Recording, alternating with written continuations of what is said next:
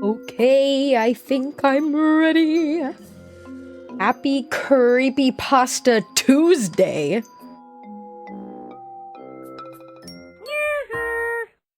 Oh, thank you. Thank you so much, Phoenix. Thank you, thank you. Everyone is here for me to read them some creepypastas. And I'm a little scared, I'll be honest. I'm a little scared. Let me turn that music down a little bit. Yeah, I'm just playing a Nintendo playlist. Everyone be doing that. Everyone be like, let me just get my Nintendo music playlist to play in the background of my stream. Can you blame me? I needed some Halloween music. Hello, hello. Hello, hello, hello, hello, hello, hello. I'm gonna get this for you. I'm gonna put this on for you so you guys have something to look at while I'm still working. And we're not starting immediately, obviously. Oh, first of all, hi, I'm waving. Hi! Hi! Oh, here comes the day. Oh! Oh. Guys, I told you that Buddha was afraid of the dancing fruit, didn't I? So we're not watching Dancing Fruit. No, don't be scared! I told you he was scared. I wasn't joking. Okay. We're watching Sesame Street. But you can't hear them talk. I'm so sorry. You know? Oh my god, let's go count. I'm talking. Play the FNAF sensory video. Would he like that? Can you link it to me? Yay! It's the count! Everyone's stomping! I'm getting distracted by this. Hello, hello, welcome in. Before we start, I need to give a huge shout out to best friend Kiki Hallucinape. There's Big Bird stomping. I really cannot have this on! I just get distracted. Thank you, Kiki. If a mod could shout out Kiki, the Twitch name is Hallucinape. Like hallucinate, but with a P, like ape. Kiki helped me so much with putting together, just some choice, silly, and actually scary creepypastas. Yeah. I don't think I could have done this stream without her help. I'm excited! I'm quite excited! Some of these will be fun. Some of them might actually scare you. I don't know. These are all things that, for the most part, I'm going in blind for. The Sesame Street bat puppets. Doesn't every puppet just make you so happy? That's the point of puppets, is for happy. Should I put up a warning for anything? You can just be like, we're reading creepypastas, they might have scary themes, beware. Because I don't know. Just warning, scary. Not clickbait. Actually scary. Before we do start, we do have to do Spoonorama. And you might notice I have a couple things here. I have a pumpkin. And over there, I have a little ghost. That's all I got for decorations. I don't have that many decorations this year. Yes, we are doing Spoonorama. I guess I'll stand up. And we can hop on over to the kitchen. And then we'll come back here, okay? We're gonna be cozy in my bed tonight, so if we get scared, then we can be scared and comfortable. At least we can be scared and cozy, okay? Hup, hup. So come with me into the kitchen.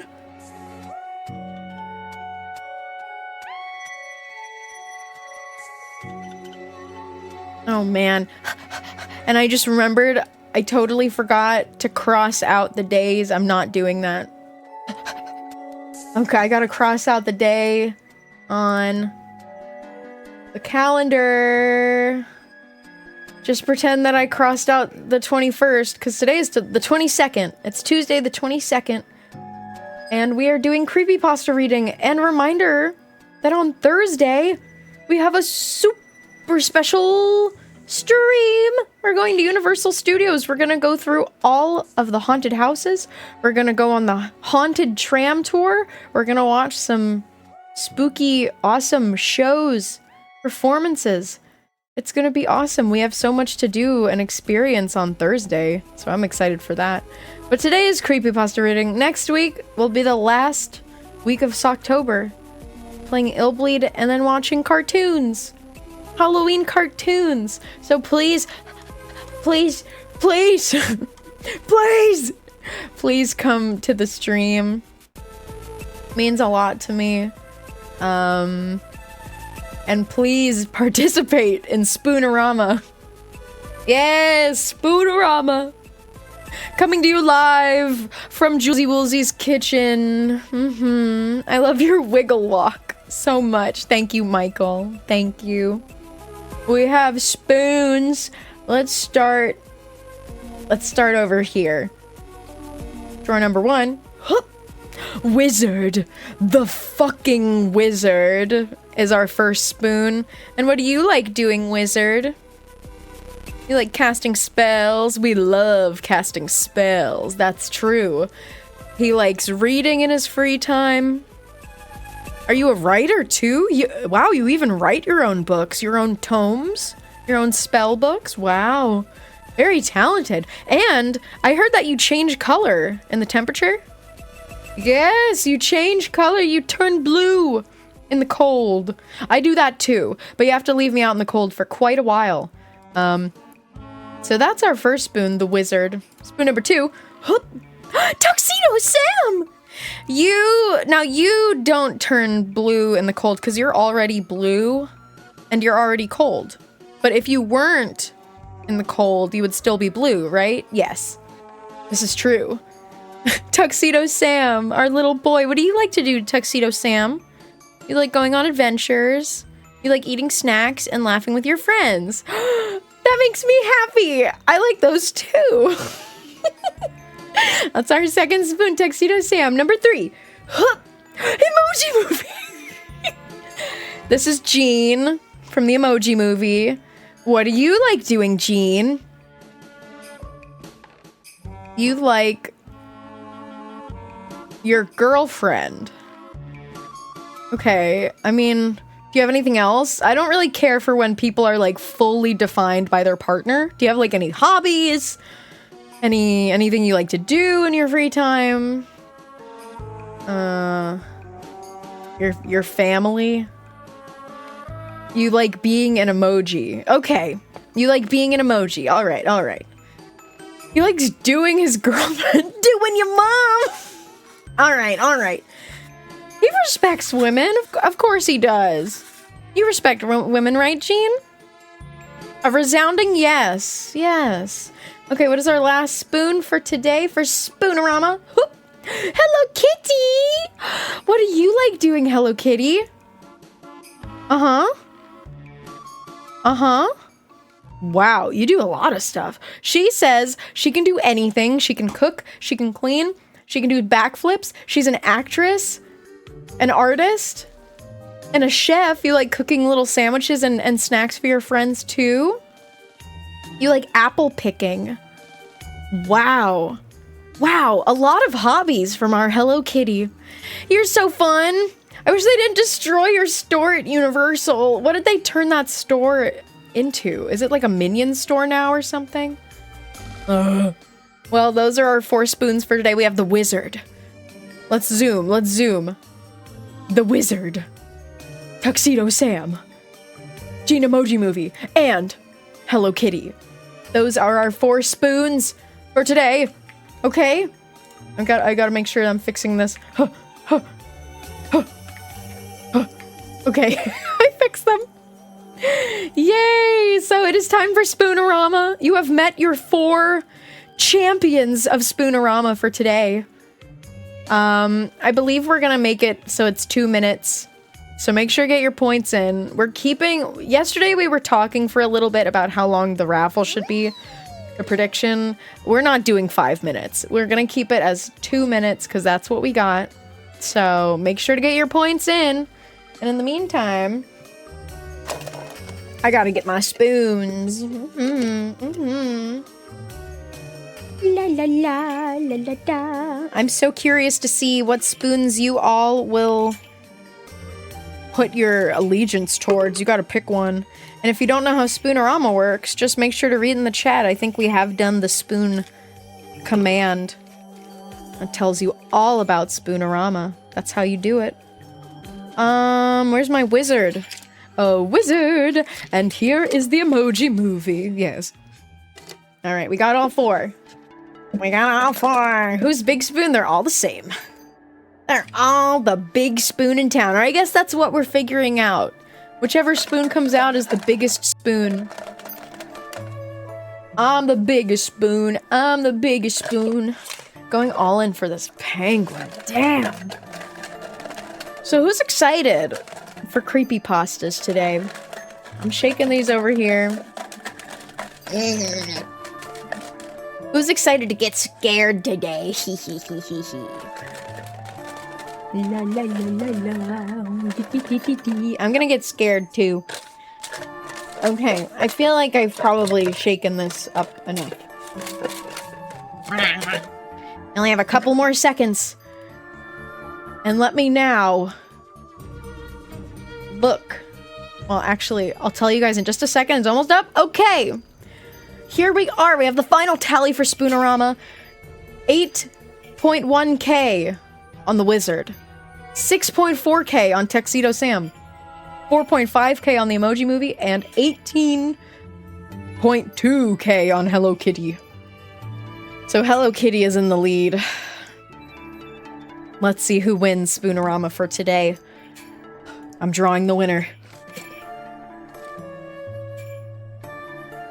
Dude, 2 literally came out at once. I have to do it again. Sometimes when 2 come out at once, I have a clear winner. That one, they just both came out at the same time. I'm doing it again. Hi, Ernesto. I forgot to say hi to everyone. I'm so sorry. Okay, here we go. Here it comes. Oh! Okay, a clear winner this time. A clear winner. I have it in my hand. In my hand, I have it. Here we go. I will now reveal who lost, who won, who's next. You decide. Who lost? I'm gonna have to say that the Emoji Movie did not come out. The Emoji Movie actually never came out. The movie was never released. And they never made a spoon. They never even made one. And he had bloody realistic eyes. Ooh. Poor Gene. Sorry, Emoji Movie fans. I'm so sorry. Who else lost?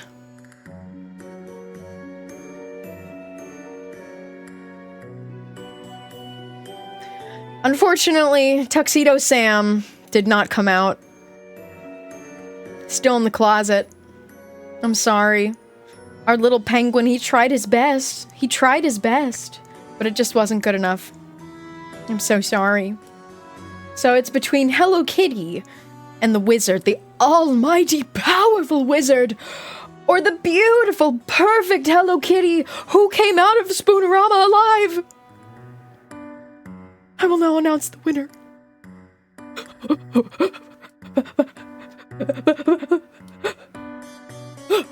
was Hello Kitty! Hello Kitty won! And Hello Kitty had the majority of the prediction votes too, so... Hey, Freakazoid. What's up, bro? I'm here in the show! Hey, yeah, welcome to the show, man! Yeah, oh my god! The majority wins. Hello Kitty came out alive. Hello Kitty is the big spoon for today.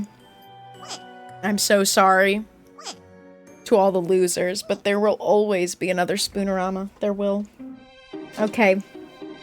Very common Hello Kitty W. That's true. Hello Kitty is always winning. I'm gonna tuck you back in the drawer. Okay. Thank you all for loving Spoonorama. Thank you for participating. It's up to you guys to make Spoonorama happen. You gotta be here, you gotta put your bread and butter down on the table, slap it on the table, and say, this is my bread and butter. And I'm putting 50K on Hello Kitty. I get why people like gambling now. Oh, good. Well, I'm gonna go swing around, grab my Budo from the cage, and then we'll meet back in my bedroom. Meet you back in my bedroom. Bye.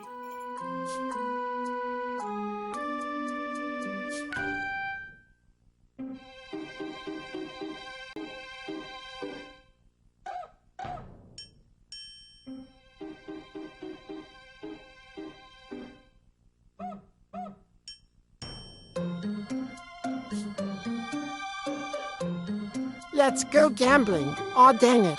Let's go gambling. Aw, dang it. Let's go gambling. Consarn it. I'm gonna bury those damn spoons in Minecraft pack.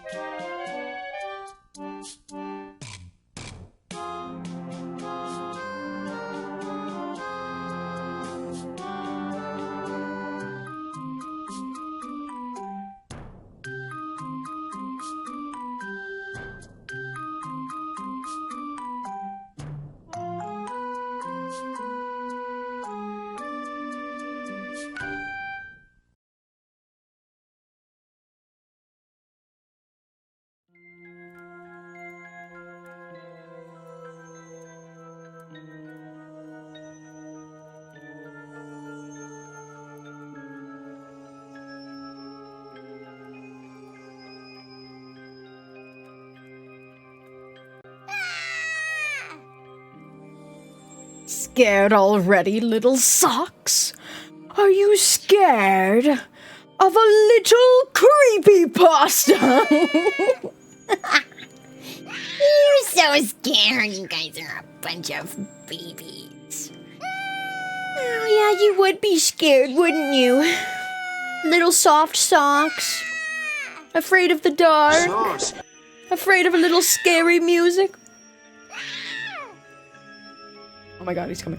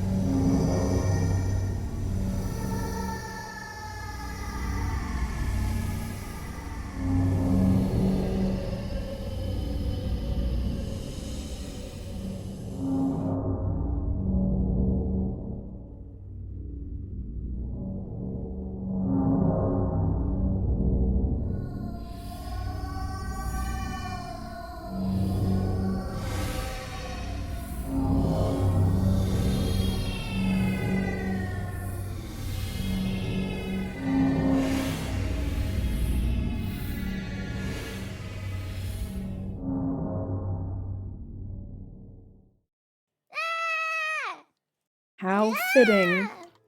How fitting indeed that the Bart Cube comes to visit us on this most haunted night. Because we are starting our creepypasta night with the story of Dead Bart! Dead Bart reference! I've never read this before. I know nothing about Dead Bart. Look out for this hyper-realistic Twitch chat. So scary, spooky. So scary. Yes, for real. We are doing Dead Bart. That is what we're starting with tonight. This is a short one. I thought it would be nice to start with a short one. Yes. Bleeds blood at you. We just saw Dead Bart's spirit. Ooh. Ooh. Okay. Now let's get to the bottom of this. Here's Dead Bart.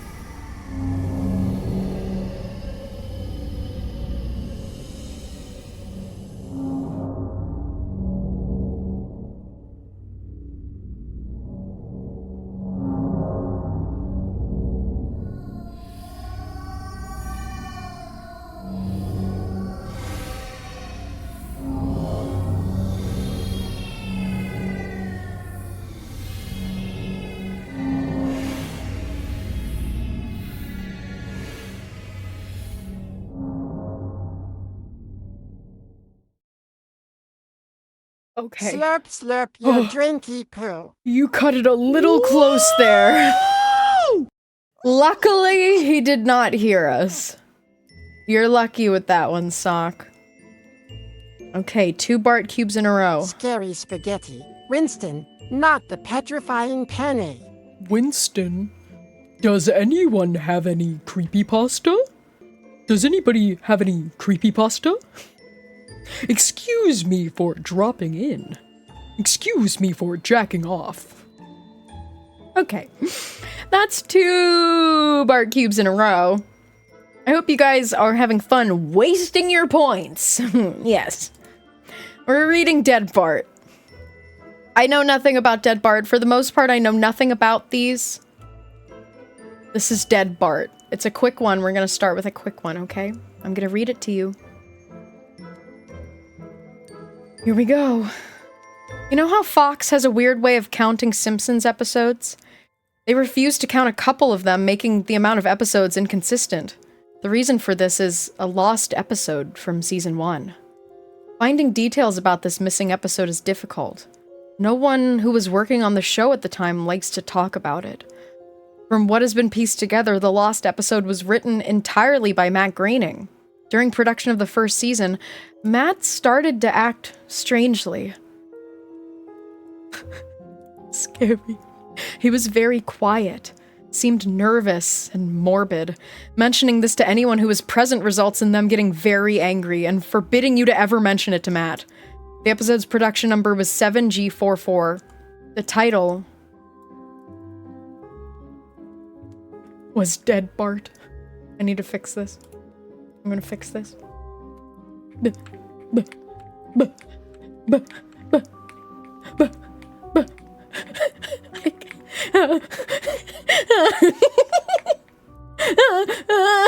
I really don't know how to fix this, actually. I kind of fucked it. I kind of fucked it up. I need to be able to zoom those, so we're gonna power through. Stop it! Stop! Okay, it's fixed. It's fixed. It is fixed. I'm reading it to make sure it's not too scary. Kiki, I'm gonna be okay. I'm gonna be okay.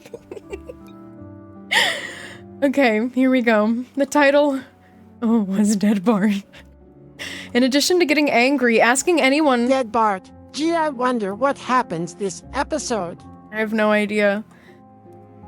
Asking anyone who was on the show about this will cause them to do everything they can to stop you from directly communicating with Matt Groening. It's Groening.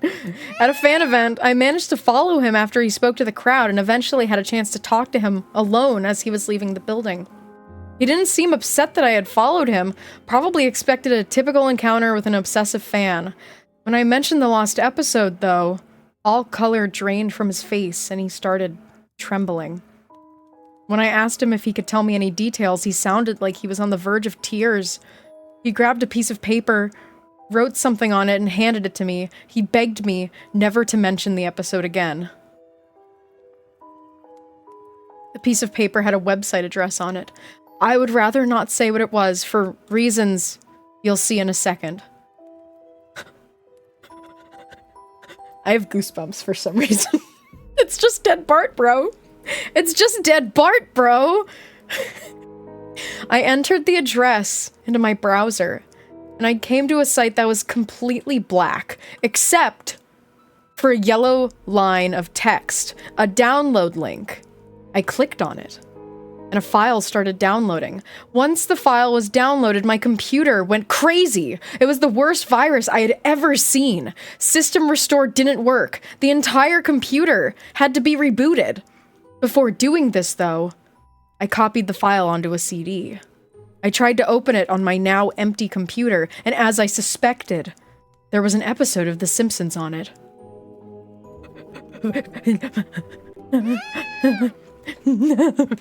The episode.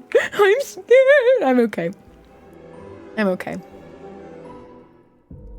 Here we go. The episode started off like any other episode, but had very poor quality animation. If you've seen the original animation for Some Enchanted Evening, I don't know what that is. It was similar, but less stable. The first act was fairly normal, but the way the characters acted was a little off. Homer seemed angrier. Marge seemed depressed. Lisa seemed anxious. Bart seemed to have genuine anger and hatred for his parents. Oh no! Oh. The episode was about The Simpsons going on a plane trip. Near the end of the first act, the plane was taking off. Bart was fooling around, as you'd expect. However, as the plane was about 50 feet off the ground, Bart broke a window on the plane and was sucked out. He got sucked out of the plane. No. No, Bart! What do you think's gonna happen?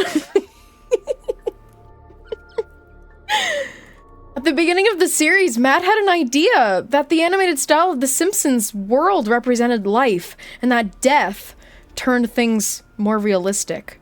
This was used in this episode. The picture of Bart's corpse was barely recognizable. They took full advantage of not having it move, and made an almost photorealistic drawing of his dead body. Act 1 ended with a shot of Bart's corpse. When Act 2 started, Homer, Marge, and Lisa were sitting at their table, crying. The crying went on and on. It got more pained. It sounded more realistic. Better acting than you would think was possible. The animation started to decay even more as they cried, and you could hear murmuring in the background. This crying went on for all of Act 2. How long? How long is Act 2? Probably like 8 minutes of just crying and murmuring. The crying became more cryful. It's like it wasn't even acting in the first place. Advertisements. What is advertisements? What do you mean? Oh, maybe my ad block got it. Okay. Act 3 opened with a title card saying 1 year had passed. Homer, Marge, and Lisa were skeletally thin and still sitting at the table. There was no sign of Maggie or the pets. They decided to visit Bart's grave. Springfield was completely deserted, and as they walked to the cemetery, the houses became more and more decrepit. They all looked abandoned. When they got to the grave, Bart's body was just lying in front of his tombstone, looking just like it did at the end of Act 1. Ruts, if you're bored, then get the fuck out of here. Why are you like... I'm so bored! Then go play Fortnite, baby! Ah!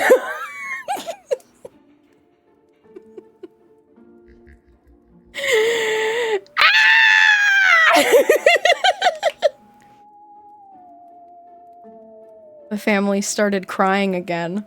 Eventually, they stopped and just stared at Bart's body. The camera zoomed in on Homer's face. Oh, everyone's scared. That's scary Homer.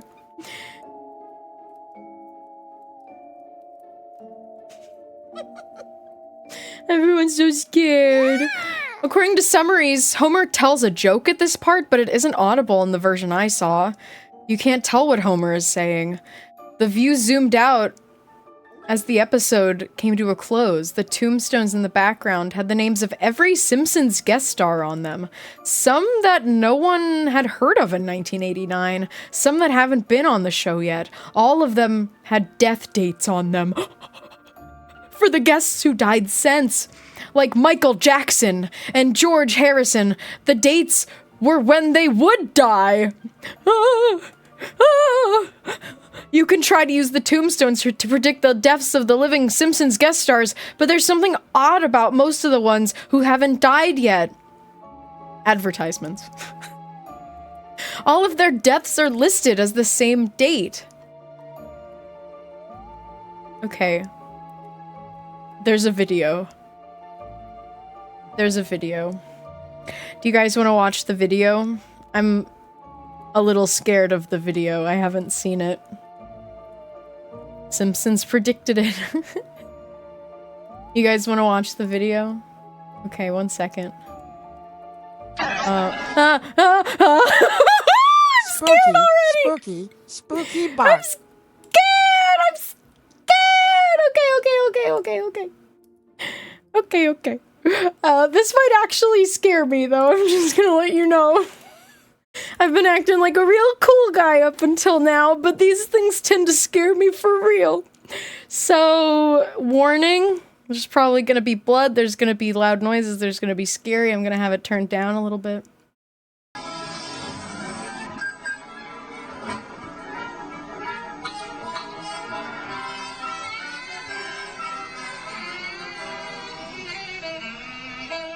Get it, Lisa. Get it, Lisa. Get it, Homer. That's Bart. Bart's gonna die. This just seems normal so far. This is Tick classic. Yeah. That's the Simpsons. Oh. Is this like a really early season 1 opening?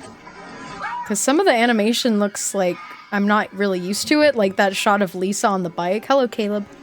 Is it the full episode? This is like a 5-minute video. This is just the season 1. Uh-oh.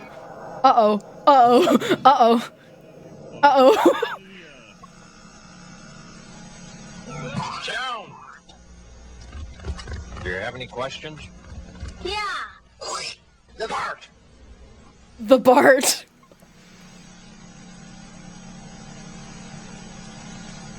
Oh my god, it's so hard to make out anything. The Bart.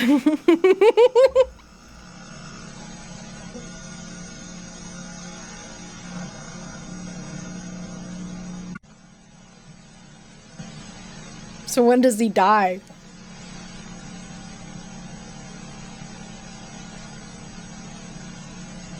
I can't see nothing no more.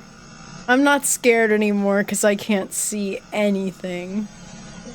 Where's the plane? Where's the Bart?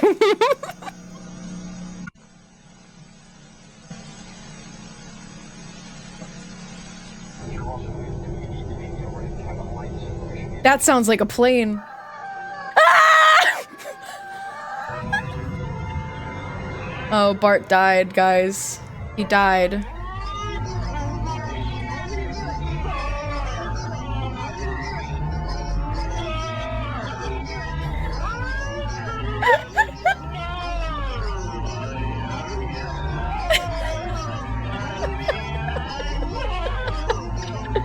Okay.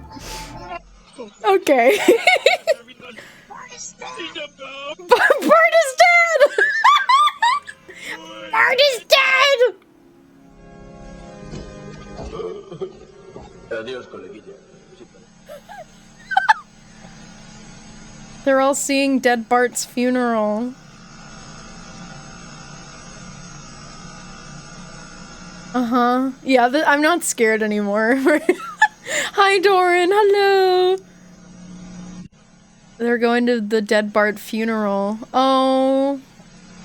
My boy, my boy. Would you go to Bart's funeral? If I knew him, yes. If I was invited, yes.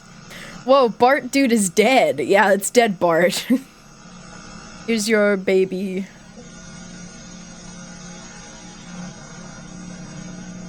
Well, if it was dead Bart, would you go? Yes. Oh my god, the graves, the gravestone. Wow. They're driving to the grave now. What happened to the crying scene? What happened to the scene where they were all crying for all of Act 2? I didn't see Nelson's big kiss. I didn't. Did you see him kiss? I missed it.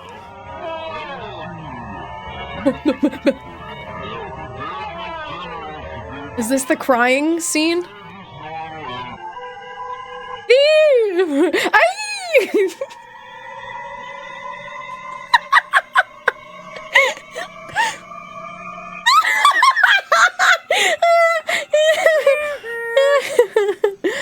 Oh, that's funny. Hi, Wyatt. Thank you so much for resubbing for 17 months with Prime. That is a long time. It's a whole lot of time. That was dead Bart. That was dead Bart. What did you think? Was it scary? Did you get spooked? Did you laugh? I laughed. But you could hear me laugh. Got scared. I got scared. And I've enjoyed every moment I've been here. Oh, yay. That was dead Bart. That was dead Bart, everybody. Give it up for dead Bart. He died. I'm gonna put this back on because now Budo is under my desk, so we can't see the dancing fruit anymore. This is supposed to be like Halloween. See, like that avocado is dressed up like a dinosaur. Bart is dead! Let's fucking go! Let's fucking go! Yes! Someone asked if the dead Bart looked like a plushie. It did look like a plushie. I don't know how, like, I guess a plushie is hyper-realistic because it's real, you know? I love that something that's supposed to be calming terrifies Budo. He gets scared of, like, a big floating solid-colored object on a black background. It looks haunted to him. Isn't this fucking scary? Oh my god! Isn't this fucking scary? Ah! Alright, well we officially finished our first creepypasta of the night. I have like about 5 planned for you. Some are short, some are pretty long. It all depends on how much we have time for. Getting my food, so I'm so mad what's happens next. Oh, I didn't read that correctly. Review from a Mr. Sideshow Bob. This story was revolutionary. It changed my life, and I will remember it forever. 5 stars. He's so happy that dead Bart died, Bart. He died so Bartly. You should have done Tails doll. Do you want to link it to me? If it's like a short thing where it's just like you link it to me, then link it to me. If it's like a creepypasta page. Oh, look at this funny little bear. Well, I gotta get food. Yeah, get your food. Get your food. I'm gonna say that the next thing we will read... Damn, he's fucking getting it. Damn, he's fucking getting it. He's dancing. Oh my god. Oh my god. Okay, we gotta move on. Oh my god. I'm gonna move on. What we have next is called Candle Cove. Candle Cove. And I'm going to read it to you. I know nothing about Candle Cove. Ever played Mahjong before? Nope. Nope. I never have. Okay. It's Candle Cove. I know nothing about Candle Cove. This one scared the hell out of me as a kid. Okay, this one might be actually scary. But we'll see. We'll see. We'll have to see about that. I know nothing about it. You chose some scary ones. Yeah, you did. You did. You chose a couple silly ones, a couple scary ones. Here we go. All right. Television, local. Skies Hail 033. Subject. So this is formatted like a form. So I'm just gonna read it all out to you. I'm gonna take one sip of water first. Okay. We're reading this one. Let me highlight it. Skyhail 033. Subject. Candle Cove, local kids show? Does anyone remember this kids show? It was called Candle Cove, and I must have been 6 or 7. I never found reference to it anywhere, so I think it was on a local station around 1971 or 1972. I lived in Ironton at the time. I don't remember which station, but I do remember it was on at a weird time, like 4 p.m. Mike Painter 65. Subject. Candle Cove local kids show. It seems really familiar to me. I grew up outside of Ashland and was 9 years old in 72. Candle Cove. Was it about pirates? I remember a pirate marionette at the mouth of a cave, talking to a little girl. Okay, a few of you seem familiar with Candle Cove. I'm happy about this. I know nothing about it, so no spoilers, of course, of course. Skies Hail 033. Yes, okay, I'm not crazy. I remember Pirate Percy. I was always kind of scared of him. He looked like he was built from parts of other dolls, real low budget. His head was an old porcelain baby doll. Looked like an antique that didn't belong on the body. I don't remember what station this was. I don't think it was WTSF, though. And here's Jaren. Here comes Jaren 2005 into the mix. Sorry to resurrect this old thread, but I know exactly what you mean, Skies Hail. I think Candle Cove ran only for a couple months in 71, not 72. I was 12, and I watched it a few times with my brother. It was channel 58, whatever station that was. My mom would let me switch it on after the news. Let me see what I remember. It took place at Candle Cove, and it was about a little girl who imagined herself to be friends with pirates. The pirate ship was called the Laughingstock, and Pirate Percy wasn't a very good pirate because he got scared too easily, and there was calliope music constantly playing. I don't remember the girl's name. Janice or Jade or something. I think it was Janice. Okay, here's Sky's Hail. Thank you, Jaren. Memories flooded back when you mentioned the Laughingstock in Channel 58. I remember the bow of the ship was a wooden smiling face, with the lower jaw submerged. It looked like it was swallowing the sea, and it had that awful Ed Wynn voice and laugh. I especially remember how jarring it was when they switched from the wooden plastic model to the foam puppet version on the head that talked. Oh, that seems cute, though. That seems cute, though. Is this really scary? It sounds like a cute little show, guys. Mike Painter 65. Haha, I remember now too. Do you remember this part, Sky's Hail? You have to go inside. Inside? Oh, Mike. I got a chill reading that. Yes, I remember. That's what the ship always told Percy when there was a spooky place he had to go in, like a cave or a dark room where the treasure was. And the camera would push in on Laughingstock's face with each pause. You have to go inside. With his two eyes askew and that flopping foam jaw and the fishing line that opened and closed it. Ugh, it just looks so cheap and awful. You guys remember the villain? He had a face that was just a handlebar mustache above really tall, narrow teeth.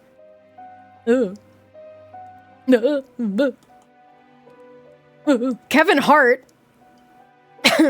Like the Kevin Hart? What do you mean Kevin _ Hart?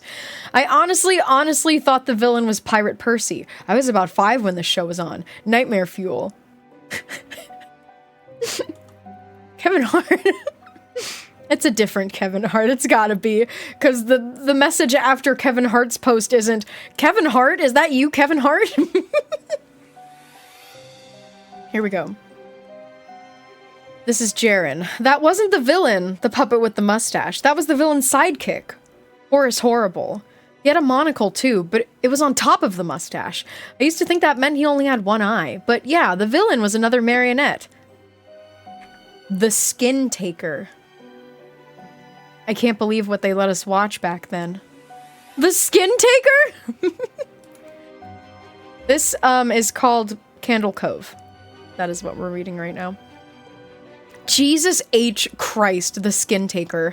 What kind of a kids show were we watching? I seriously could not look at the screen when the Skin Taker showed up. He just descended out of nowhere on his strings. Just a dirty skeleton wearing that brown top hat and cape. And his glass eyes that were too big for his skull. Christ almighty. Okay, you sent me a DM. Okay, I'll look after Candle Cove. Wasn't his top hat and cloak all sewn up crazily? Was that supposed to be children's skin? Murado, thank you so much for 31 months. I appreciate it. Children's skin! The TV Glow is based off of this? Oh, damn. I haven't seen that yet.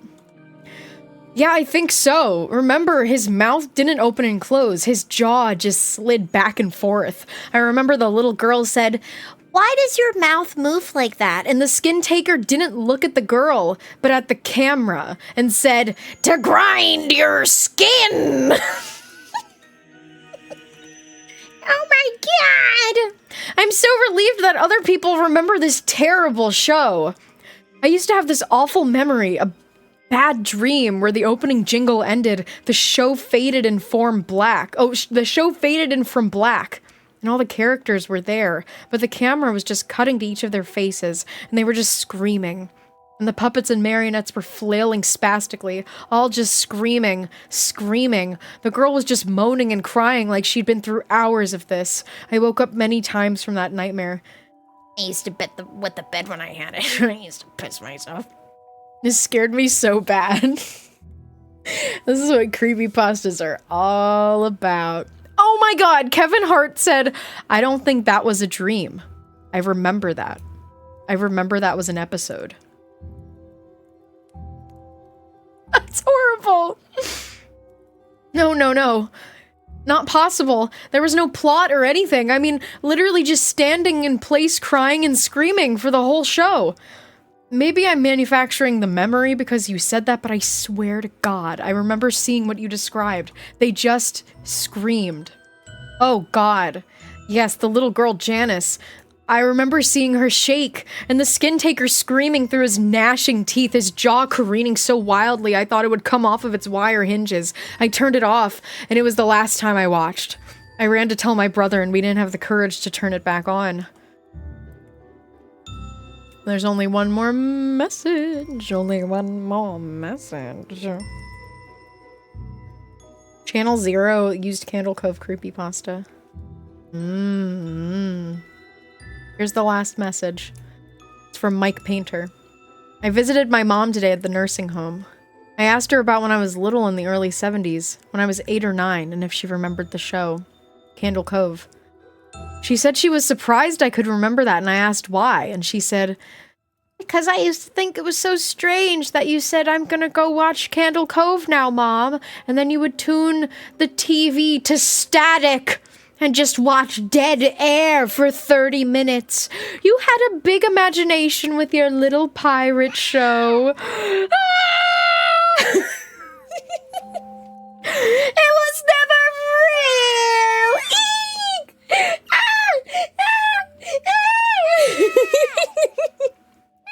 It was never real the whole time.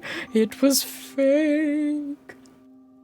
But it was a mass hallucination. Yeah, there was several people that remembered it. So maybe, so what? Does that mean adults couldn't see it? It was something that only kids could see to torment them? You kept referring to this during the bed bugs. A sock is watering you. I remember that. You were like, I'm the only one who can see this. I can't see her. That's awesome. I'm gonna drink water. Okay. Alright. So, Kiki has sent me the Haunted Tales doll. I'm looking at her DMs. This was a fun one. Yeah, that was fun. I didn't know what it was. I like that it was only text. No scary visuals, no dead Bart. No scary Lisa, no scary Marge, no scary Homer. That's Tails. I've heard of Tails doll before, but I've never read it before. I've like seen it before. I was running to food and Googling Tails so fast. Yeah, I liked Candle Cove. That was good. Alright, the ad. There's an ad starting in 2 minutes. I'm wondering if we should just hang out until after the ad break. I'm like burping, bro. I ate some popcorn earlier. I like that it was posed like a forum of people discussing it and you kind of don't even consider it was a hallucination. Because we all watched that little weird show as a kid, you know? Yeah. Have you seen Sonic EXE? Yes, I have. I was eating white cheddar. I was eating butter. I had butter popcorn. I do like white cheddar popcorn. You know who doesn't like white cheddar popcorn? Kiki. You do not like white cheddar popcorn. Oh yes, Kiki wanted me to say that, you know, I'm gonna warn accordingly. I did read your message. I won't say, but when we get to a specific one, I am gonna warn you guys that it is like actually really quite scary. Because some of these have been silly, you know, some of these have been kind of silly. Hi, Cherry. Hi. Hi, Cherry. How are you doing? Hello. Hello. Welcome in. We're reading creepypastas. Creepypastas. Scary spaghetti. Petrifying penne. Frightening fettuccine. Revolting rigatoni. Terrifying. I don't know how to say that one. Tagliatelle. Tagliatelle. So scary. Alright. Fearful farfalle. We could go on and on. Yes, there's an ad coming in a minute. I think we'll wait until the ad break is over to start the next one, but we will be reading the Haunted Tales doll next. Oh, it's a spider. I'm going to hide our video just for a moment so that I can get this pulled up. Okay? All right. Alright, okay. So what's been your favorite so far? We've only read 2. We read Dead Bart, we read Candle Cove. I got a good laugh out of Dead Bart. I had fun with Dead Bart. But I really liked Candle Cove too. I think Candle Cove would have scared me really bad as a kid, but now, like, it was kind of just silly to me.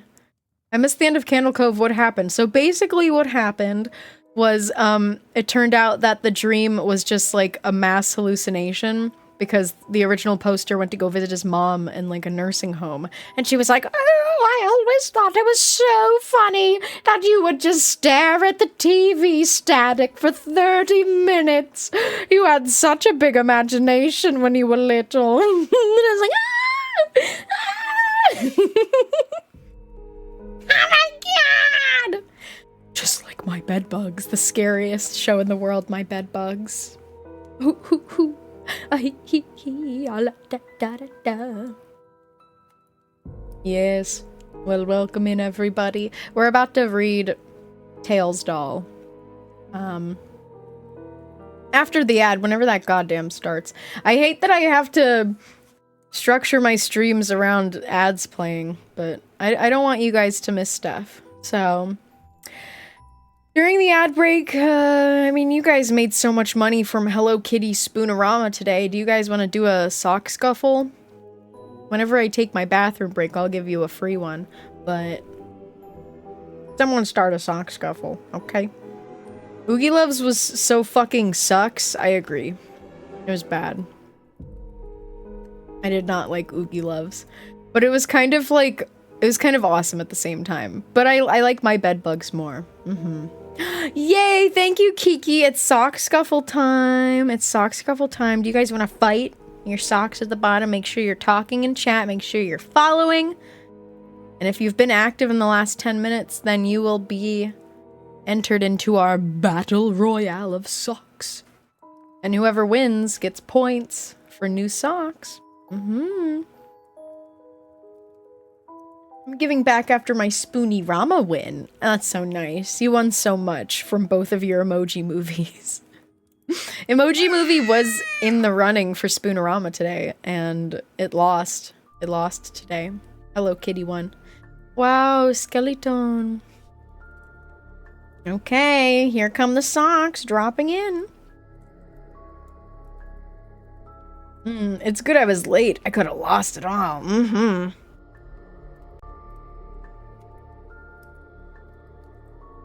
They're fighting. The first sandwich has dropped. Everyone's dying. Dead socks! Dead socks! Hyper-realistic bleeding socks dying all over my room!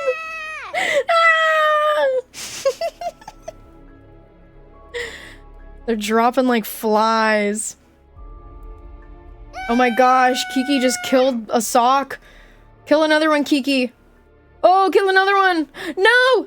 No, they're dying! Oh my god, Kiki's still alive! Oh my god, it's... whoever gets the...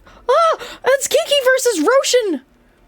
And there's a sandwich. Oh, whoever gets this next hit, it could be the deciding winner. Kiki! Kiki, you won? And I'm gonna be honest, I was looking at your health bar. It didn't even look like you had any health left. Like, if you had any health left, you would have had, like, one teensy little scrap of HP left. I'm a survivor. Yes. Very nice, very nice. And now I think we're all back from the ad break. So it is time to read Haunted Tales Doll. Here we go. At first, I was a skeptic in the paranormal and the supernatural. Every time something strange would happen, I would find an explanation. But in these recent years, what happened to my family could not be explained. My son Daniel was the biggest fan of Sonic I have ever known. He had every Sonic game as a collection on his video game shelf. We would play Sonic games 4 nights a week. The last game that we played before the incident was Sonic R. It was a Sonic racing game that had pretty bad controls, only 4 tracks, and many frustrating parts. But in the end, we had fun. Once I played as the Tails doll to see if this character had better controls, but no, he did not. For some odd reason, the Tails doll was my son's favorite because of its rarity and textures, but I thought the Tails doll seemed odd and out of place for a Sonic game character. And of course, the only gift he wanted for his birthday was a Sonic R Tails doll plushie. It was very hard to find. I searched on eBay, Amazon, and more. 5 days later, I found one on Wish. Wish is a website where they sell things for a fair amount of money. Yeah. It cost $5.12. The description seemed rather scary. That's what it said. It is a small doll that can somehow stand on its own and talk to children. Please take it away from me. Wish in my creepypasta? Yeah, when did this come out?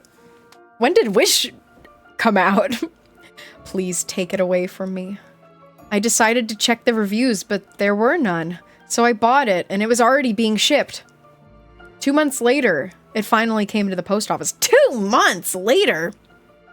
Did the birthday pass by then? How early, are you discussing for what you want for your birthday? Wishing to meet Tails. If they're explaining Wish pre-2012, yeah, most people didn't know what Wish was. Now, a lot of people do. I'm scared. I'm scared. 2 months later, it finally came to the post office. I brought it to my house to give it to my son. When he opened the box, the doll seemed bruised and a little broken, but he loved it anyway. Everyone else seemed terrified of the doll. It had these dark and white eyes and this red diamond hanging from a small cable. It was orange and white, and it resembled the Sonic R character to a T.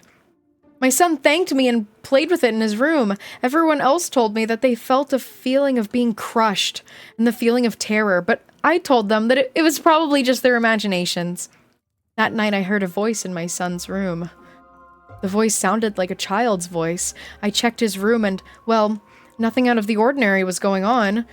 The next morning, my son seemed tired, and he was also more negative towards us. He kept screaming in rage when he failed his homework and when he made a mess. My son's overall anger became worse as the months passed, but I couldn't help him out. Paranormal occurrences were the most active in the year 2015. Sometimes I would hear footsteps outside my room, and they would stop at my son's room. And these noises that I kept hearing while I was alone at night, it was a mix of screaming and laughing, and while I searched for the sounds, I would never find them. When I would wake up, I would check up on my son. Items seemed to have been thrown or broken in pieces, but my son had no reaction, as if nothing happened. My most traumatic event was when my son was covered with scratches on his back, and that damn doll was right next to him. It's at this point that I knew that the doll was no ordinary doll.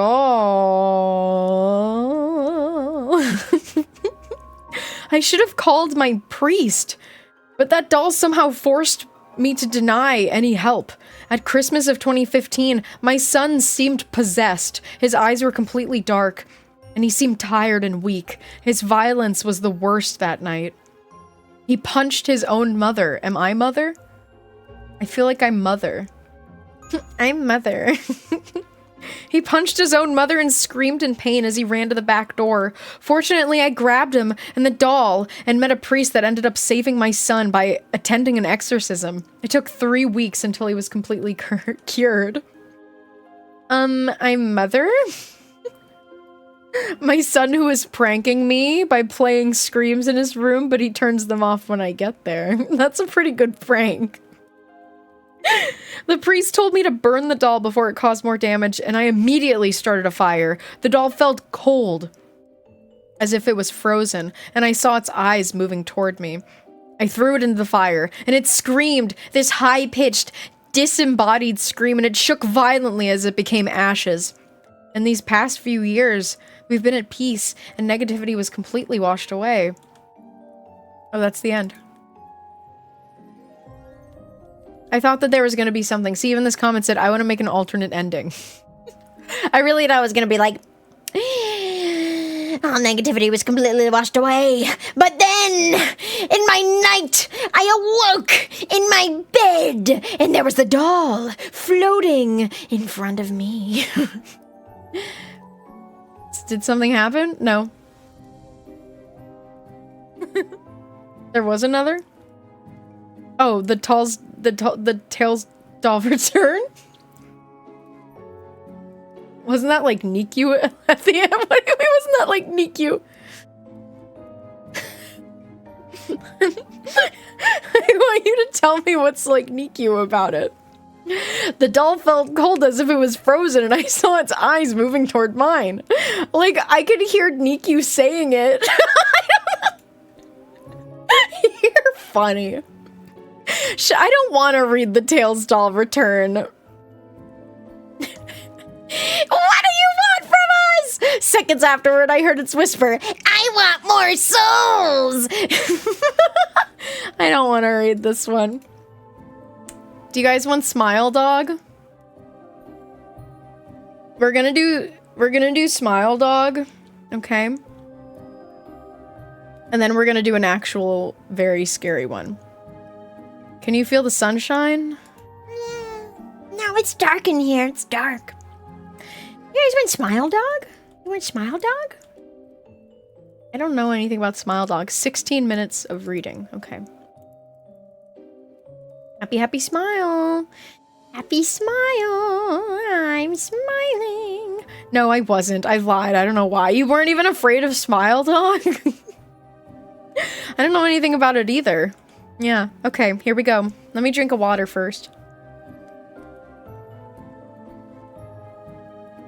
This one really scared me as a kid. Oh, I'm so scared. Oh. Okay, here we go. Here we go. Yeah, Squidward's beep scared the shit out of me as a kid. Really, really bad, personally. Okay, Smile Dog Creepypasta. I first met in person with Mary E. in the summer of 2007.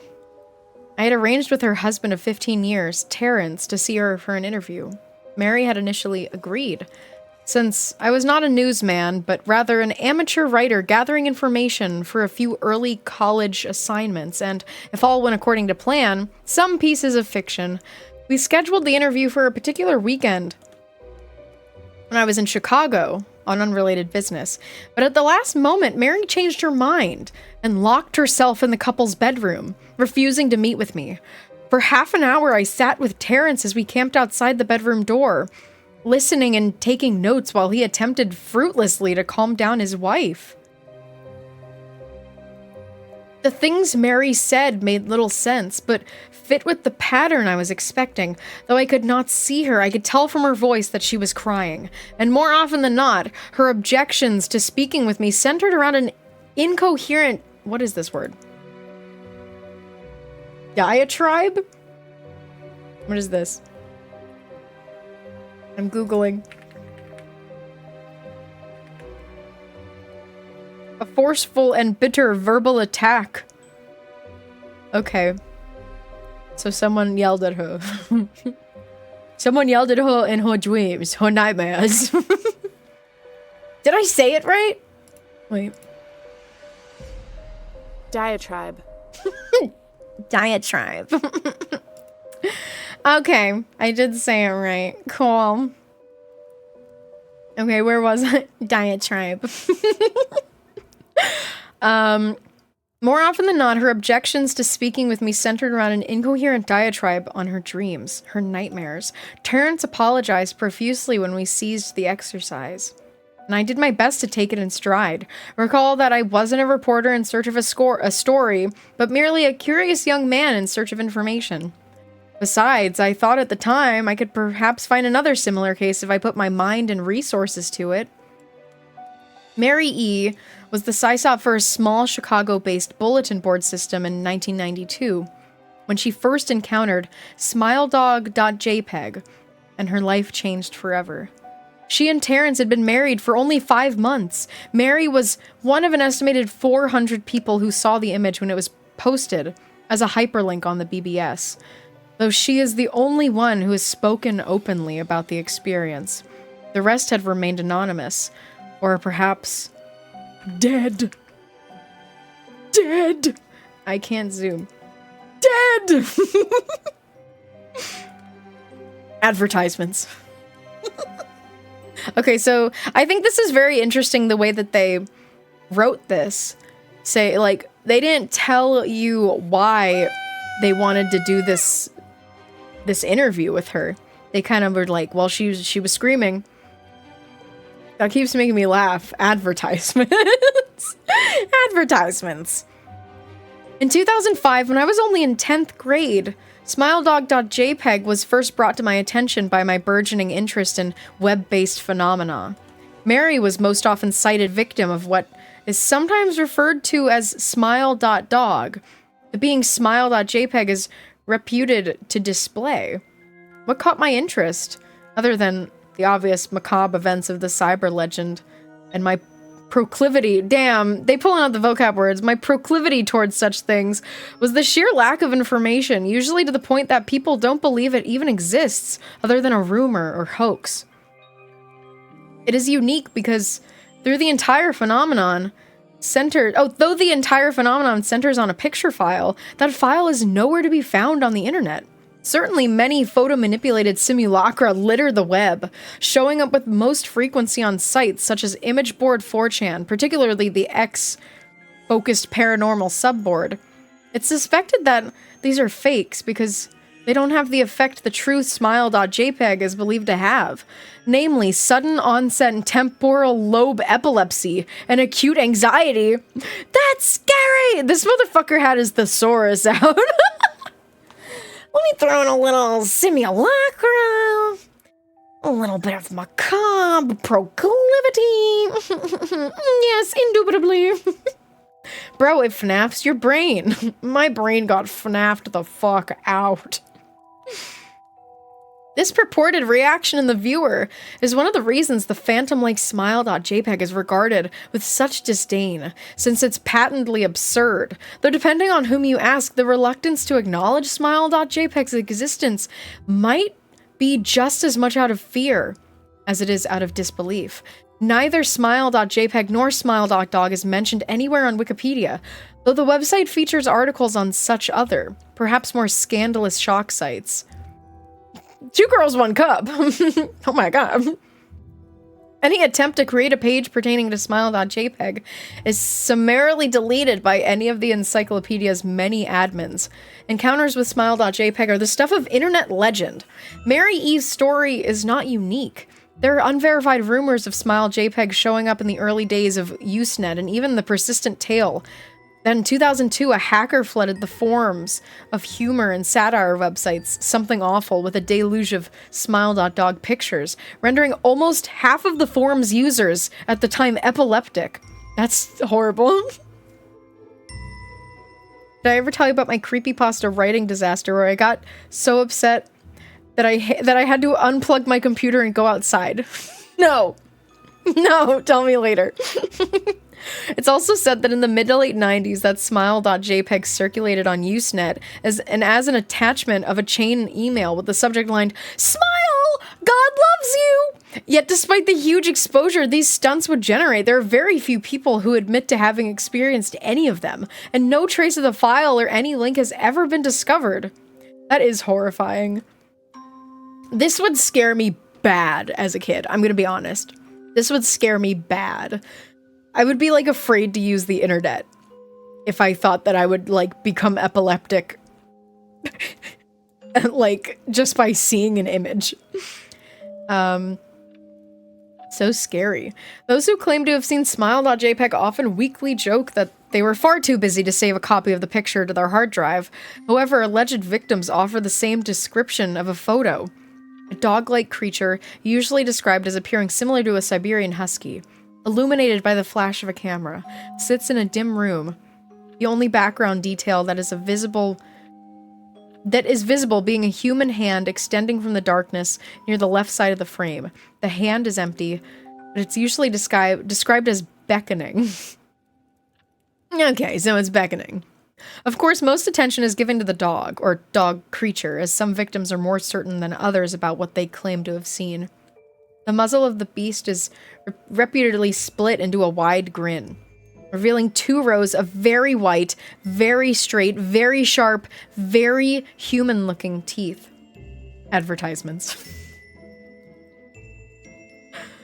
This is, of course, not a description given immediately after viewing the picture, but rather a recollection of the victims who claim to have seen the picture endlessly repeated in their mind's eye during the time they are, in reality, having epileptic fits. These fits are reported to continue indeterminably. Often while victims sleep, resulting in very vivid and disturbing nightmares. These may be treated with medication, though in some it is more effective than others.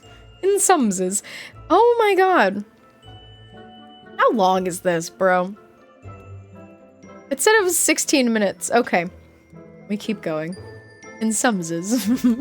Mary E., I assumed, was not on effective medication. That was why after my visit to her apartment in 2007, I sent out feelers to several folklore and urban legend-oriented news groups, websites, and mailing lists, hoping to find the name of a supposed victim of smile.jpg who felt more interested in talking about his experiences. For a time, nothing happened, and at length I forgot completely about my pursuits since I had begun my freshman year of college and was quite busy. I need hypey like an hippie. Yeah, read for me. Read for me, hippie. Where was I? Mary contacted me via email, however, near the beginning of March 2008. Ooh, we have an email! Subject, last summer's interview. Dear Mr. L, I am incredibly sorry about my behavior last summer when you came to interview me. I hope you understand that it was no fault of yours, but rather my own problems that led me to act out as I did. I realized that I could have handled the situation more decorously. However, I hope you will forgive me. At the time, I was afraid. You see, for 15 years, I've been haunted by smile.jpg. Smile Dog comes to me in my sleep every night. I know that sounds silly, but it's true. There's an ineffable quality about my dreams, my nightmares, that make them completely unlike real dreams I've ever had. I do not move and do not speak. I simply look ahead, and the only thing ahead of me is the scene from that horrible picture. I see the beckoning hand. I see Smile Dog. It talks to me. It is not a dog, of course, though I'm not quite sure what it really is. It tells me to leave me alone if only I do as it asks. All I must do, it says, is spread the word. That's how it phrases its demands, and I know exactly what it means. It wants me to show it to someone else. And I could! The week after my incident, I received in the mail a manila envelope with no return address. It talks to me. You talks to me. Inside was only a 3.5-inch floppy diskette. Without having to check, I knew precisely what was on it. I thought for a long time about my options. I could show it to a stranger, a coworker. I could even show it to Terrence, as much as the idea disgusted me. And what would happen then? Well, if Smile Dog kept its word, I could sleep. Yet, if it lied, what would I do? And who was to say something worse would not come for me if I did as the creature asked? So I did nothing for 15 years, though I kept the diskette hidden among my things. Every night for 15 years, Smile Dog has come to me in my sleep and demanded that I spread the word. For 15 years, I've stood strong, though there have been hard times. Many of my fellow victims on the BBS board where I first encountered Smile.jpg stopped posting. I heard some of them committed suicide. Others remained completely silent, simply disappearing off the face of the web. They're the ones I worry about the most. I sincerely hope you'll forgive me, Mr. L, but last summer when you contacted me and my husband about an interview, I was near the breaking point. I decided I was going to give you the floppy diskette. I did not care if Smile Dog was lying or not. I wanted it to end. You were a stranger, someone I had no connection with, and I thought I would not feel sorrow when you took the diskette as part of your research and sealed your fate. Before you arrived, I realized what I was doing was plotting to ruin your life. I couldn't stand the thought, and in fact, I cannot. I'm ashamed, Mr. L, and I hope that this warning will dissuade you from further investigation of Smile.jpg. Mr. L, that's who we are. Yes, we're Luigi. We are Luigi. This is real, and we are Luigi, and you can now play as Luigi. You may in time encounter someone who is, if not weaker than I, then wholly more depraved. Someone who will not hesitate to follow Smile Dog's orders. Stop while you are still whole. Sincerely, Mary E. Terrence contacted me later that month with the news that his wife had killed herself. While cleaning up the various things she'd left behind, closing email accounts and the like, he happened above the message. He was a man in shambles. He wept as he told me to listen to his wife's advice. He found the diskette, he revealed, and burned it until it was nothing but a stinking pile of blackened plastic. The part that disturbed him the most, however, was how the diskette had hissed as it melted, like some sort of animal, he said. Are you guys scared? Are you guys scared? I'm more scared than I have been for the first 3 that we've read, I'll be honest. This is the scariest one so far. It's also so long. It's so long. This is a scarier one. Yes, it's scarier, and then I'm guessing the one we're watching or reading afterwards will be even more scary. I'm gonna drink water. I don't like hissing USB. It was a diskette. But I don't like my technology hissing at me, you know? Okay. When you say the name, someone in chat will say, oh, wow. Well, we're gonna give you a warning. Okay? Alright. I will admit that I was a little uncertain about how to respond to this. At first I thought perhaps it was a joke, with the couple belatedly playing with the situation in order to get a rise out of me. A quick check of several Chicago newspapers' online obituaries, however, proved that Mary E. was indeed dead. There was of course no mention of suicide in the article. I decided that for a time at least, I would not further pursue the subject of Smile.jpg, especially since I had finals coming up at the end of May. But the world has an odd way of testing us. Almost a full year after I'd returned from my disastrous interview with Mary E., I received another email. Subject: Smile! Ah! Ah! Ah! Ah! Ah! Hello. I found your email address through a mailing list. Your profile said you were interested in Smile Dog. I have saw it. It is not as bad as everyone says. I have sent it to you here, just spreading the word. The final line chilled me to the bone. According to my email client, there was one file attachment called Naturally Smile.jpg. I considered downloading it for some time. It was most likely a fake, I imagined. And even if it weren't, I was never wholly convinced of Smile.jpg's peculiar powers.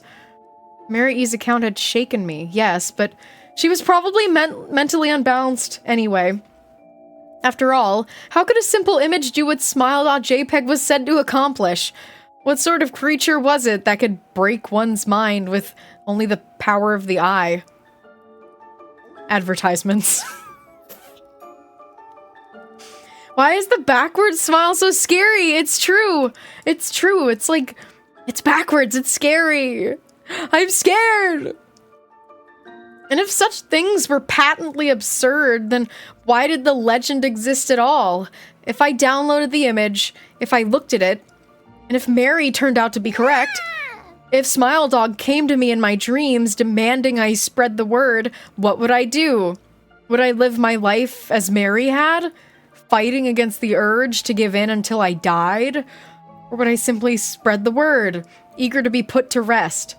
And if I chose the latter route, how could I do it? Whom would I burden in turn? If I went through my earlier intention to write a short article about smile.jpg, I decided I could attach it as evidence, and anyone who read the article, anyone who took interest would be affected. And even assuming the smile.jpg attached to the email was genuine, would I be capricious enough to save myself in that manner? Would you be capricious? Tell me in the chat. Could I spread the word? Yes. Yes, I could.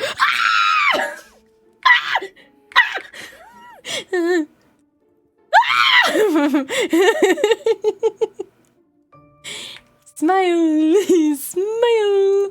You're all gonna see it. You're all looking at it right now. Oh, I see the hand. I didn't even see the hand before. You just try to tell yourself over and over, it's just an image. Just a stupid picture of a stupid dog that someone has photoshopped teeth onto. It isn't even scary, or at least it doesn't scare you. Not one bit. How could it scare you? It's just a picture. You tell yourself these things, but when you do, you lie. This image does scare you. Something about the smile. Too wide with too many teeth. The same all the better to eat you with smile that the big bad wolf gave to Red Riding Hood. A smile full of threat and sharpness. A predatory smile. Again, you try to bury the idea, to ignore it. But it's no use. It's no use! Even when you close your eyes, you see it, smiling maniacally back at you, the eyes illuminated and searing, burning into your mind. Your soul. You know right then that you have to get rid of it.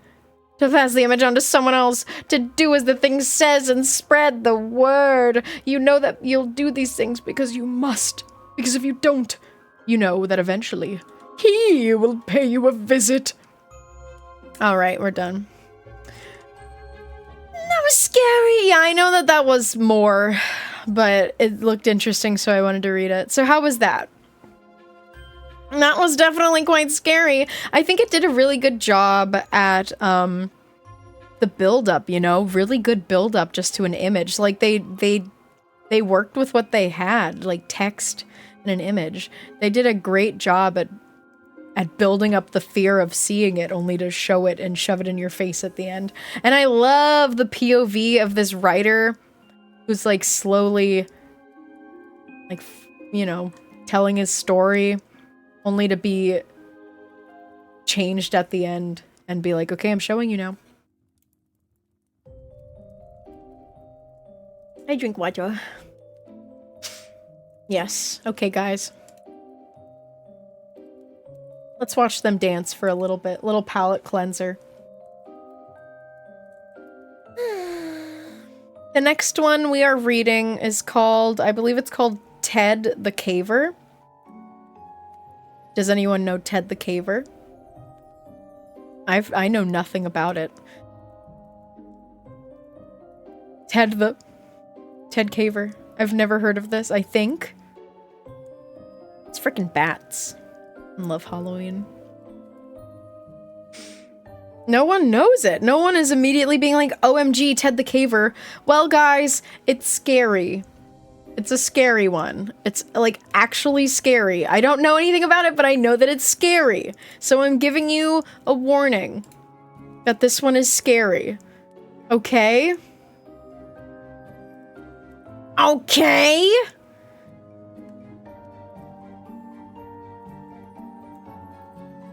Okay.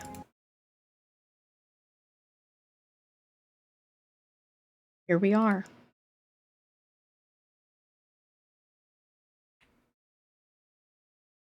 I want to crop this out. Okay.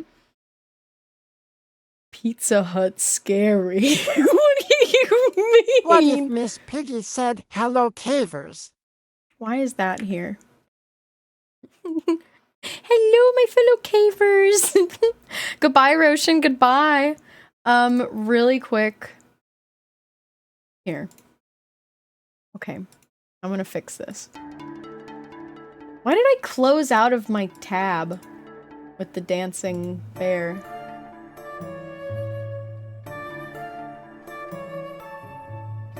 Hurry back. Hurry back. I want to crop off this. Oh god, there's 2 songs playing. Okay, okay. Nobody read Ted the Caver, I'm shocked. Well, I'm about to read it for you. Ready? Are you ready?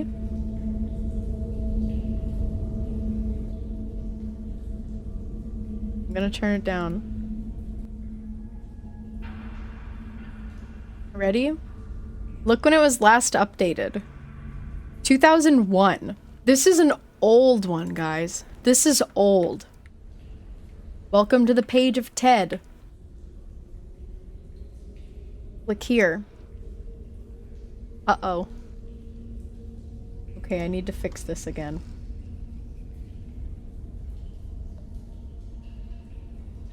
We got a wide screen for this one. We got a wide screen. Yes. This might be long. I don't know. I don't know, but I'm gonna read it all to you and then my throat's gonna be dead by the end, okay? Okay? I don't know what to do. Okay, let's listen to normal music. Maybe if when we're in the cave, I'll put on cave sounds. Okay, March 23rd, 2001. Due to the overwhelming number of requests I've received to tell you about my discoveries and bizarre experiences in a cave not far from my home, I've created this webpage. I will outline the events that happened to me during the past few months, beginning with my journey into a familiar cave in December 2000 and ending... well, it actually hasn't ended yet. I'll use my caving journal as the text to tell you about my recent experience. I'll give them to you as I experienced in chronological order. I've included photographs that were taken during my many trips into the cave. I've also created a few illustrations to help the reader get a better idea of what things looked like in the cave. All the photos were taken by me, or one of the few people I went into the cave with. I want to point out a few things before I tell you the events. You guys have seen the images? Yeah, you guys are scared. This one's gonna be scary. It's gonna be scary, scary. I'm back for Cave Ted. Eek! Number 1. Most of the pictures were taken with a Kodak disposable type camera. I took a better camera into the cave on 1 or 2 of the trips. Pictures on the site are all original photos and have not been messed with or enhanced, other than where noted. As a rule, I try to get my pictures onto a disc at the time of developing so I don't have to scan them later. This ensures the best digital quality. 2, I will not reveal the names of the people who were involved in this experience. If you know me well enough, you probably know them already. 3, I will not reveal the location of the cave to anyone for any reason, so please don't ask. I refuse to be held accountable for anyone's life but my own. I will refer to the cave as Mystery Cave. That is not its real name. If you think these events sound far-fetched, I agree. I would come to the same conclusion had I not experienced them. I'll try to finish the site as soon as possible. Check the date on the main page to see when I've made updates. To protect myself from people who might want to copy this site, I include the following. All text on this and the following pages are my own words and copyright 2001. Ted! Ted! The Discovery. Oh my god, baby. The gray text is taken directly from my caving journal. The italicized blue text is my comment as I reflect on the experience. Okay. Alright, okay, I'm reading this. I'm not reading this part out loud, because he's just writing. Okay. Uh-oh, it's a bit long. I was a heavy reader. Yeah, but you weren't reading out loud. Why did it try to open a pop-up window? It tried to open a pop-up window. Should I let it? I think I'm gonna let it. Wait, let me see what this is. Oh, it's an angel fire pop-up. Okay. It'll be okay, Jules. Get scared. Caving journal. It's December 30th, 2000. B and I decided to get in one more caving trip before the new year. So we set our sights on Mystery Cave. Not a spectacular cave, but since neither of us had been caving in a while, it would be nice to go to any cave. There was a bit of excitement to this trip. There was a small passage in the lower portion of the cave that I wanted to check out to see if it was possible to get past it.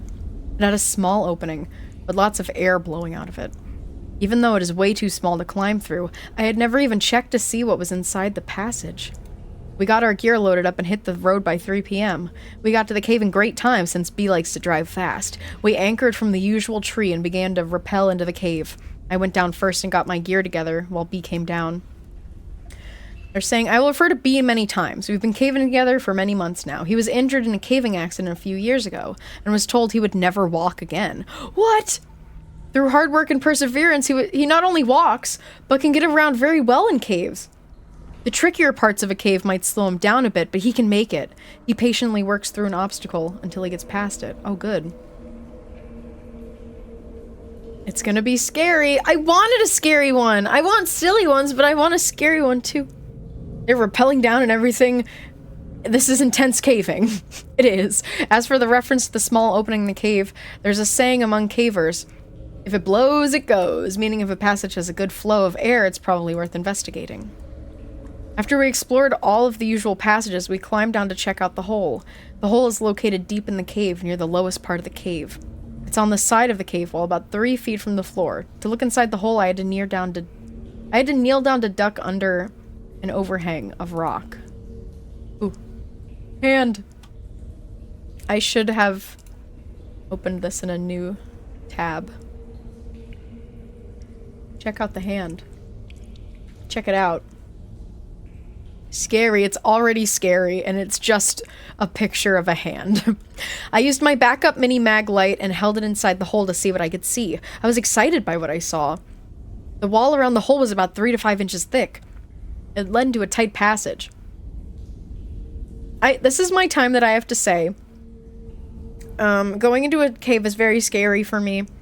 I don't know if I would ever go into a cave.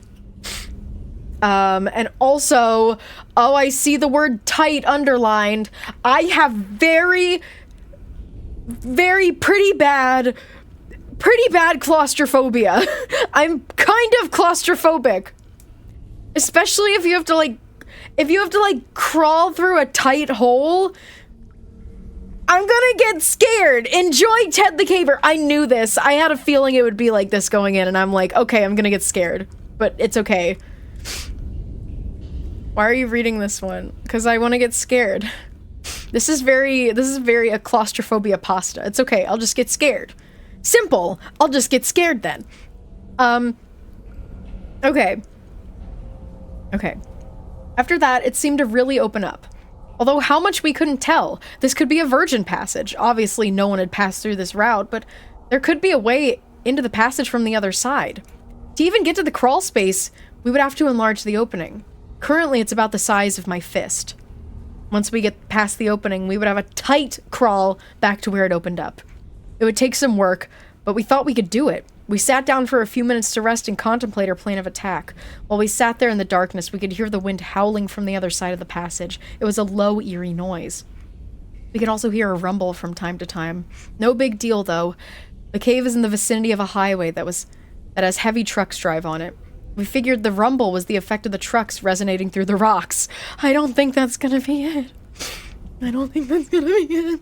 We determined that our best plan would be to haul a cordless drill into a cave and drill into the rock. Then we could take a bullpen and a small sledgehammer and break up the rock. It seemed pretty straightforward. We would widen the hole big enough to squeeze in and see what was on the other side. The efforts to haul all the equipment down to the hole would be a pain, but we hoped it would be worth it. I named the passage Floyd's Tomb after Floyd Collins. It seemed to look like the tight spot where Floyd spent his last miserable days on Earth. Who is Floyd Collins? No! Is this the one where he had to cut his hand off? He got stuck in a tight crawl space and was unable to free himself. It is an amazing story that is detailed in a book called Trapped, the story of Floyd Collins. Here's the drawing of how it originally looked. Awesome drawing. No, not the squeeze, not the squeeze. Not the squeeze. No, no. Okay. Yeah, there's some place you just, like, shouldn't go. And it's to the squeeze. You should not go there. We gathered up our gear and headed for the surface. Normally, I couldn't care less if I ever came back into this cave. There's nothing special about it. But now I was psyched about getting back and getting through. We hadn't even left the cave and we were planning our return trip. Okay. Alright. Work begins.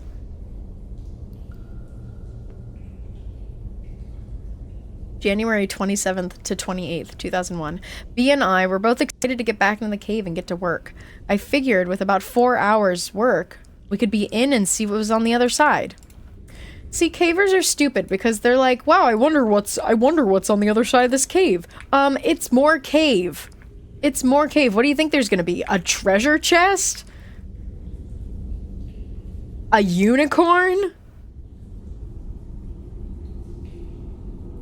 Food? No. Like a skeleton from the last guy. If there was a skeleton, I would be like, well, this sucks. And that would be a pretty cool thing to see, but I would still be like, this sucks. Okay. 4 hours of work and we could be in and see what was on the other side. We had arranged to borrow a DeWalt cordless drill to bring with us. We also had masonry bits to drill with, sledgehammers to break up the rock, bull pins for the drill holes, and a few other tools that we ended up not using. Getting the tools down to the work site proved to be a challenge. One of us would climb down the rope and stop at a ledge or good resting place, then the other would lower the tools. We kept repeating this routine until we got to the bottom of the cave. Then we had to drag the tools to the hole. It took about an hour to finally get to work. B took the first turn at the hole. After an hour of exhausting work, we could tell that we were not going to get through in one session. We kept trading off after we worked ourselves into a sweat. One would take a break and get some food or water while the other went to work. The routine went like this. To begin work, we had to get out on our knees and do the best to avoid smacking our heads on the ceiling. Working in this awkward position, we would drill into the wall around the hole. This was difficult work. We really had to push the drill, and it was still a slow progress. Then we inserted the bullpen. Do I need to read all this out loud? Okay. I really don't know how long this is, and I'm scared. I'm scared. I'm gonna, I don't wanna, read it wrong. But basically, it took a really long time to break all of it. From time to time, for variety, we would just wail on a cold chisel with a 5-pound sledge. It was slow progress. The problem with the sledge was that we couldn't take a good swing because of the tight quarters. Even though we spent many hours and several trips working on the hole, we never did find a better technique for widening the hole. We came up with some crazy ideas for breaking up the rock. Everything from TNT, never seriously considered, to hauling a generator to the mouth of the cave and running an extension cord down to a jackhammer. We even thought about using liquid nitrogen to freeze the rock and make it more brittle. Damn, those are good ideas. After a couple hours of hard work, we'd realized what our limiting factor was going to be. It was about then that our first battery met an abrupt death. We had a second battery, so we swapped them out. The second battery lasted a little longer because we hammered and chiseled a little more often and a little longer each time. Finally, about 3 more hours of drudgery, the second battery died and we called it a night. These next two I gave you are kind of long. The others posts on a website. We're watching a video. After this one, we're watching video, okay? I'm not this is probably gonna be the one where like I finish reading this and then I'm like, I can't read anymore. But I don't know how long it is. I'm scared though. I'm scared. We didn't spend a long time admiring our work. Wait, no. I skipped a shit ton of stuff. We could tell that we had done some work in the cave, but it wasn't much. For the first time since we got in the cave, we sat back, both of us, and took a break. It was nice to check out the results of our hard work. Then we noticed the howling again. It seemed to be a little louder than the last time we were there. We just figured the wind was blowing a little stronger outside. What we could not figure out was the rumbling. It too seemed to be louder and more frequent. This time we couldn't attribute the noise to trucks. The road that the trucks drove on was not very busy to begin with. At that time of night, it should be dead. Yet the rumbling continued. It seemed to be coming from deep within the passage. B said he would ask some veteran cavers what could be causing the noise. We didn't spend a long time admiring our work. We still had to haul the gear up and out of the cave. Actually, we left some of it in the cave. It was still difficult work. What made it worse was that we were both exhausted. Our original plan was to be done with this cave and hit a couple of other caves in the area the next day. Instead, we decided to crash at a nearby motel, charge up the drill batteries, and go back to Mystery Cave. We can see a picture of the opening. That's it? So that's it? I'm so scared of this cave, fellas. Okay, the second day working on the cave was about the same as the first. We worked until both batteries were dead again. The howling and rumbling continued as the day before. Okay. I need to fix this really quick. Because there's pop-ups. And it's popping up every time now. But I don't know how to stop it. Block what? Whatever, I'll just deal with it. It's fine. You guys like the cave noises? We're in the cave. It's because we're in the cave. That's what the cave noises are coming from. It's coming from the cave. Before I continue with the next journal entry, I thought it might be helpful to the reader to explain a little bit about caving and about the atmosphere in the cave. As I reread and think about my description of the cave, I noticed that much of the language I even use in my caving journal assume that the reader has a knowledge of caving and what it's like inside a cave. In other words, I write my journals for me. I'll take this time to give a more detailed description of the cave. I'll tell you about what it was like while we worked on the cave, and I'll summarize our feelings up to this point.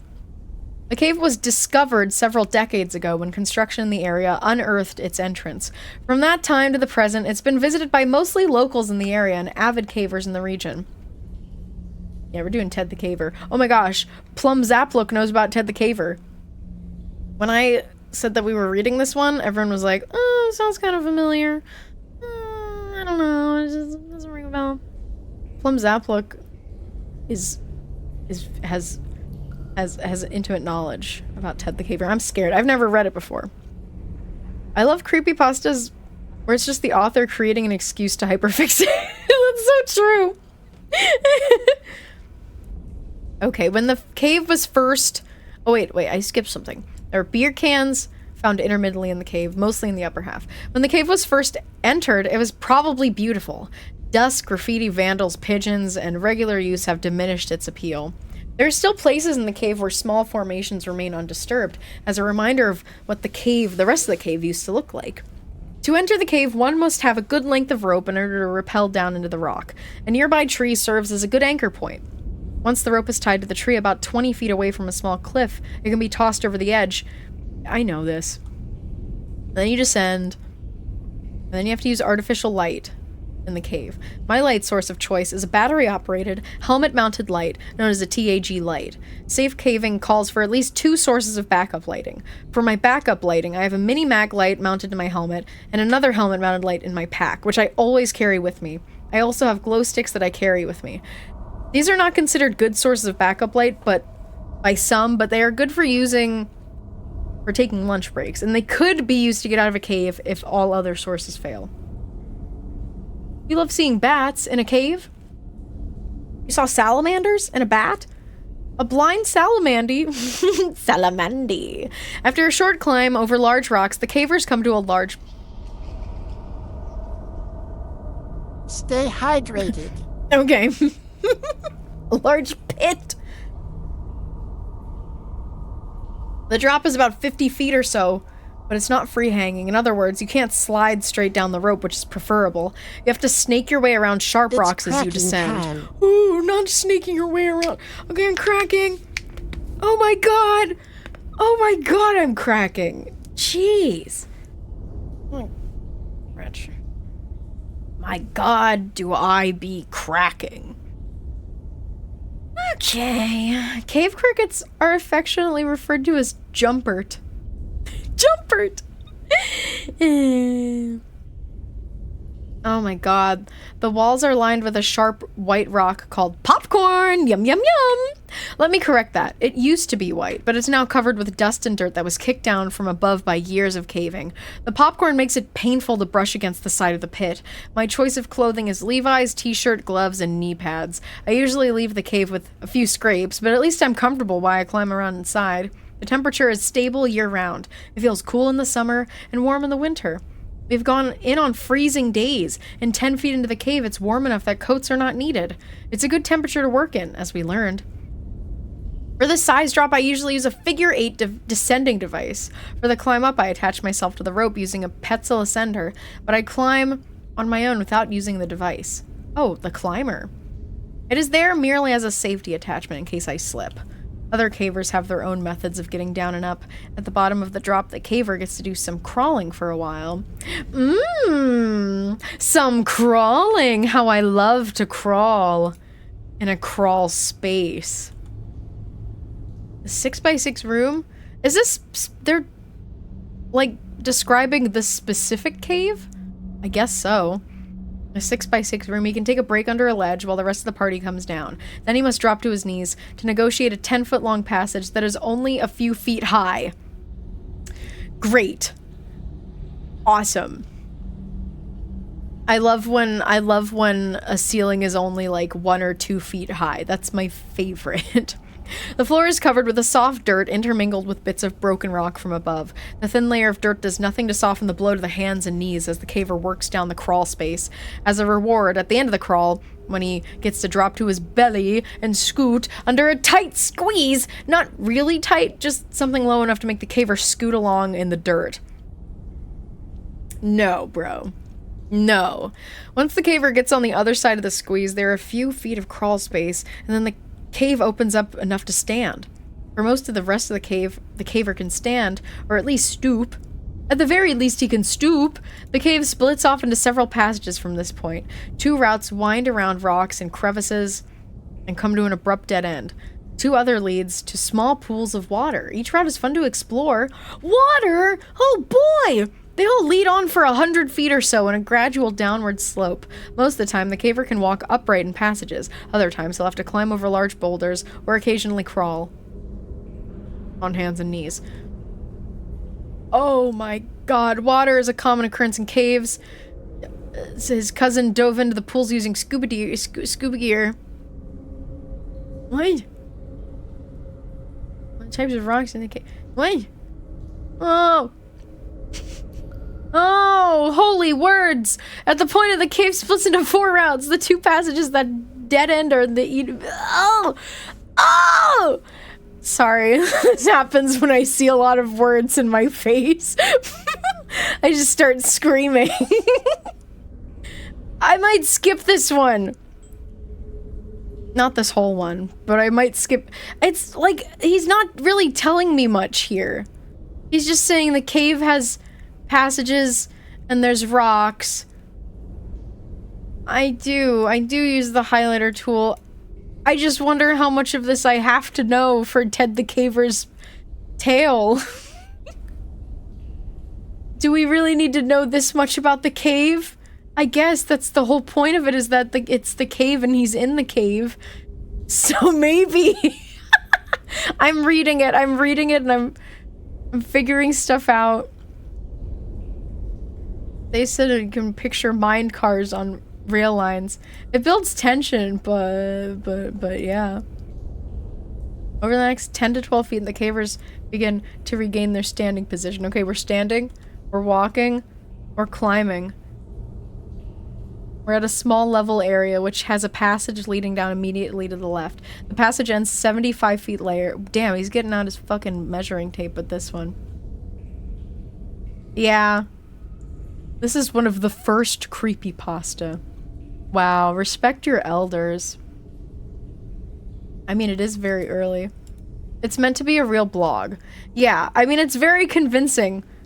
Maybe it's okay if I...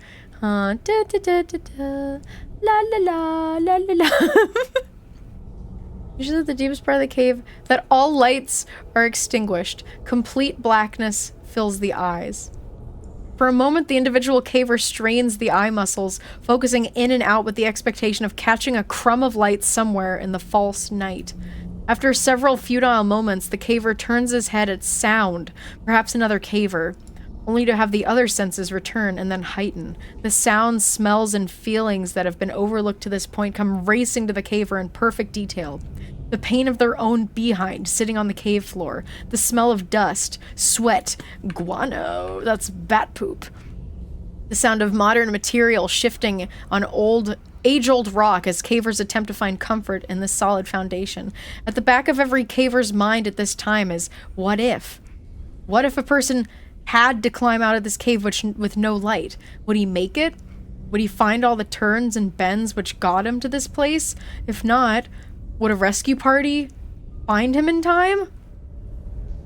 An ad is about to start. I'm gonna keep reading.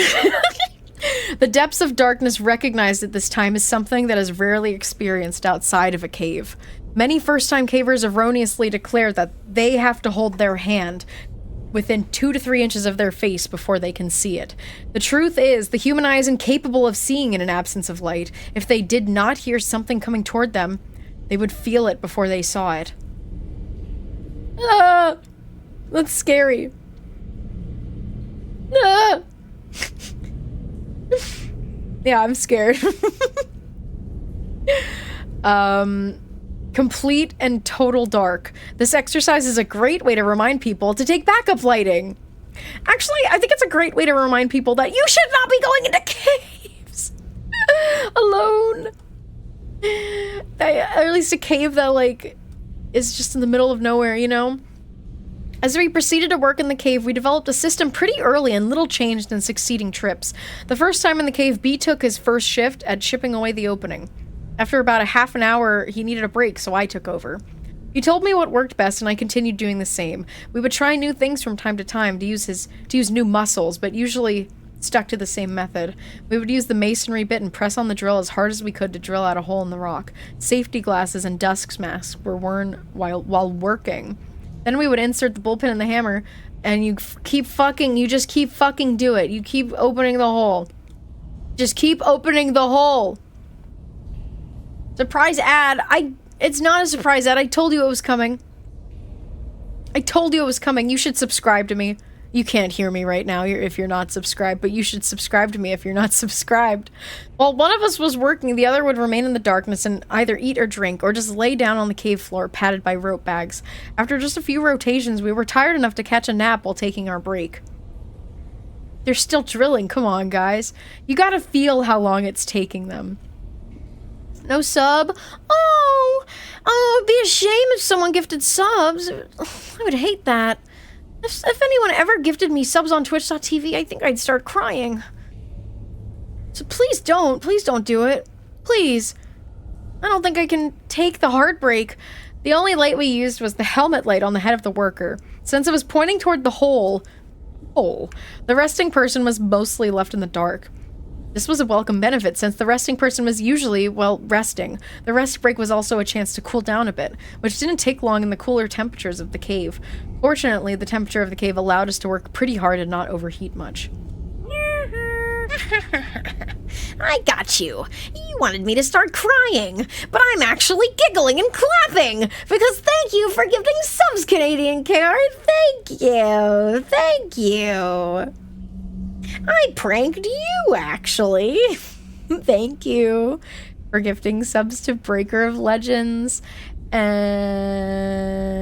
I think that's Digivirus and Lunchmeat and Milkshots Moo and Lily Gilly. It was a trick and a treat, indeed, indeed. I remember that infrequently looked at the hole and thought, hey, it's big enough. I think I can squeeze through, only to be disappointed in my attempt. However, even after the first attempt and failure, I knew that I would keep working on the hole until I got through. This despite the fact that I knew it would take many more hours of hard work. It actually became an obsession with me. I tried to get out to the cave and work as often as I could. I hoped that the passage led to a larger undiscovered cave that we would be the first ones to enter. I guess the explorer in me wanted to find a new frontier there in the cave. Since B is such an avid caver, he was motivated by the same desire to find a new unexplored cave. What we did find was not at all what I expected. Are we gonna find it? Are we gonna find it? They're giving me the hook! They're giving me the hook! February 10th, 2001. Scarcely 2 weeks had gone by. Oh, thank you for gifting a sub to Spoopy the Third. Thank you. Thank you, Phoenix. There was another hole. I don't know. I guess we'll have to read and find out. We admit we've become obsessed with the idea of getting through the passage. That may be a sign of just how exciting our lives really are. It's not that we think that there's going to be something great beyond the passage. We just like the idea of being the first humans on the face of the planet to set foot in a virgin part of the cave. Although if we found a hidden treasure, that would be fine with us. We got a late start and drove part of the way in the dark. Wait, we get a picture of a dog? Oh my god, we're gonna get to see a dog. I'm excited. When I tell people that I go caving at night, they wonder why. They don't stop to think that it is always night once you're inside the cave. All the way out to Mystery Cave, we talked about the new ideas to speed up our work. B also told me that he talked to some caver friends of his that came up with an explanation about the rumbling noise. Smile dog, even. I keep burping, bro. They thought that it might be the sound of water deep within the cave, possibly a waterfall. They couldn't really explain why the noises seemed to come and go. To me, it's just one more reason to get through, so we can solve the mystery. This trip, we took Bee's dog, Whip. She's a Jack Russell Terrier. She was not at all concerned about taking the dog into the cave. Oh, I was not at all concerned. We have taken her before. She answers to the call of nature before we go in, and then waits until we get out again. What, like pee-peeing and poo-pooing? Is that what that is? Also, she's well behaved inside the cave. We simply had to lower her via a custom-made harness until she reached the bottom of the main drop. Then she negotiated the rest on her own. She loves to explore, but won't go out of our sight. She doesn't have a light attached to her, so she has to wait for us. Another reason I didn't mind bringing Whip along was because we planned on putting her into the small hole. Don't put her in the hole! Don't put her in the hole! No! Why? No! I don't like that very much. Not the hole. No! It's like when they put canaries into caves to see if they die or not, to see if the air quality is good enough. And it's like, don't do that. Yeah, what if she gets fucking stuck? She's not even getting paid. Ugh, don't do this to Whip. Oh my god. That's Whip. It's Whip. Watch me whip.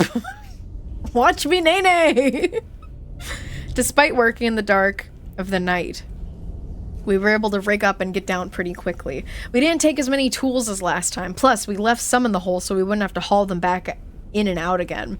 I did manage to get 2 more batteries for the drill for a total of 4. Also a few masonry drill bits. Even with the dog, we made good time getting down. Then, something bizarre happened that I can't quite explain. The dog began exploring as soon as we let her off the rope. She was in hog heaven, sniffing and darting around our feet. She would run from one person to the other as we made our way back to the work site. At the point the cave splits into 4 passages, the dog seemed to have run out of juice. She just stuck right by either B or me. Why did I just get something called a hype chest? Oh my god! I got an emote called Frog Ponder! That's cute. It's by Balloons, Sharp Balloons. Oh, that's awesome. It gave me like a loot box for the emote though. What did you guys get? Did you guys get some sort of other emote? Okay, everybody who contributed to the hype train, open your box. Whip, get out of there. Ted is gonna put you in the hole. Exactly. Okay, this is scary. The dog is scared. She just stuck right by either B or me. That seemed kind of odd. As we progressed further into the cave, she would only stay by B. She seemed edgy, like she saw something she didn't like. As we approached the short drop-off before the hole, she stopped and would only come further after we coaxed her. The hair on her back stood on end. Finally, as we got within 20 feet of the hole, she began to whimper and hide behind B. Her tail was between her legs and she was cowering down on the ground. Strange! I must have seen her square off with dogs twice her size, but now she acted as if Satan himself was lurking in the darkness. I figured there must have been animals that used the cave as a home, and Whip smelled their scent. Too bad it upset her, because there was no way she was going into the passage. But you got... What do you mean there was no way? She was going... Oh, okay. I see. I thought he was like, well, we weren't taking her in there anyway, but they were like gonna put that dog in the hole. Okay. So they're not putting the dog in the hole. That's good. Is this your emote that you got? Batter up? That's freaking cute. It's a dog with a baseball bat and a hat on. We decided that with this new development, the nervous dog, one of us would work while the other stayed with the dog a few feet away where we normally rested. From where we normally rested. We got right back into our routine of drilling, hammering, etc. Prog was slow. I don't mind. Whip did not move the entire time we worked. She just laid there on a rope bag, shivering. She would whimper from time to time. One thing I didn't think about at the time was that she wouldn't take her eyes off the hole. We should have been more observant of this intuitive animal. Yeah. Are you guys scared? We were on our 4th battery when the second bizarre thing happened to us. B was working. He had just finished drilling a hole and was getting ready to hammer the bullpen when he stopped working and looked into the hole. I was kicking back, almost asleep, and hardly paying attention to B. He had a light by his side to illuminate the work area. I could see in the eerie glow a puzzled and intense look on his face. He looked over at me and shook his head. I asked him what was up. He said that he swore he just heard a strange noise emanating from the hole. He said it sounded like rock sliding on rock. Sort of a grinding sound. I assumed his ears were just ringing from the drill. He didn't wear any earplugs this trip. He assured me he heard what he said he heard. I didn't have an explanation, so I went back to dozing. B sat in the quiet of the cave for a long time before he resumed work. Also, he would stop from time to time and just listen. B is very grounded and not one to pursue some imaginary sound. Oh, yeah, pursue. I believe he heard something, but I'm not too concerned about what it is. I don't care. This dog is scared. This guy's hearing me. I don't care. I'm gonna go sleep. The final battery lasted another hour or so. We were sitting around talking about our progress when I decided to see if I could get my head through the hole. My head easily fit, but there was no way my shoulders were going in. As I was kneeling there contemplating how close we were, I noticed something that B overlooked. The wind had stopped. And all the times I've been in the cave, I'd always felt the wind blowing. The last time we were out working on the cave, the wind was blowing worse than ever. Even earlier, we remembered the breeze cooling us off, but now, nothing. B said he didn't know when it stopped, and the rumbling had ceased too. Bizarre! It's bizarre! The plain old cave was becoming mysterious. We talked for a long time in the dark of the cave. We debated what could possibly be causing these unusual events to occur. I think part of the reason we were sitting in the dark was because we were both too hammered to move. We could come up with no reasonable explanation for the strange things happening in the cave. After sitting there for at least a half an hour, we slowly loaded up our gear and started for the surface. Whip couldn't have been happier to get out of there. Once again, we left some tools of the cave. Some of the tools in the cave. We just put them in the hole. Not enough people use the cave to worry about it. Plus, we were too tired to care. Okay, okay. In the cave. Okay, you guys want to see the hole? You guys want to see the hole? It's hole time. You want to see the hole? What the... Did I click on it? Oh, hole! Oh, hole! Okay. Wow. Nice progress, guys. I mean, I guess it's better from, like... I don't know. It's... He could only fit his hand in before, now it's like a whole head. Okay. Noises. Oh no, the next one is just called noises. It took us 3 weeks before we got back to our mystery cave again. It's March 3rd and 4th. Our attitudes have changed a bit since we first started the project. In the beginning, we looked at the whole thing as a fun adventure. Since the last trip, we found ourselves taking a more serious approach. On the drive out this time, our conversation was a little more subdued than before. We hadn't talked much since the last trip, not for any reason, but scheduling conflicts.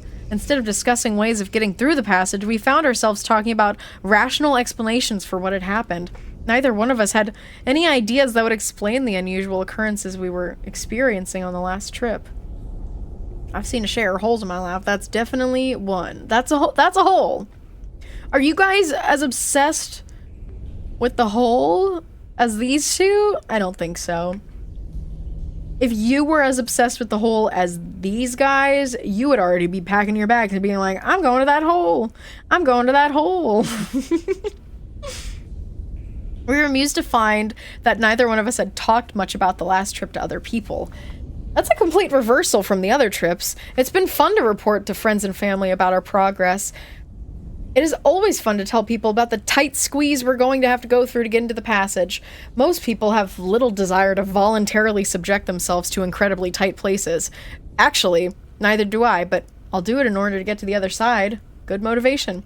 It's my hole! It was made for me! We left town early in the afternoon to beat traffic. Obviously, B left his dog home this time. We took the same gear. We left some of the tools in the hole to save the agony of hauling the extra weight. Even with the gear, we got down in good time. We really have a good system for getting up and down. There was only one minor mishap this trip. B scraped his arm on the descent. Not real bad, fortunately. He waited until... so it's bleeding. Great. I wonder if there's anything in the hole that likes the smell of blood and is drawn to it. I wonder. I wonder. Oh, I wonder. While he was getting the wound cleaned up, I started working. We both took note that the breeze was back and the rumbling present. We had 4 fresh batteries and 4, or maybe 3.5, fresh arms. I'm looking at you, chat. With all this talk of hole, is Kissing Kate Barlow gonna be here? I don't know her, I'm sorry. I don't get the reference. I wonder if there's anything in the hole that really loves some blood and hasn't seen some blood in a while. I bet there's a shark. I had high hopes this would be the day. It started out pretty slow. It's Holes, the movie with Shia LaBeouf. Oh. I know that movie, Holes. I watched it. I just don't know. Oh, Kissing Kate Barlow. That's the name of the woman. That's the woman who kisses you and kills you. Kills you and kisses you. That's a pretty good movie. Yeah, the bearded dragons from... I do. I think it's so funny. They were like, this is the most dangerous lizard. And it's just a bearded dragon. Really funny. Okay. It started out pretty slow. When we first started working on the hole, the thickness was about 3 inches. If we've enlarged the hole, the thickness has increased. What? Oh, so it gets thicker as they're opening the hole, the wall that they have to get through, so the progress... Damn, that sucks. So it's become slower. We continue with as much energy as we could put in. Okay, the hole was big enough, at least for me to put the hammer into the hole for reference, then put the camera into the hole and take a picture of Floyd's tomb. It's difficult to get the exact feel of the tomb, but the lowest point near the back of the picture is about 7 inches high. The width is about 20 to 24 inches. The hammer is a small 5-pound sledge. Note the abundance of rocks on the passage floor. No, dude. No, no, no. No, no, no. No. No thanks, bro. I think I'm good. I don't think I want to go in there. No thanks. It's been nice to see the pile of broken rock below the hole get bigger and bigger. We've both realized that we're just going to have to put in a certain amount of work in order to get through. Why would you work so hard to crawl into a tiny little hole where you might get stuck? Stupid dum-dums! We don't usually talk much while we work, but since one of us is making a lot of noise with the drill or the hammer, break times are used to chat. The breaks take place whenever the guy working decides to switch. I don't care. I have a little more stamina than B, but he gets just as much done in a shorter amount of time due to his upper body strength. We still celebrate the small victories. Yeah. Okay, I'm scanning. They're talking about the fantasy that there's a hidden entrance. Spanish explorers hiding their treasure. They think it's gonna be... They literally do think there's gonna be a treasure chest, or at least they're like, what if there's a treasure chest? They're getting all their hopes up and there's going to be a monster that kills them and eats them. Sorry, it's a bit long. It's very, very long, but it's okay. I'm scanning. I'm reading what I have to read. I have no idea how long this is. I kind of feel like Ted and B. Because it's like I'm drilling away at this hole, which is the story. And I never know how long it'll take. I'm not swapping. I'm too far in. I've already opened up the hole this big. I can't stop opening up the hole now, baby. But I am gonna maybe skip things. I'm gonna like read ahead and skip some things that I think don't really matter. But I understand that like the buildup is important. Okay. But like he's like, oh, we switch when we get tired. And it's like, bro, duh. I guess the drill broke. The drill in my hand when the bit broke off toward one end. I was pushing as hard as I could on the drill with the bit as a few inches in the wall when it snapped. I nearly rammed the drill through the wall from pushing so hard. We were able to retrieve the bit and kept using it, minus a couple inches. It still worked great. Only once in a great while did we resort to hammer and chisel. Work was proceeding as normal. Until about the time we were on our 4th battery. Uh-oh, something is going to happen. Something happening. I was kneeling down and working the drill slowly into the wall at the time. I had my earplugs in, my safety glasses on, and was lost in my own thoughts. Suddenly, over the squeal of the drill wearing down my neck, I heard a strange noise. It was loud. I could hear it over the noise of the drill, even though I had the earplugs in. At first, I thought it was just the drill bit doing its job on the cave. It would frequently complain by screeching and whining as we forced it into the wall, but this was different. It took me several full seconds to comprehend that this was coming from inside the hole, and not the bit. I stopped drilling and yanked my earplugs out just in time to hear the most terrible scream I have ever heard trail off and echo into the darkness of the cavern. I stared wide-eyed at the hole. For several moments, I didn't move, nor did I breathe. I turned to look at B. Moments earlier, he'd been lying on the rope bag, catching a nap. Now he was standing upright, mouth opened, with a look of concern on his face. I turned and looked into the hole again, half expecting to see a demon face staring back at me. Nothing was different in Floyd's tomb. I fixed my gaze on the back of the squeeze, where the limits of my light reached. Nothing was different. There was no motion, only darkness. Everyone's getting scared! Ah! Wait, I read ahead and I got scared. In the complete silence that followed, I could hear my heart pounding in my ears. Not another sound could be heard in the cave. Suddenly, I heard a scraping noise behind me, and I straightened up. I nearly knocked myself out, hitting my head on the overhang. But it was just B moving to turn on his light. But he was so wired it nearly sent me to my grave. B spoke again, and again I jumped. He said to get some rocks and put them into the hole. Oh, so now you want to cover up the hole. You spend so long trying to open up the hole, and now you want to cover up the hole. Okay, I see what it is. Where am I? I immediately grabbed a few rocks and hoisted them through the opening. Using the handle of the sledgehammer, I slid the rocks as far back into the tunnel as I could reach, creating a wall. The cave sounds video ended. Okay, now I know how long I've been here for. Okay. I was thinking that the noise certainly did not come from an animal. You don't like this hole no more? I didn't know if B really thought it was, or if he was just trying to convince himself. I didn't say anything to him about what I thought. From the time it happened to the writing of this journal entry 2 days later, I've tried to come up with some possible source for such a noise. To describe it, I would say it sounded like a cross between a man screaming in fear and a cougar screaming in pain. It sounded like it came from the hole, and it was roughly 100 feet away. 100?! The horrific noise reverberated through the cave and through my ears. B estimated the scream lasted 8 to 10 seconds. My guess is about 5 seconds. 3 seconds while I was drilling. 1.5 seconds to drop the drill and yank the earplugs, and a half a second of sheer terror. It's difficult to tell how much time passes when you're listening to a solo from the depths of Hades. Ted. What are you... Ted's getting creative. After I filled the back of the passage with rocks, we just sat there listening to the silence.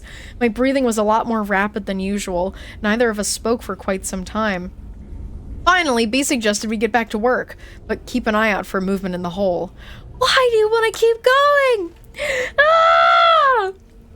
Ah! Maybe the cave is like, stop fucking hurting me! The cave is alive. Living in a nice hole, and one day a screeching drill noise fills your lovely home. Yeah, the cave is mad. Do you think the cave is mad? The hole hungers. It was only at this point that we realized the wind had stopped again, and the rumbling could no longer be heard. So, the fact that there's the wind and the rumbling that, like, stops and starts is so interesting. I need to know. To say I was nervous would be an understatement. I didn't say anything to B, nor him to me. Back to the drilling. B took over the work, which was fine with me. I wasn't exactly worn out, but I didn't mind being further from the hole. B would stop from time to time and listen. I sat, watching him with my light on. I wasn't close to the entrance to the hole, but I still found myself looking behind me, down the passage to the still water. Every time my light would cast an unusual shadow, my heart would jump. My imagination was running wild. Oddly, B seemed to be less concerned about the strange noise than me. After a short time, he seemed to be focused entirely on getting through the passage. I was still straining to listen above the sound of the drill. I heard nothing but the now familiar sound of carbide on stone. As I contemplated the possible scenarios which might play out on the other side of the passage, I found myself strangely getting somewhat excited again about getting through.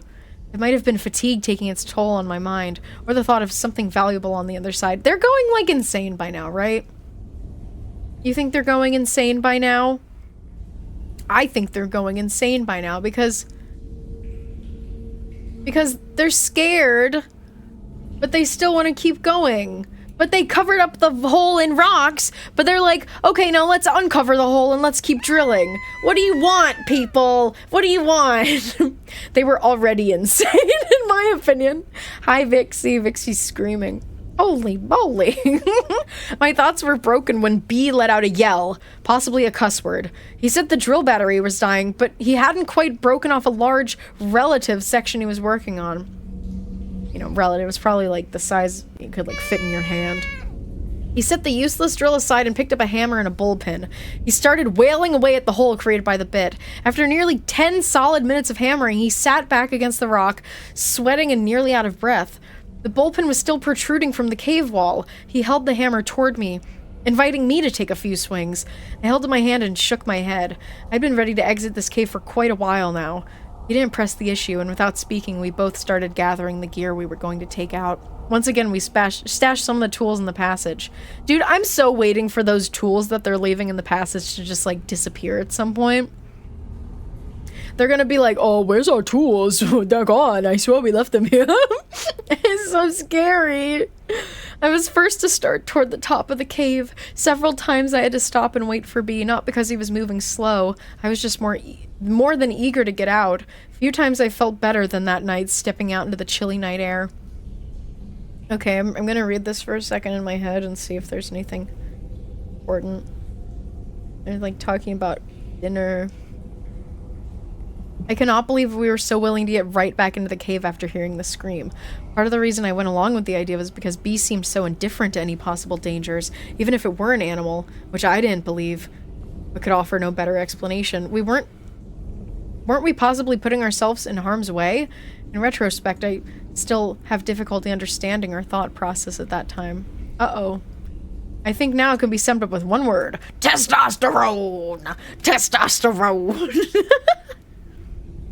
The fact they're filling up the hole and not letting whatever it is out when they aren't there for the creature to get. Yeah. Scary. Scary. February 13th. Wait, what? February 13th. So, but this was March. So what?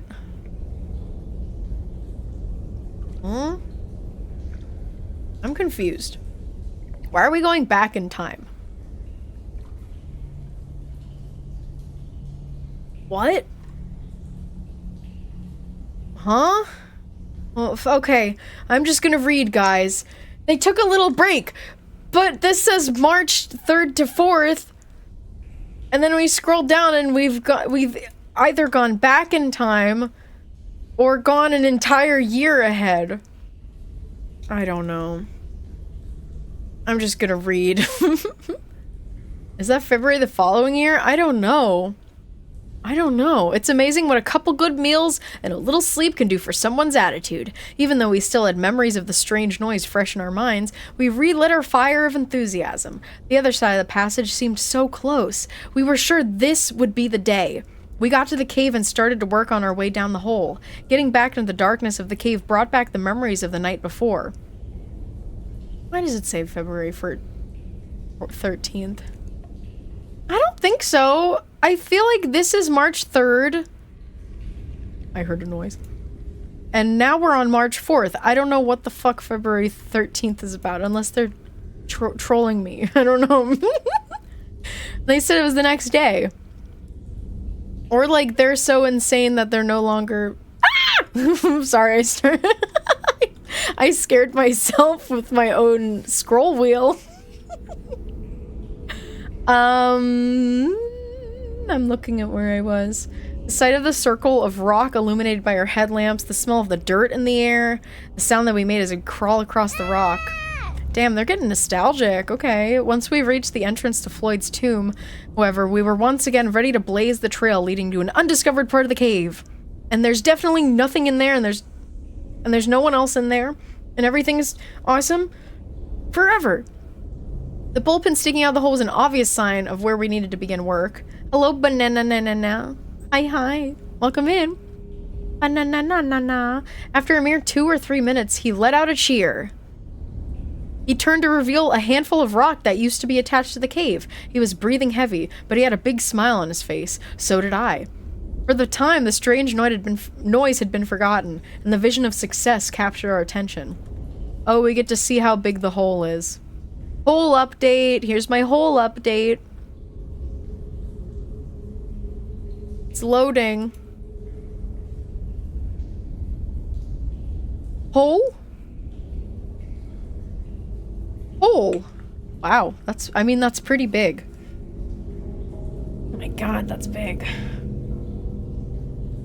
Okay, good job, boys. Good job.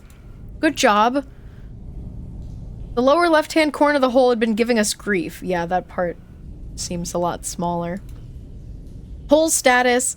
Because of the thickness of the wall at that point, we felt that if we could just remove that corner, we might be on our way inside. B now held his hand the crumbled remains of the corner. Our excitement consumed us as we examined the hole. I want to know how many times they say the word hole in this. I took the hammer and pounded away at the surface of the hole. The idea was to remove the jagged edges that would take their toll on my skin. The size looked right. The size looked right. Now the moment we had been working for. No! He's going in. He's going in. Are we ready? He's going in. I'm scared. I'm scared. I'm scared. I'm scared. Okay. I cautiously approached the entrance to Floyd's tomb. I decided the best way to enter the small hole was to place one arm over my head, turn my head sideways, and slowly work my way in. I soon determined this was not going to work. The hole was small. If I was going to make it in without widening the hole anymore, I was going to have to put both arms over my head in a diving position, turn my head sideways, and slip into the tomb. The width of the entrance was the limiting factor. The height was sufficient. The arms overhead position flared my shoulder blades out, but there was still room to get in. Plus, the arms overhead gave me the best squeeze side to side. In order to enter straight into the hole, I stood on my feet and I bent over to get level with the entrance. My knees were bent and the position was uncomfortable, sort of a semi-squatting position, bent at the waist with the arms overhead. Plus, I had slightly turned my upper torso to the left in a counterclockwise rotation to negotiate the angle of the entrance. Notice in the last photo that the entrance generally slopes to the right. Yes, I do see that. You've been feeling that way the entire time? Oh boy. Ooh. We get to see a photo of him? Well, let me read a little more. I got my arms through the entrance with minor scrapes. Why are you doing this, bro? You're hurting yourself, man! Next came my head. By keeping it turned sideways, I was able to get in for the most part up to my shoulders. When I got to my shoulders, I could feel the rocks touching all around my shoulders and chest. It was not stopping me, but I was definitely scraping many surfaces of my body. I decided to just push through, keeping in mind that I was going to have to come back out eventually. The pain was not too bad, and I was in! Well, my upper body was in. At least I could get a good idea where the tomb was going to be like. Can I see you? Oh my god! I started laughing because I don't know why, it just made me giggle. And then I made a horrible noise when I realized how, like if I was in there, I would be screaming and crying. I would say, get me out now, get me out now! Oh no! Yeah, this is really, like, convincing. It feels real. It feels very real. I'm just gonna say, it's real. I hate this photo. Me too. Yeah, I think most people would feel like they were suffocating. Once inside the tomb, I had a few inches all around me in which to position my body. This was the largest part of the passage, and it was conveniently located right at the beginning of the crawl. That gave me a little room to get positioned to crawl further into the passage. Inside the tomb gave me a whole new look of what it was going to be like to crawl through. Even though this was the largest part of the crawl, it was still small. I could move my head around freely, but every direction that I turned in, I was staring at a wall of solid rock. When I spoke to B, my voice sounded muffled, like I was talking in a small box. I could rest my chest on the passage floor, but the rocks were uncomfortable.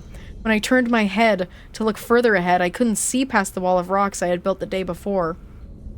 The squeeze toward the end of the passage was closer now, and appeared even narrower. I didn't know if I could squeeze through or not. I knew it would be close. No. I wanted to crawl further into the passage. Why? First, however, I had to work to get some of the loose rocks that were lying on the passage floor out of my way. I was disappointed to find out that most of the rocks that looked loose were actually attached to the floor. I was hoping to just scrape them out of the way. I had pushed the sledgehammer into the passage before me. So at this point, I used it to push the rock wall, high ray, we had made further back in the passage. Then I dragged the sledgehammer back and forth across the floor to move any loose rocks, or break up the old ones. By sliding the head of the hammer under the squeeze, I determined that the narrowest part of the squeeze was about 7 inches high. I figured we would have to do some work before I could slip through. The entire time I had my head in the passage, B was just kicking back, listening to my descriptions and progress reports. At some point, he snapped the photo shown above. Thanks, B. Let's look at the photo again. Thanks, B. Thanks, B. Love the photo. Forced to read the creepiest of pastas. It's a bit creepy, yeah. I slid the sledgehammer up as far as I could reach. Since my body filled the entrance, I couldn't slip the tool out, so it was easier to push it ahead. So he's still in. Oh, God. In order to rotate my hips to the proper angle to enter the hole, I had to lean my upper body on my forearm, using my feet to climb the wall outside the hole and slowly crawl into the hole. My hips barely fit. My hips would not fit. Once they cleared the entrance, I could relax a bit and get in position to work toward the squeeze. I decided to try the one-arm forward technique to get through. The passage was so narrow that whatever position I started with, I would have to stay with through the entire length. No! No! There was no room to move around or change positions. I would also have to turn my head one way or another and keep it in the same position. This crawl was tight. You have cave-hindering hips. I sure do. I sure fucking do. Moving forward to this part of the passage was relatively easy. Oh, for real? I could use my forward arm, my left arm, to pull and my other arm to push. At the same time, I would wiggle my body, trying to arch as much as I could to keep my chest off the rungs. I tried both ways and determined that I would turn my head to the right. It felt the most comfortable. I began to learn things as I went. Look out. Blaster is gonna yoink your glasses. No! No! No! My glasses fell into the hole. I'm never getting those back. I'm never getting them back. They're in the hole now. They belong to the hole. They're not mine anymore. Where was I? They said it was, like, easy. Where was I? I can't see. I don't know my glasses. It was most comfortable. Smart. Okay, see. I determined that a small flashlight in one hand would be nice. Then I could shine it ahead to get a better idea what I was about to crawl over. This was a difficult maneuver because I had to look overhead. Since my head was turned, it became immediately obvious that we were going to have to do some more work removing rocks from the passage floor. As I moved along the surface, I was constantly scraping my chest on the rocks. They were sharp, and it was painful. Ugh. I have like a feeling of dread inside of me. Occasionally, I would cause a rock to slide along under my chest and actually wedge me between it and the top of the passage. I would then have to back up and either try to move the rock to the side with my cheek, using a sweeping motion with my head, or back out and move it with my forward hand. No. My little trip into the passage represented a major milestone in my caving career. When I began caving, I didn't feel overly comfortable going through tight spaces. Even the little squeeze at the beginning of this cave was an obstacle to overcome. By pushing myself and forcing myself to try the narrow passage, I've become much calmer about tight spaces. Still, this passage represented a new benchmark in small spaces. I had not been faced with anything this small. I don't remember having to take off my helmet before now. With this passage, it is mandatory. As I mentioned before, not only do I have to take off my helmet, but I have to turn my head to the side in order to fit. We've come so far from dead Bart. The journey to the tomb went like this. After I had twisted my hips into the passage, I took a few minutes to stop and work out a game plan. Most of the length of my legs was still outside the entrance. They were just dangling in the air. The tomb was still big enough to move my head around, and even move my arms freely into the position. It was larger than the rest of the passage, but not by much. It was like sticking your head into a box. I'm scared. I'm scared reading it. He goes into so much detail that, like, I feel like I'm there. I feel dread. I'm feeling dread. Everywhere I looked, there was rocks, and not too far from my head. Any sound I made was muffled and dead. The narrowest part of the passage was about 10 feet in. At this point, I was just about 2.5 feet in. How are you gonna get 10 feet in? How do you get out? No. No. At what point does any of this seem like a good idea? I know, right? Oh, my glasses. The cave tooketh, and the cave gave them back. I went with my left arm forward. Wait. 12-foot mark? Wait. Okay, sorry, I skipped a sentence that is really gross. Gross is in, like, making me uncomfortable. At about the 4-foot mark, I would have to commit to whatever position I felt comfortable and stay that way until the 12-foot mark. 12!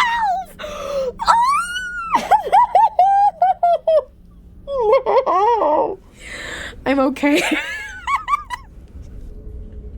That's the worst sentence I've ever read. At that point, you were just like in there and you cannot move. No, no, no. I went with my left arm forward and head turned to the right. B had given me a flashlight that I held in my left hand. As I inched forward, I would try to brush the loose rocks away with my left arm. This was somewhat successful, but there were a lot of rocks I missed or could not move. As mentioned, this first little bit of the crawl moved along fairly quickly.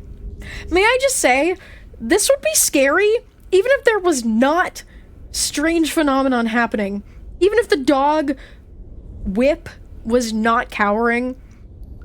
Even if there was no rumbling and wind howling that was stopping and starting again, strangely, even if all of that, this would still be so fucking scary. I would be like, no, no, no, no, no, no. It's the unknown, man. It's not gonna... It's like, what's he gonna see? I don't know. I don't know. Just to see some more fucking rocks, I guess. Oh, God.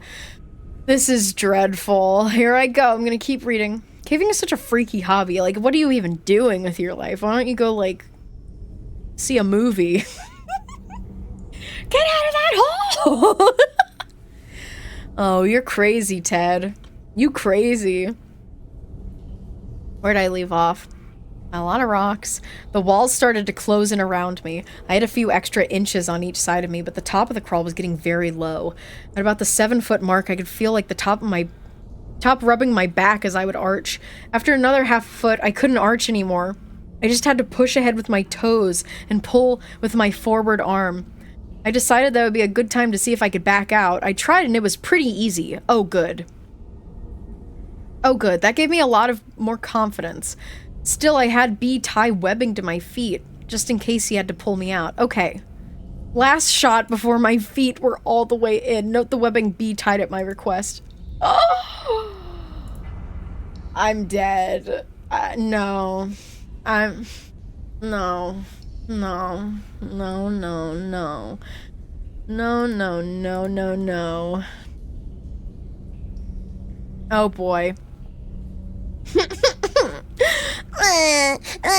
My neck was starting to get sore from being cranked to the side. My head was getting heavy, but to rest it is the only option I had. Was to lay it down on the broken rocks. It was painful, but I did it frequently. I was staring at the wall to my right. It was a mere 4 to 5 inches from my face. It's really quite scary. I'm okay. I'm here in my open room. Everyone just take a breath. Your head is not in a tight cave. You're comfortable and fine. And we're gonna keep reading. You could not pay me any amount of money to do this. Me neither. Most of the time, I wasn't watching the wall. Either I had my eyes closed, which is something which I sometimes do when I go through a tight spot, or the light wasn't shining in a direction that didn't do me any good. It was very quiet in the tomb. Stay hydrated. Thank you. Other than my own breath. I was breathing heavy from the effort it took to move. Thankfully, the breeze was present and cooled me off. Thankfully, the mysterious breeze... Take a little stretch break. That is either present or not present was present, and we don't know why. Thankfully. By lifting my head and carefully touching the ceiling from time to time, I could gauge the size of the passage that my body would soon pass through, much like a cat using its whiskers to gauge an opening in a fence. At the 7.5-foot mark, I could tell things were about to get real tight! Oh boy! While lying in the darkness, in a passage deep within the cave, one is in a unique position to ponder. A mountain literally resting on top of me. No! The entire earth lying below. One tiny movement of earth, and I would cease to exist. Oh! Or worse, to recognize the fear shared by Floyd Collins as he lay there trapped for days deep within the heart of Mother Earth, incapable of freeing himself from his earthen prison. Picture yourself in my position. No! No! Lying on your stomach, your left arm is extended over your head. Your right arm is at your side, having only a few inches in which to move. Your arms and hands are sore and bleeding from crawling and pulling yourself across the broken rocks. Your entire body is resting on the rocks. Your neck gets tired of holding your head off the rocks, so you gently rest your cheek on the rocks to rest. Once you start again, you have to push with your toes to scoot your body forward, sliding across the rocks. After moving a few inches, you're breathing hard and have to rest. As you inhale, you can feel your back pressing hard against the top of the squeeze. No! It takes several minutes before you recover enough to press forward.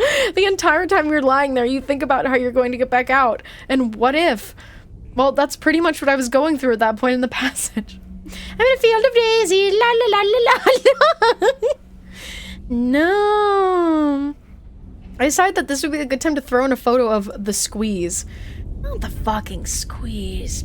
This photo was actually taken on a different trip, but it shows how tight things were at that point in the passage. Notice my head turned to the side, not by choice, and you can see how I would rest my cheek on the rocks. You can also see how difficult it is to look ahead of me. My arms are pinned to my side.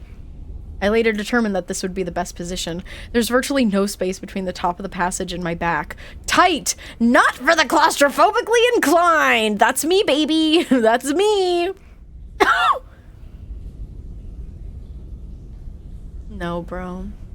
No. No. No, no, no. No, no. No, no, no, no, no. Hi, Eric. Yeah, we're doing great. We're very engrossed in a very scary story. It's not even scary in, like... It's... I mean, kind of, like... In a... what is the word? Like a ghostly way, like the unknown, like some sort of phantasmic, scary, ghosty thing. Like, there's been a couple hints at that. Supernatural! That's the word. Supernatural. Super Hulock. In a Super Hulock kind of manner. It's not even a Super Hulock story. It's just scary in a claustrophobic way. Like some phantom of an opera.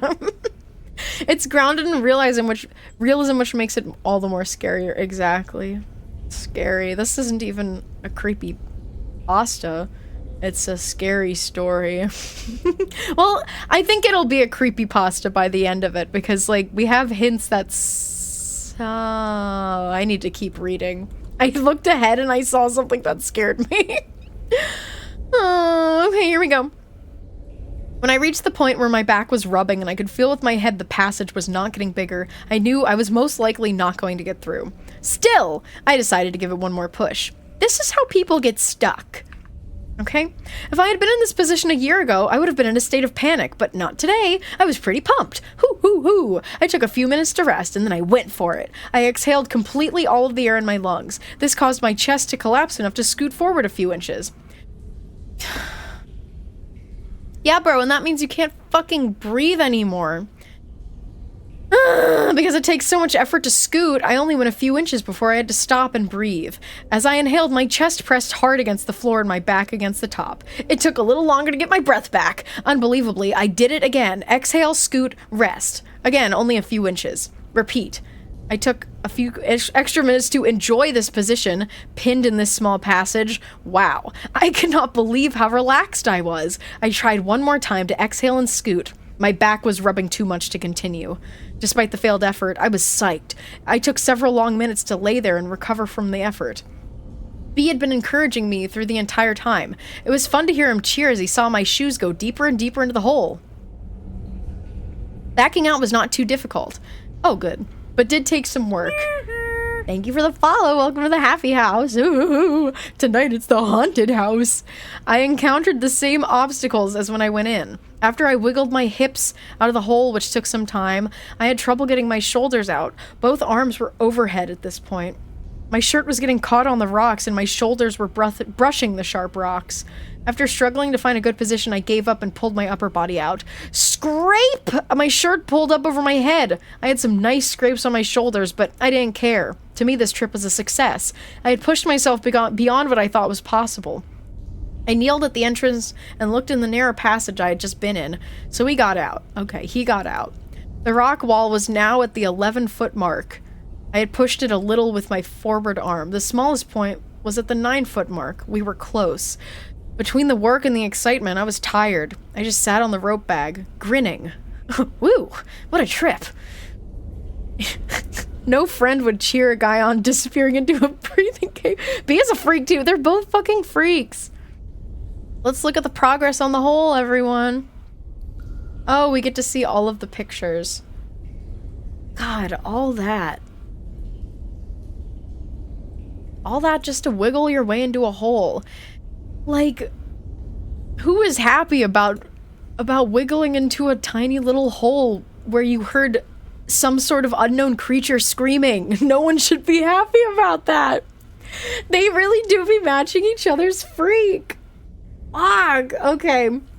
The rest of the journal entry talks about the usual. Dinner, trip home. We brainstormed and came up with some ideas that would help get us through. We both invented some tools to remove the rock on the floor. Pretty cool. I remained amazed that we would so easily forget the terrifying moment we experienced just the day before. All had been forgotten, with the strange noise being blamed in our minds on some rational, harmless explanation. I wonder how many more pages there are. Success. It's trying to load. Okay. Okay. All right. I really don't know. I feel like we have to be reaching the end of this soon. Hi, duck windows. Ooh. Thank you for 11 whole... no, not 11. 13. 13 months. Thank you. You can look. Okay. I am curious. I feel like we gotta be, like, maybe this is the last or second to last page. I would assume. Prior to going back out to Mystery Cave again, this is April, we spent a lot of time preparing. We made a squeeze box, which is a wooden box, the opening of which can be adjusted in size. We would then crawl through the opening and measure to see how tight of a squeeze we could fit through. 13 whole months. Oh my gosh. We were able to determine that I need about 8 inches in height to get through the smallest portion of Floyd's tomb. That would mean we would have to scrape out about an inch from the floor of the passage. We learned that the best position would be on my stomach with my arms by my side, and of course, my head would be turned one way or the other. That position allowed my shoulder blades to drop to their lowest point. In order to move, I push forward, and it works efficiently. Okay. Prepare to construct the tools we invented. Their asses invented tools. They made, okay. Here's a picture of B, edited to protect his identity with the pipe we made. I took the picture, facing away from the tomb. He's sitting on the rope bag that we used as a bed. Behind him to his left is the passage that leads down to still water. Okay, you can see some orange webbing. Oh, wow. Yeah, they're crazy. They're both crazy. Never go in a cave. There's a bunch more pages, but it's mostly blue text. I wonder what happened. Okay, here we go. I wonder what happened. I took an oath. I made a vow. No! I would not leave the cave until I had made it through the passage, conquered Floyd's tomb. This would be the trip. It had been long since we had been out to Mystery. We'd been busy, though. We had made the tools we talked about. It was fun coming up with the ideas for tools. We made the squeeze box. We knew how much rock we needed. It's so scary good. I gotta keep going, okay? Even if this is the last one we do, I don't know yet. But, like, no, like, I ain't some pussy. And I ain't someone who stops in the middle of something. In fact, I'm so crazy. I'm not as crazy as these guys. But, like, I can't stop in the middle of something. I gotta see it through. I know people who are like, some people who like don't really finish things very often. And I'm like, damn, couldn't be me. Couldn't be me. So yes, we're finishing this. You just put this in the TDS to give your voice a break? I mean, that's an idea. Sucktober is about not giving up no matter how hungry you are. How did you know that I was hungry? How did you know that my tummy was rumbling? Can you hear it? No, that's just the cave. We were excited to carry back. I did Google if Microsoft Stam is alive still. Did he die? You said you only ate popcorn before. Yep. I mean, I had breakfast. I had breakfast in the morning. And popcorn. A little bit, like a little bowl. A tiny little bowl of popcorn. Okay. Here we go. We worked for about 2 hours before I had a desire to try the tomb. I just wanted to make sure I was going to make it through on the first try. B made one more sweep of the passage floor, clearing away any loose rocks from where I would be crawling and pushing the wall we had made to the back of the squeeze. Yeah, a desire. See, that's fucked up. I went with the flashlight in my hand, even though my hand would be at my side. I knew I would need it once I got through. As an expression of faith, I did not... You did not... What? Oh, he's getting crazy! He's getting crazy! Oh, he's getting crazy! Oh my god! Also a size by Spooky Mansion. Where did the I go? Category and the nostalgia of playing that game in my elementary school computer lab came flooding in. Thank you. Yeah, that's a good game. Can we talk about how he said, as an expression of faith, I did not tie a rope to my feet? Also, that's a good idea, Phoenix. Yeah, if I have to use the bathroom again, I'll also get a snack. My plan was to finish reading this and then get a snack and eat it while we watch our final one, but I don't know. Maybe. We'll see how long this takes. So at this point, my theory is like they're obsessed with this hole. They're obsessed with the tomb, and it's kind of become like a religion to them. That's gotta be what it's like. I was confident I was going to make it. Finally, I made the attempt. Although I didn't mention it in my journal, we did notice the breeze was back and the rumbling was present. Since we didn't do any work to the entrance, I had to go through the same dance routine to even enter the passage. Once I got my upper body through the hole, I shined the flashlight ahead of me to work out the plan of attack.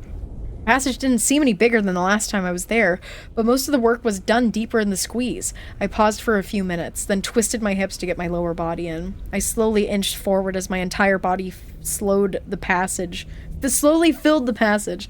Before I was completely in, I got into position for the push. I dropped both of my arms and hands to my side and turned my head to the right. Then I began to inch forward. Once my toes were inside the cave, I used them to push forward. To keep from scraping my body, I would walk using my shoulders, knees, and toes. What about your head, bro? What about your head? What about your eyes and ears and mouth and nose, bro? Progress was slow but steady. That was fine by me. A foot or two before the tight spot, and I could already tell there was a little more room. Even so, I began to touch the roof of the passage with my back. This time, however, I was able to continue moving forward. I reached the lowest point in the passage, and I could tell it was still going to be tricky. Even with the work we had done clearing out the loose rocks, I still felt sharp pebbles rolling under my chest as I slid along. When I could feel my back brushing the top of the passage in several places, I reverted to my technique of exhaling. Dude, maybe it's just because I've been doing nothing but talking for the past 3 hours, but it makes me feel like I cannot breathe. I'm okay though, by the way. I'm fine. But like, it makes me feel so claustrophobic. I'm gonna keep going. Before I began, I could take a minute to lay in the passage. Ted, you're a fucking freak. It's true. I could see the glow of BB's flashlight. Thank you, Phoenix. Your drinky poo. I felt the twinge of excitement as I realized that the goal we had set out to achieve weeks ago was about to be realized. Weeks ago? Bro, it's been months. It's been 4 months. This thought alone made me want to keep moving, no matter how tight the passage became. I breathed in and rapidly out for a few in and out rapidly for a few moments. Then began. Exhale, scoot, stop and catch my breath, repeat. Ugh. After just a few inches of scooting, I could raise my head off the floor of the squeeze and tell that the passage was beginning to open up. I relayed this information to B, and we both took a few seconds to celebrate. During the rest of the slide through the passage, B was cheering me on. Virgin passage! Virgin passage! Virgin passage! And Neil Armstrong territory were the phrases he kept repeating. I was grinning from ear to ear. Even though the passage was beginning to get larger, it was still slow going. I had to continue scooting along for another 1.5 feet before I could slide my arms underneath me to use them to crawl. At that point, I felt my journey was essentially over. I was able to sit up slightly and move the rock wall we had erected several trips ago. Those rocks served as a somber reminder that a little caution would be wise. Oh, thank you for gifting a sub to Swiggy. That makes me so happy. Thank you, thank you. I shouted back to B that I was through. We both took a moment to congratulate ourselves on our success. B would likely never be able to squeeze through the passage and see what I was seeing. So I gave him a description of what the cave looked like. Thank you for the bits. PP Weenor. Didn't know Armstrong dies in a cave. Armstrong territory. Virgin passage. Where was I? At this point, I only had my mini mag. That's the flashlight. So I couldn't see very far into the passage. The end of the passage made a gentle right turn and seemed to go for a ways. I was unable to do anything at this point but sit due to the size of the passage. All the broken rocks we had pushed through Floyd's tomb were around me at this point. There were no other signs of human intrusion. I had to wait until B passed me my helmet light to get a better feel for the cave. Oh boy, we get to see something new soon. A lot of virgin passages today. A lot of virgins. They gotta be virgins to be doing this, because I know that they ain't got nothing to do. Not to be rude to any cavers out there, but like, please get a hobby, or a girlfriend, or a boyfriend, or anything, really. Get anything. I'm being so mean to cavers. Ted the Caver made me anti-cave and anti-caver. B used the pole we made to slide me the end of the rope. Then I was able to pull all my gear through the squeeze. Love yourself. The first thing he sent me through was my helmet and light. After I got the light fired up, I was able to see the new section of the cave. Ours! Our new section of the cave. Jules, that is their hobby. Get a better hobby. It was an exciting experience to see the results of hours of hard work over the course of several weeks. It was months! What do you mean weeks? Whatever. At this point, we still had no idea what the cave had to offer. Maybe it was just weeks, like, that's how many times they've been to the cave. But, like, this has been taking place for over the course of, like, 4 months. Several weeks are months. I know, I guess it's just, like, that would be like if it took you, like, 5 years to do something, and you said, oh, it took me a couple months. And it's like, that's years, bro. That's years. But I don't know, maybe I'm misunderstanding what they're saying. I wonder if they're losing time. I don't know. Maybe. Cave is messing with time. Yeah, maybe. It was a narrow passage with a low ceiling. I would easily be able to get through it, but I would have to crawl. I began taking pictures so I could show B. Okay, we're about to see a picture. The first section of the new passage. I was almost laying down since the passage was so small. My feet are extended in front of me, as you can see. Notice the broken rock on the floor of the cave. The passage looks like a dead end, but it turns gently to the right near the end. No. Nope. I mean, I really can't say anything but no when I see these kinds of pictures. I can't help but go no.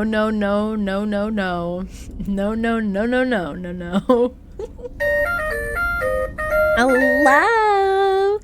It's Jelly Moon! Hello, meow meow! We're reading a scary story. And we are deep in the scary story. And much like we are deep in the scary story, Ted the Caver is very, very deep in this very, very tight cave. If you are afraid and don't want to be here, then skedaddle. But I don't know, they're crazy. I hope that your stream went well. Were you doing art stream? Oh, this one. Okay, you know this one. Very nice. Thank you for the follow. And Ray, thank you so much for gifting a sub to Jelly Moon. Thank you. And hello. If you don't know me, I'm Jules. We're listening to cave noises. They make us feel like we're in the cave. I'm claustrophobic. And this is Julesy Woolsy's happy house. I'm claustrophobic, and now I'm signing off. Oh, thank you for gifting a sub to Patrick as well. Thank you. I'm gonna keep reading now because we gotta get through this. I asked B how far he thought I should venture into the new cave in light of the strange events that had occurred. For the first time, he too toned down his enthusiasm as he remembered the noises. He slid the pipe through the tomb with a loosened tip on the end. He said I could use it as a weapon if I ran into an animal or ... question mark. He also told me to make sure we could hear each other as I progressed into the cave. Even though we were at least thinking of the possibility of running into trouble, we really never considered the fact that if I got into trouble, B would never be able to rescue me. And in fact, no one would be able to get to me for many hours. If we were in serious trouble, as in hurt, there was no way anyone would be able to get to me in time. But symbolic of the whole experience, we were focused on our goal and not the potential dangers we faced. So far, we had dodged the proverbial bullet. So far. God. I strapped on my gloves and knee pads, grabbed my camera, and began my adventure. I crawled through the passage pictured above, which was about 20 feet long. At the end of the crawl, the cave bent slightly to the right. I would have to climb up a gentle slope, but then I would be able to stand by the end of the next section of the cave. The next section was about 40 feet long! Oh my god, in addition to having a higher ceiling, the walls were a little wider than the section I just crawled through. Both sections were relatively straight. The floor was covered in rock, which crunched as I crawled and then walked across it. The walls were basically the same as the mystery cave, except pristine. It was obvious no one had been there before me. Virgin cave! Virgin cave! Upon closer examination of the walls, I found two delicate types of formations. Cheese? Chunks of grated cheese? The rest of the cheese just flopping down the cheese? Second formation was just tiny strands of cheese. Rocks thinner than human cheese. I'm going crazy. Thinner than human hair? Wait. Tiny strands of rock thinner than human hair? What the hell? That's actually crazy. I would not even go through the second section of the cave and I could... Oh, I was not even through the second section of the cave and I could barely hear B. Great. Well, he's gonna keep going. Cave passages are not acoustically friendly. I shouted to him that I would go for another half an hour, then return. He said that would be fine and to be careful. Then I proceeded to explore some more. I could walk nearly upright at this point. I was on the third straight section of the cave when I discovered a crystal formation on the wall to my right. It was in several layers of the wall, resembling clear candle wax that was allowed to melt and drip down the wall. That's cool. There were several small... You know, this is pretty cool. Maybe it was all worth it after all. There were several small stalactite-looking formations formed by these crystals. The longest was about 4 inches in length. There would have been one much longer, judging by the size of the base, but it had broken off. I looked to see if I could locate where it ended up, but I couldn't find it. The crystal formations behind the rock in the upper right hand... We can see a picture of it? Show me, show me. Wait, where? Uh-huh. It just looks... Is this the cheese? So this is the cheese? Dude, I don't care. It was so much better when he was describing it to me than when I actually saw it. The cheese! The passage continued on for another 100 feet or so before the cave opened up a little. The cheese. It was at the end of the short, straight segment of the cave. At the very end of the segment, the cave had a bend to it and opened up into a room. Just at that point when the room began, there was a round rock that appeared to be leaning against a wall? A round rock? That seemed odd, but singular formations are common in caves, and this is by no means unique. Right.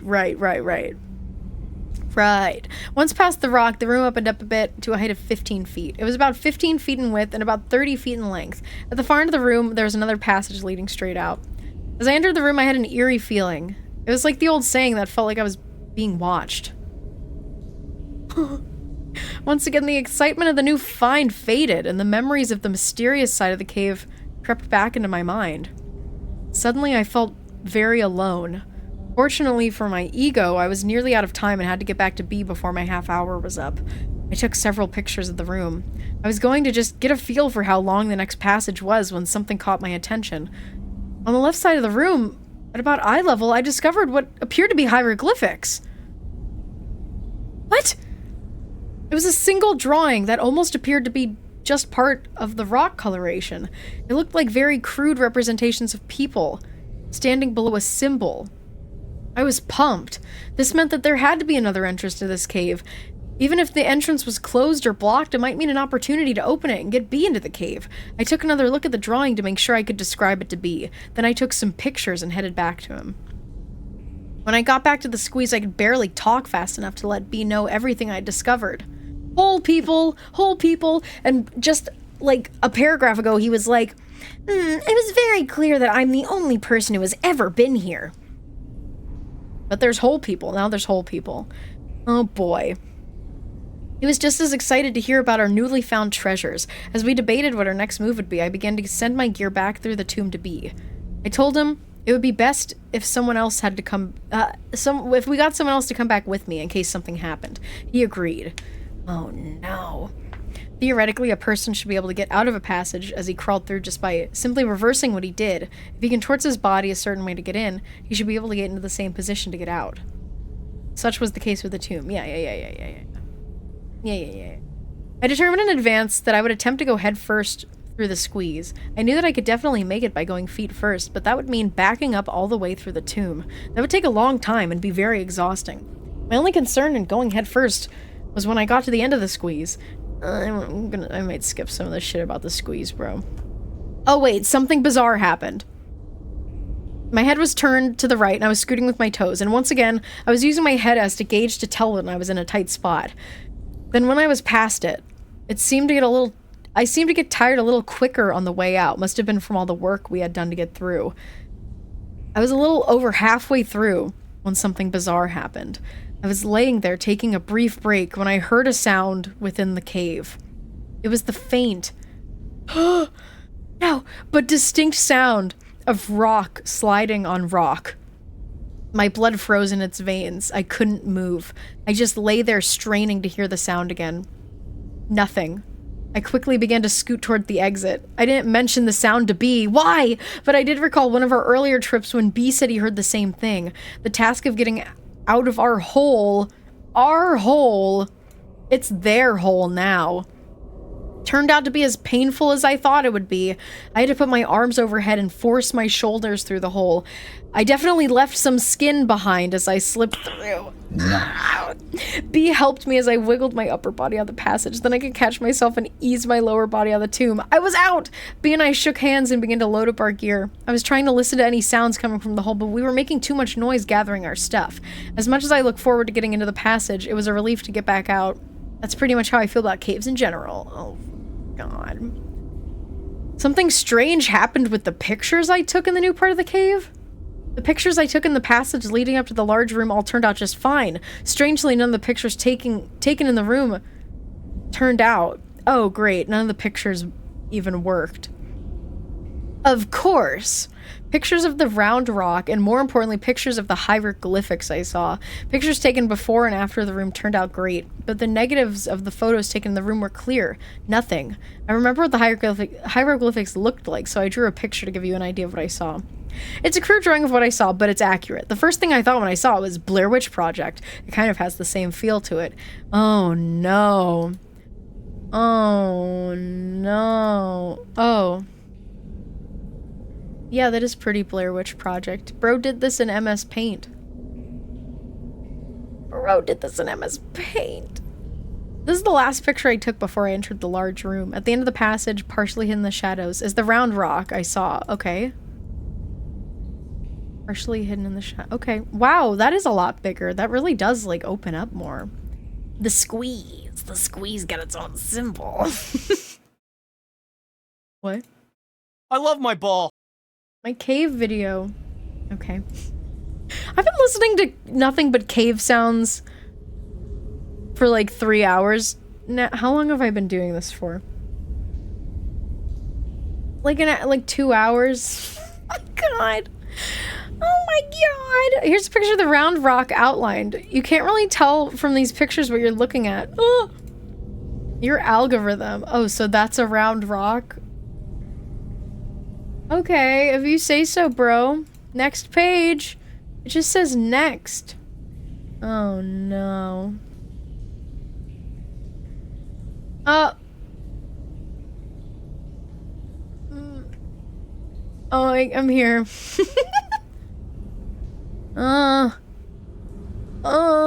Okay, here we go.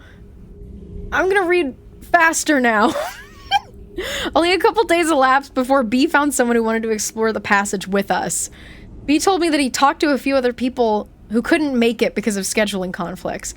He said they really grilled him for information about the cave and the passage. He would not tell them which cave it was to ensure we explored it to our satisfaction before we made it known to the public. Even the guy who ended up going with us did not know which cave we were until they were very close to it.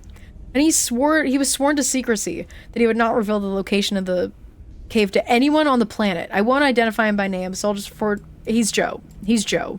Joe B and I... It's Joe time. Joe B and I set out early in the morning to make sure we could spend all the time we wanted in the new passage. Joe was impressed by our work. Okay, good.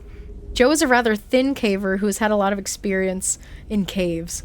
He said that this might be the tightest squeeze he had ever been in, but it didn't bother him. I know that physically he'd be able to make it. Since I was bigger than him and I made it, he was just as excited as us to get through and get caving, maybe more. He quickly got ready and was waiting to hear what the plan of attack was going to be. I figured I would send him through first since he was ready and I would follow. B would pass our gear through and wait for us outside the passage. B would give us 2 hours to return. That's a lot of time. Oh my gosh. That was nice of B to go down in the cave and babysit us. It gets boring sitting there in a cave.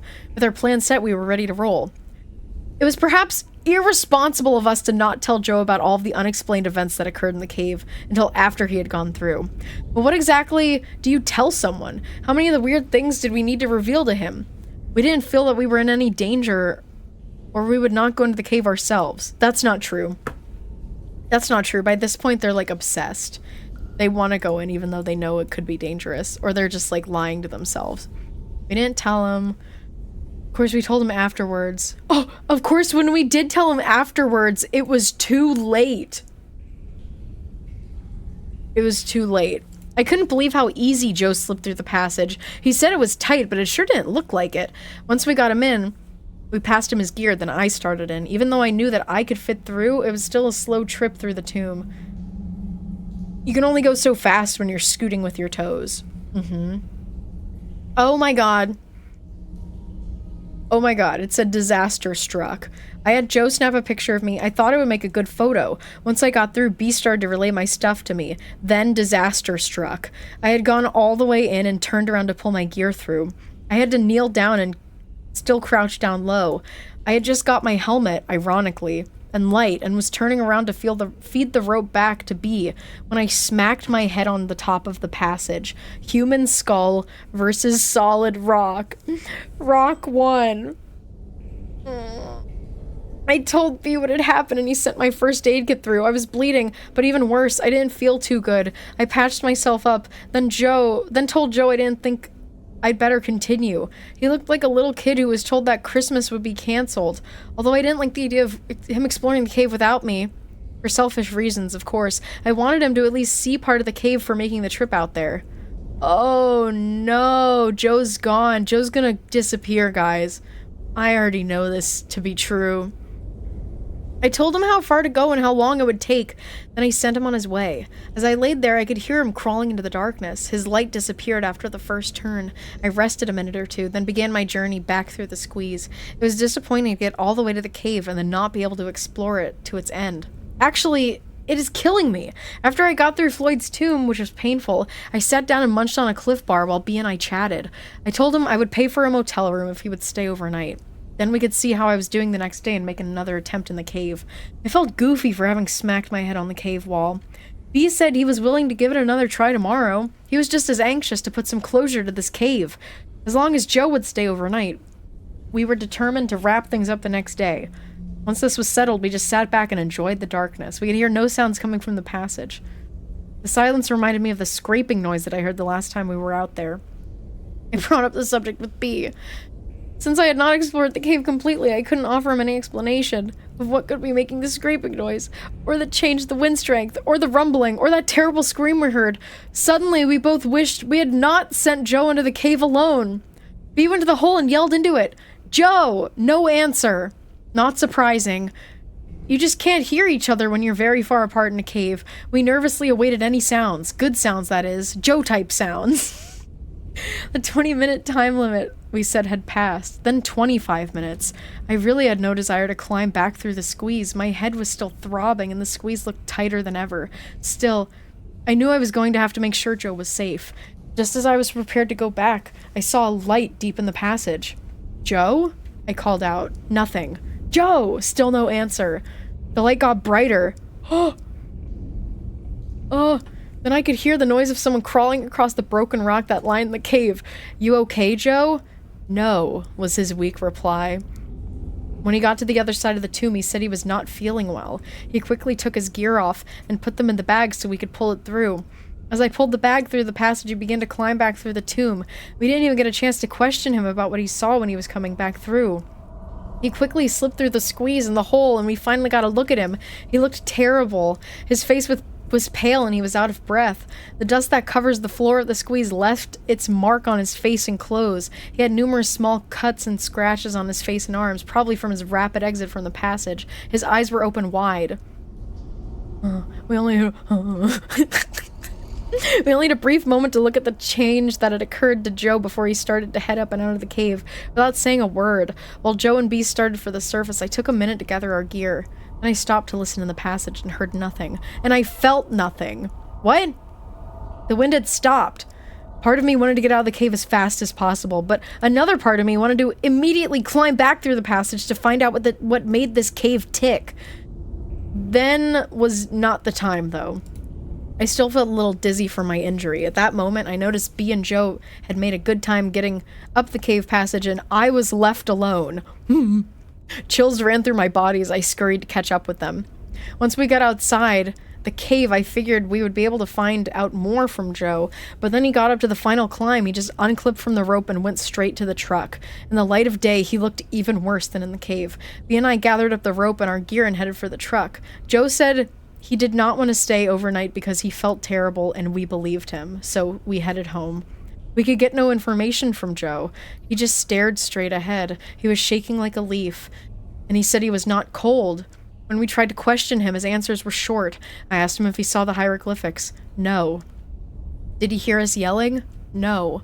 Did he see the round rock? No. Did he see the crystals? No. He said he just went a little ways in and started to feel sick. Something was fishy about his answers. He would have had to have seen the crystals if he got far enough into the cave that he couldn't hear us yelling. But why wouldn't he elaborate? I have goosebumps. Goosebumps. The rest of the trip passed in eerie silence. Joe didn't say much either. We gave him a brief outline of the strange events that happened in the cave. He didn't reply. As we were dropping him off, we asked him if he wanted to go back into the cave. He shook his head and ran into his house. I tried to call him later in the day, but only got his voicemail. Oh no. Oh no. Oh dear God. It's for some reason it loads so slow. I think I have to go pee-pee now. I think it's my time to go make pee-pee. So I'm gonna go do that. What did you see, Joseph? You guys are gonna get a break from the cave noises, which is awesome. Have some jaunty video game music. And you know what? Take a complimentary sock scuffle from me. Now it's pee noises. Sock scuffle time. Here we go.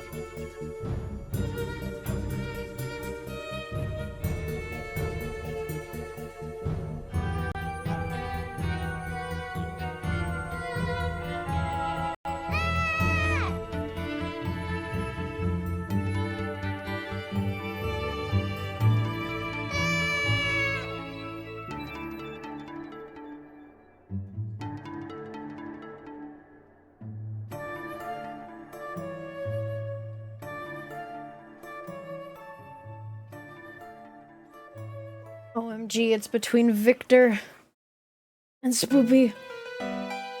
Oh my god! It's Spoopy! It's Spoopy! We did it! We are like so close to the end of this, just saying. I'm just saying. We're close. La la la la la la. Oh, I need to drink water.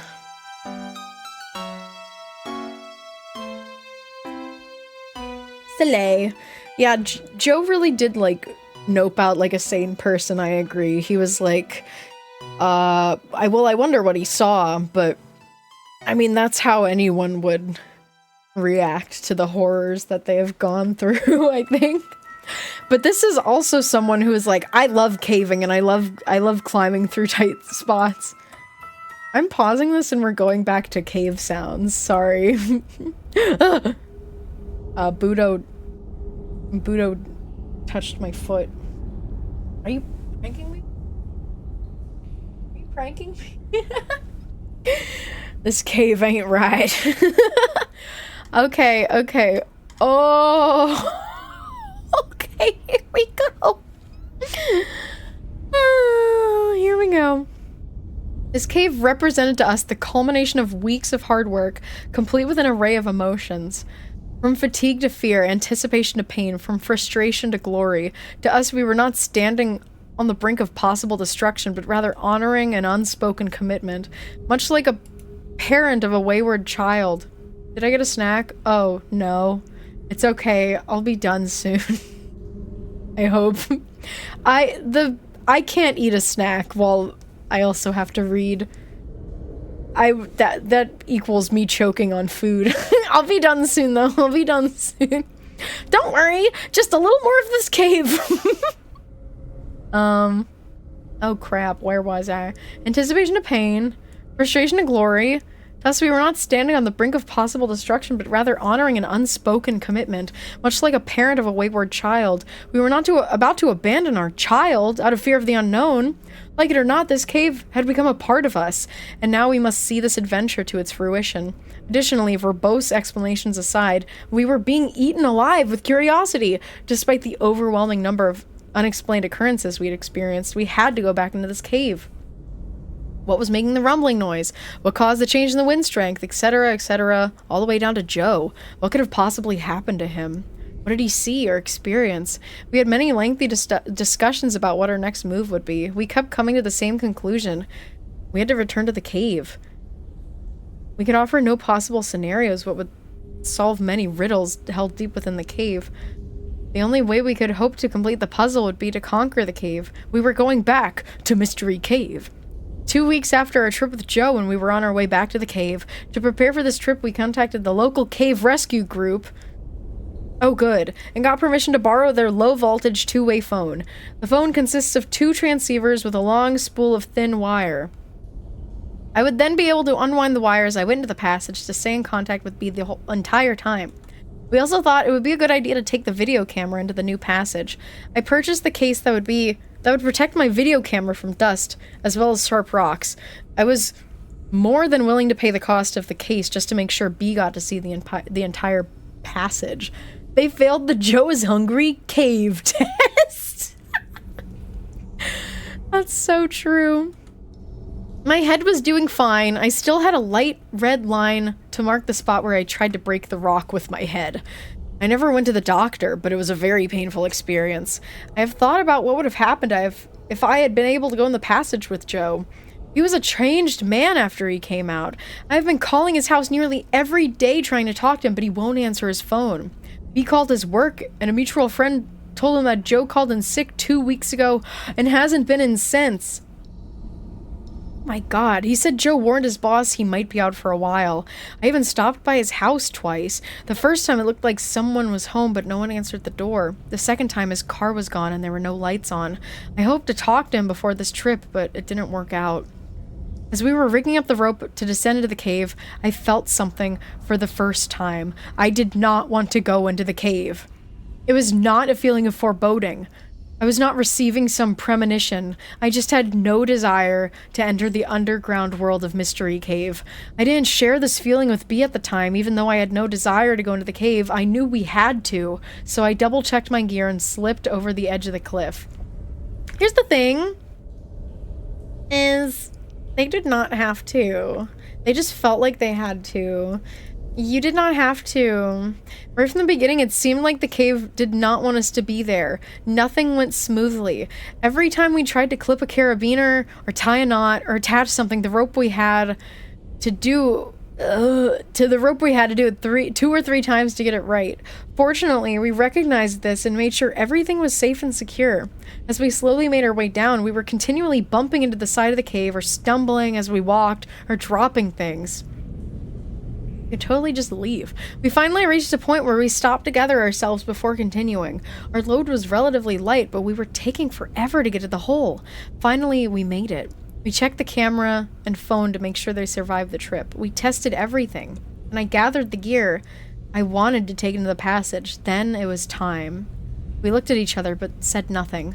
Then I turned to face the passage. As I twisted my body to begin entering the tomb, I desperately hoped it would be the last time I would contort my body to enter this claustrophobe's nightmare.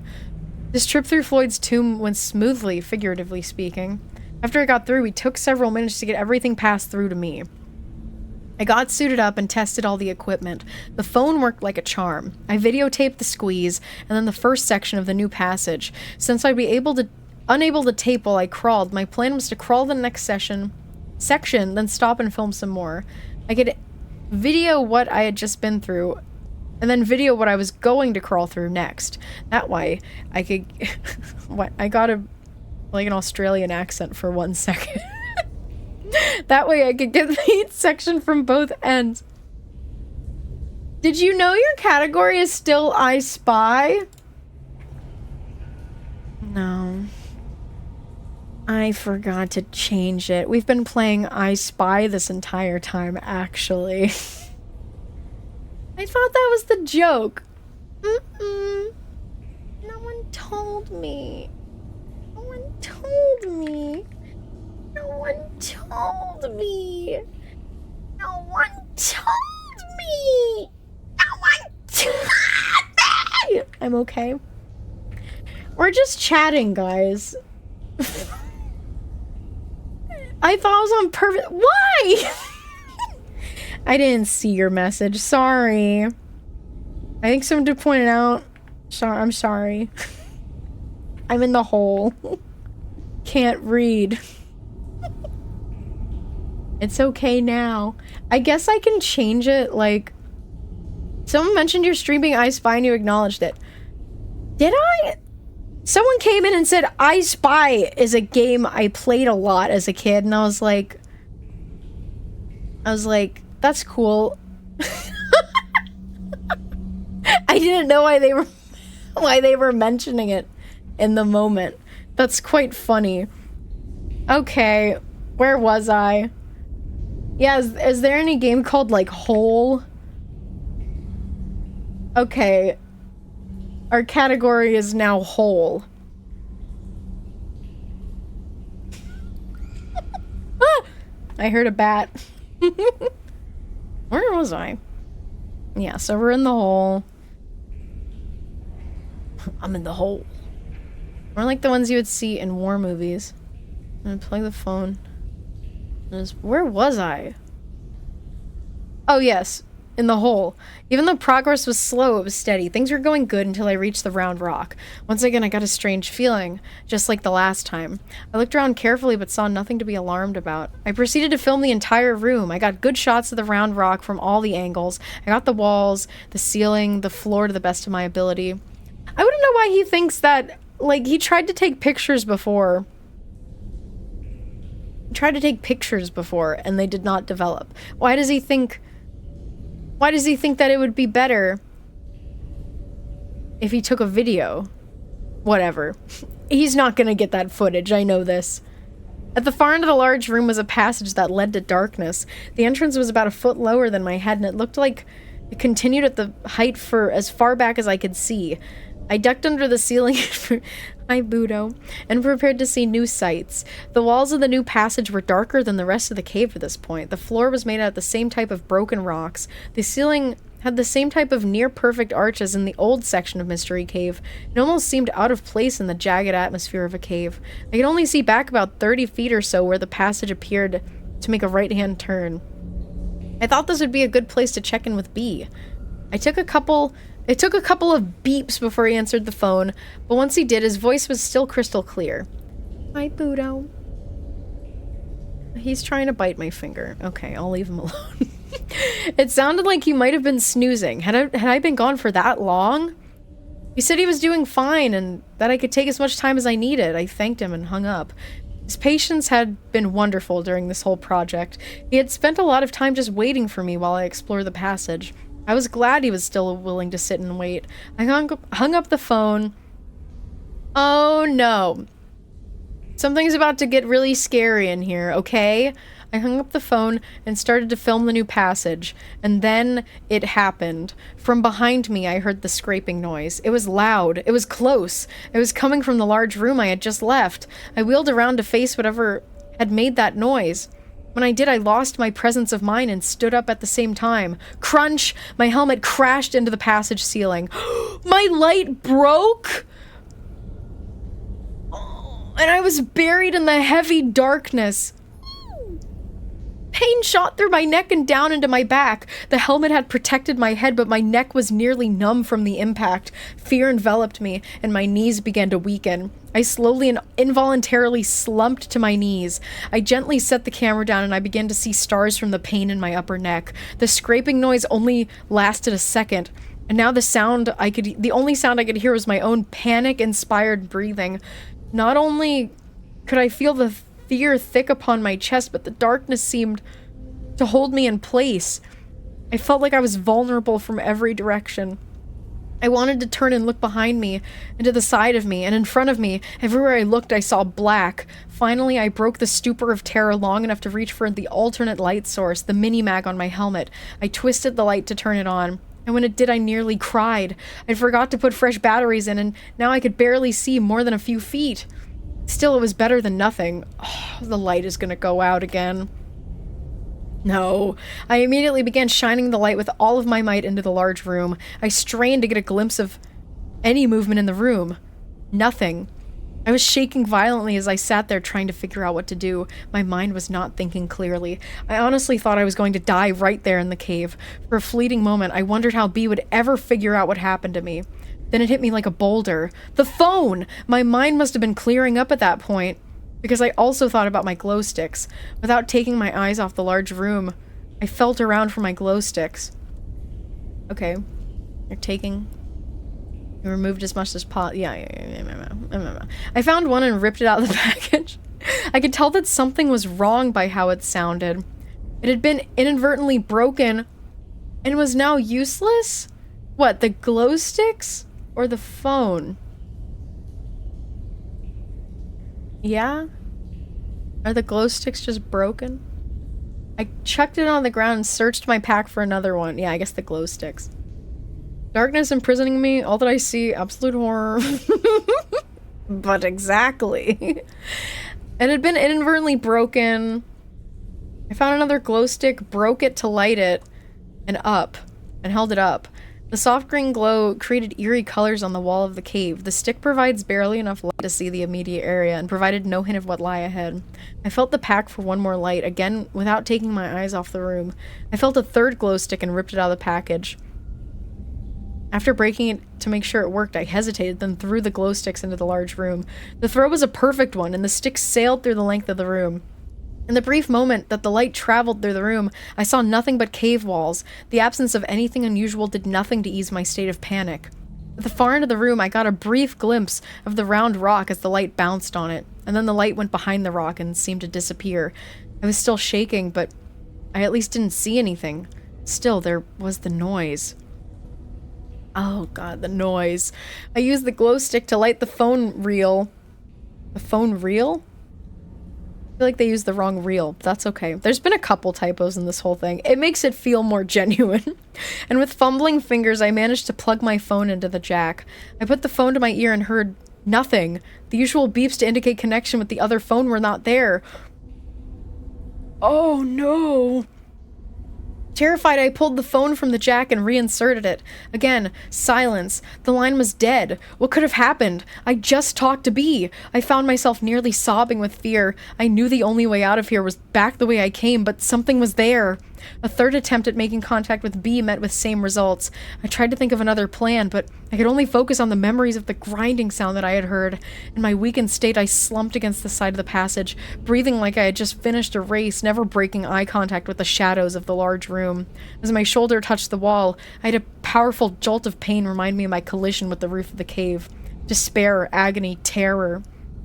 I can't say for exactly how long I sat there, but my feet were tingling and my knees were sore. The pain in my back crept lower, although my neck felt no different. I resolved to make an attempt to exit this evil passage. I knew if I waited too long— Now it's evil? Now it's evil, before you were like, oh, as a beautiful offering to the cave, I will not bring my headlamp. And now you're like, this is evil. Make up your mind, bro. I knew if I waited too long, I would lose what little light I had. I attempted to stand, but did not have the strength. I crawled slowly. Have a sip of water. Thank you. I crawled slowly to the near end of the large room, dragging my pack beside me. Using the walls of the cave, I was slowly able to stand.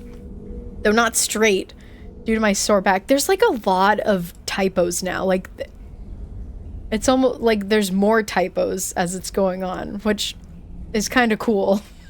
Still breathing rapidly, I slowly advanced through the room. I wound up the phone wire as I went. My eyes were staring straight ahead, straining for any signs of movement. With every step, my light would cast ever-changing shadows on the wall, keeping me busy, trying to look at every one. My eyes burned as I realized I had not blinked for many minutes? Many minutes? How many? How long had this been going on? The only sounds I could hear were the crunch of my feet on the broken rock and the wheezing of my breath. As I wound the cord, I could hear the squeak of the wheel, with each turn bringing me closer to the tomb, closer to B, closer to safety. The short trip through the room took an eternity. As I passed the crude drawing, it seemed to glow, as if offering some sort of warning. I didn't know what the drawing represented, but everything about this cave seemed to instill fear. Toward the far end of the room, I could see the round rock. Dimly at the far reaches of my light, something seemed different about it, but I couldn't tell what. When I got within a few feet, I could finally tell what had changed. It had moved? The round rock moved? That was the sound I heard. Again, terror gripped my entire body as I realized how close I was to something. I had no choice but to continue. Still, it wasn't easy. I inched toward the rock, holding the glow stick ahead of me as my shaking hand, using it to pierce the darkness. I stopped just this side of the rock and wound up the slack in my phone wire. Then I realized why I'd lost contact with B. The rock was now sitting on the wire. I gave it a tug and the thin wire snapped. Oh, my only hope of contact with the outside world ceased to exist when that wire broke. I had never felt so alone and helpless, buried deep within the earth. I had voluntarily descended into my own grave with a casket of solid rock. So, the monster is a big rock. A big, stupid rock. But he didn't like caves anymore. With the phone now useless, I set it down in the passage. My gaze fixed on the round rock, I proceeded forward. My breathing was rapid, with my throat dry and aching, with my mouth dusty. With every crunch of the rock below my feet, my heart seemed to stop. No movement could be seen in the green glow of my stick. I got to the rock and peered over the top. Seeing nothing, I took several rapid steps past it. When I reached the other side, I recoiled in horror at what I saw. In the side of the passage near the floor was a hole, with another passage revealed. It had been covered by the rock, but now it was exposed. The rock could not have moved by itself. There's a hole. It's a stone, Luigi. You didn't make it. I backed away from the hole and collided with the opposite wall. I had not been paying attention to the pain in my back, but now it came back to see me in all its fury. I stared down the newly discovered passage. It went down at a 45-degree angle and continued straight for as far as I could see. Several feet down, I could see the glow stick that I had thrown. It illuminated the passage enough that I could tell the walls were fairly smooth. The floor seemed to be the same way, unlike the rest of the cave. So it's smooth. Smooth rock? Scary. Scary, but also comforting, but also scary. The passage was about 3 feet in diameter as far as I could see. It would have been an easy passage to explore if I had the least desire to do so. Right now, I wanted out of the cave and into daylight. I slowly backed away from the hole toward B. I never took my eyes off the abyss. I nearly tripped over the phone wire as I turned to leave this devil's lair. I noticed my mini-mag was practically dead, leaving me with only the glow stick. I wanted to sprint for Floyd's tomb. Just hearing another human being would help me alleviate some of the fear I was experiencing. As I turned away from the large rock in the hole, I felt an overwhelming sense of panic fill my soul. It felt like a legion of demons was about to attack me from behind. I felt like my salvation lay ahead of me in the darkness and Lucifer was behind me, trying to keep me from safety. I found myself moving much faster than I should have been in that cave. My only thought was to get out as quickly as possible. I passed the crystal formation, barely even noticing this beautiful creation of nature in the green glow of my light. Every time I ducked to avoid a rock, I felt my back scream at its reminder of my injury. Ugh. When I got to the point in the passage I had to crawl, I flung myself down on all fours, barely slowing down as I dropped. When my hands came in contact with the cave floor, I felt an electric shock shoot all the way down my back. I know that feeling. It's not good. And simultaneously down my arms. For the first time since this nightmare had begun, I let out a scream. I crumpled down and lay there on the rock with new levels of pain manifesting every time I inhaled. Whimpering from fear and pain, I tried to listen to any other noise in the cave. I could feel the silence pounding in my head. I knew from previous trips that B was still out of earshot, but I was close. Forcing myself to move, I winced as I pulled my body onto all fours and started to progress along the cave. I still held the glow stick in my hand, but I had ceased checking behind me. Now my focus was ahead of me. I reached the point where I could yell to B, but I didn't make a sound. I didn't want to stop long enough to talk. Finally, I reached the last stretch of the cave before the squeeze. The fucking squeeze, bro. As I was crawling toward the beginning of the tomb, I called to B. He answered back. I screamed to him to get everything ready to go. He asked if I was okay, since he hadn't heard from me on the phone. He had gotten worried. I told him no, and to get everything ready to go. When I reached the rope, I flipped off my helmet and shoved it into my pack. For the first time, I had realized I had forgotten my video camera. Oh well, bro. Oh well. It was a fleeting thought. I cared no more about that camera than a passenger of the Titanic cared about a hat or a coat. I tied the pack to the rope and told him to pull it through. Then I told him to start heading toward the surface as soon as he pulled the rope through. He asked why, and I screamed that there was something in the cave with us. My back ached with every move I made. I knew it didn't matter, though. I was going to get through the tomb as fast as I could, injuries notwithstanding. Just as I started into the squeeze, I felt the wind in the passage increase, and with it, the most nauseating stench I have ever experienced. Ew. Gross. Smelled like damp, rotting, rancid, Putrid death. I almost started to dry heave. I pulled my shirt up over my nose to shield me from the overpowering smell. At this point, B smelled it too. He yelled, "What is that?" Then he yelled at me to hurry up and get through. I told him I was coming. Then I took a deep breath through my shirt and started back through. B's yelling had intensified my fear and panic, as if I needed any help. I knew he would sense the urgency in getting out of this place. Still, as I worked my way through, I yelled at him to start up, that I would catch up with him when I got through. He said he would. Damn, he just said leave without me. Damn. That's kind of brave of him.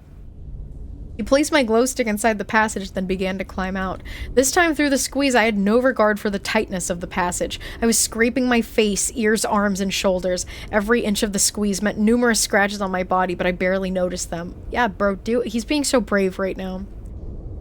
And also, he was being so stupid. But now I feel like he is, like, you know, he's seeing this for what it is. My back was nearly paralyzing me with pain. Once again, I felt the rising need to vomit because of the odor being delivered to my nostrils by the breeze. Halfway through Floyd's tomb, I took a break to catch my breath. I was approaching exhaustion, and my respiration rate was through the roof. The top of the passage seemed to rest my cheek. Rest my cheek? Oh, okay. And the floor felt like broken glass on my opposite cheek. Ew. As I paused briefly to recuperate, I heard the scraping noise coming from deep within the cave. It continued for several seconds, then silence. I let out a cry which startled me. I was no longer consciously reacting to the noise. The cry was a subconscious response to the fear which flowed through my entire body. Oh my! In a panic, I began to scoot through the passage. As I reached the largest part of the tomb, I quickly slid my arms under my body to get into position to exit through a hole. I grabbed the rope and pulled with all my might. When my shoulders reached the hole, they lodged, and I was stuck!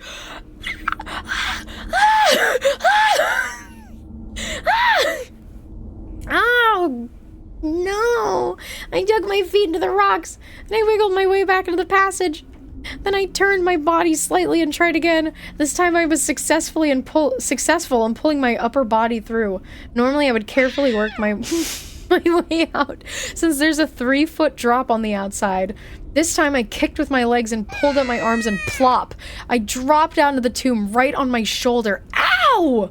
On the rock? Dude, he is beat up in here.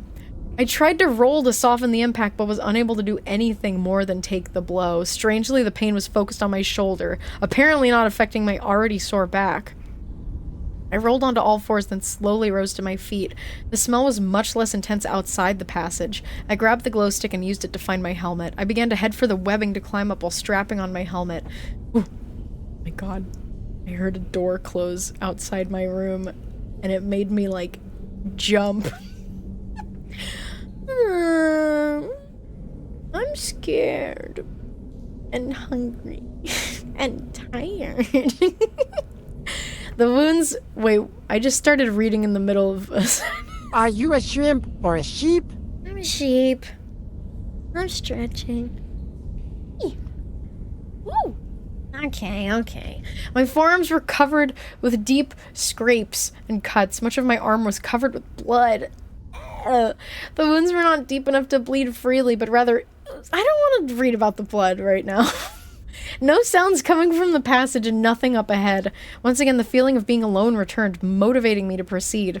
Climbing up the little drop-off proved to be difficult with my condition. Once on top, I scrambled to catch up with B. I was impressed with the speed of his ascent. Oh, it's hitting. Although I didn't mention any more of my physical condition, I was hurting. Dude, I can tell that he's hurting. I can tell that he's hurting. He doesn't need to be like, by the way, I was in a lot of pain right now. I did not see or hear B until I reached the small area at the bottom of the drop. He was on rope and climbing out as fast as he could. I could hear him moving quickly and breathing heavily. I called out to him, and his startled reaction... What is Udo? Why are you tickling me? What are you doing? Udo's being so funny right now. What do you want, Bood? Oh my god! Oh my god! Sorry, I started reading ahead and I got scared. Hi, Budo. Okay, he's climbing. Okay, he's out.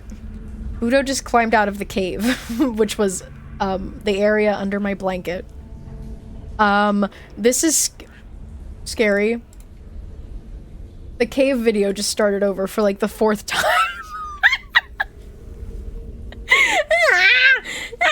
From above, I heard B warn me. Rock. And I ducked under the ledge as several small rocks landed on the floor near my feet. Why? I quickly went back to pulling the rope in. I had about half of it in, about 50 feet, when the rope hit a snag. Ugh! It was solid. There was no way I was going to crawl back in to release it, so I just decided to forget the rope and get my harness on and get out of the cave.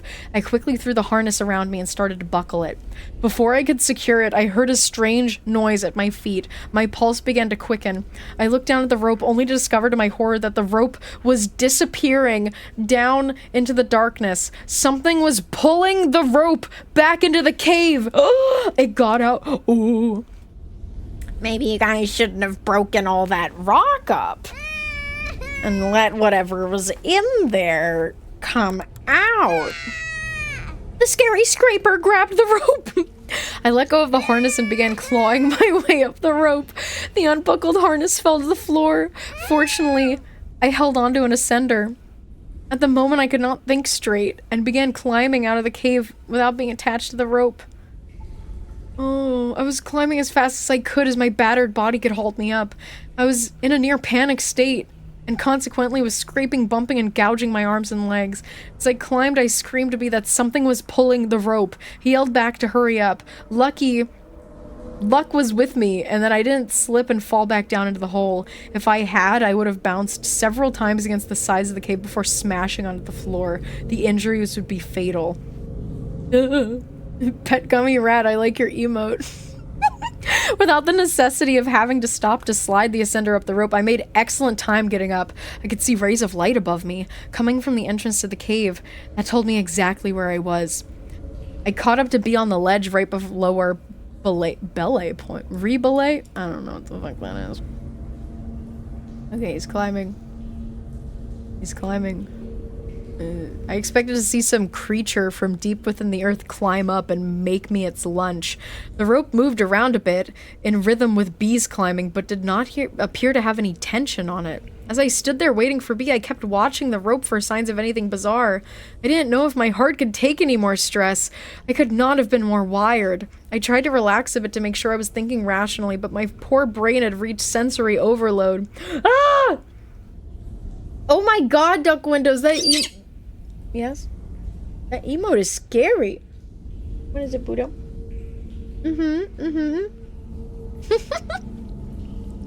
Where was I? Sensory overload. As B reached the top of the last climb, I got ready to clip on my ascender and get my sorry butt out of there. It was then that I noticed that the rope began to tighten from below. I could feel the tension on the rope, but it was a steady tension, not like someone was climbing up. Ah! And what is it? And what is it? I don't think they're gonna tell us what it was. They want to leave it up to interpretation. Either way, I wanted to get out of there as fast as possible. I clipped on and scrambled up the rope. I hadn't noticed, but B had kept on moving towards the entrance. I got the last few feet in a hurry. I just unclipped and kept on moving, leaving the rope behind. By the time I got to the entrance of the cave and daylight, B was almost up to where the rope was anchored. I wanted to get up so bad I almost started to free climb without clipping onto the rope. I could see B was almost up, so I clipped on and started up. I almost didn't make it up. I had just started up when I had nearly collapsed from exhaustion. I managed to recover enough to pull myself up the last few feet. As I climbed and I could hear the tension on the rope manifest itself by the stretching noise in the rope. I prayed the rope would not break with me attached to it. The second that I reached the top, I unclipped the ascender.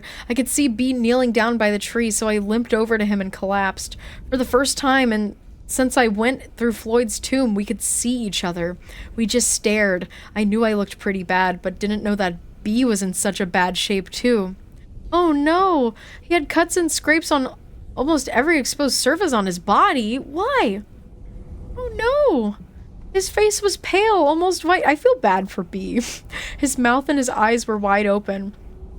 He was breathing heavily, almost gasping. The shock we shared at the other person's appearance was broken when we heard the rope around the tree stretch. And the knot B had tied tighten. I was frozen in place, overwhelmed with fright. B seemed to be transfixed on the knot. Then in one motion, he produced a pocket knife and began to work on the rope. It was amazing how a person's state of mind can alter the perception of time. I'm sure it only took 4 or 5 seconds to sever. Budo's flying around. Are you flying? You're okay, Budo. 4 or 5 seconds to sever the rope from the tree, but it seemed like an hour. Shut up. When the rope was cut, the knot fell to the ground, while the end of the rope zipped across the rocks and over the edge of the cliff, the speed of it causing a humming noise as it went. As soon as the rope was cut, B let out a cry. He dropped the knife and fell backwards. Watching the rope fly over the edge brought the feeling in the passage back to me. I got up and headed toward the truck. I noticed B was still laying there, wide-eyed, staring at the rope, the point the rope disappeared. I called to him. which seemed to break his trance. He got up and hurried away from the tree, the cave, the nightmare.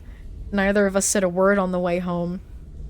It is now 4 days after our trip to the cave. It's taken me 4 days and dozens of attempts to get this entire experience written in my journal. Every time I started to write, I recalled the terrible feelings and couldn't write anymore. Wow. That's all for now. Oh. It's all blue. How much more is there? What? Okay, I'm gonna keep reading, alright? I'm gonna keep reading. I don't know how much longer there is. This might be the last page. It's been 3 weeks since our last visit to the cave. Oh wait, this is 5, 9. Oh, what does the blue text mean? The blue text is text that was written afterwards, not in the journal. And the white text is the journal. So these are kind of like post. Oh my gosh. What? Okay, here, let me read this. Okay. This is interesting. It has been 3 weeks since our last visit to the cave. I want to update everyone as to my condition, my plans for the cave, and the events of the past few weeks. I apologize for not returning your phone calls. I've been getting all of your message. I just haven't felt up to calling back. Steve and Mark, thanks for your words of encouragement on my answering machine. I know you two are sincerely concerned for me. You're awesome friends. Mark, I'm gonna, like, stop. I'm gonna stop the cave music because technically we're out of the cave, right? We're out of the damn cave. We're out of the cave. We're free. We're free. Yay! La la la la la da, da, da. Whole. What? What do you think? I heart whole. This is scary.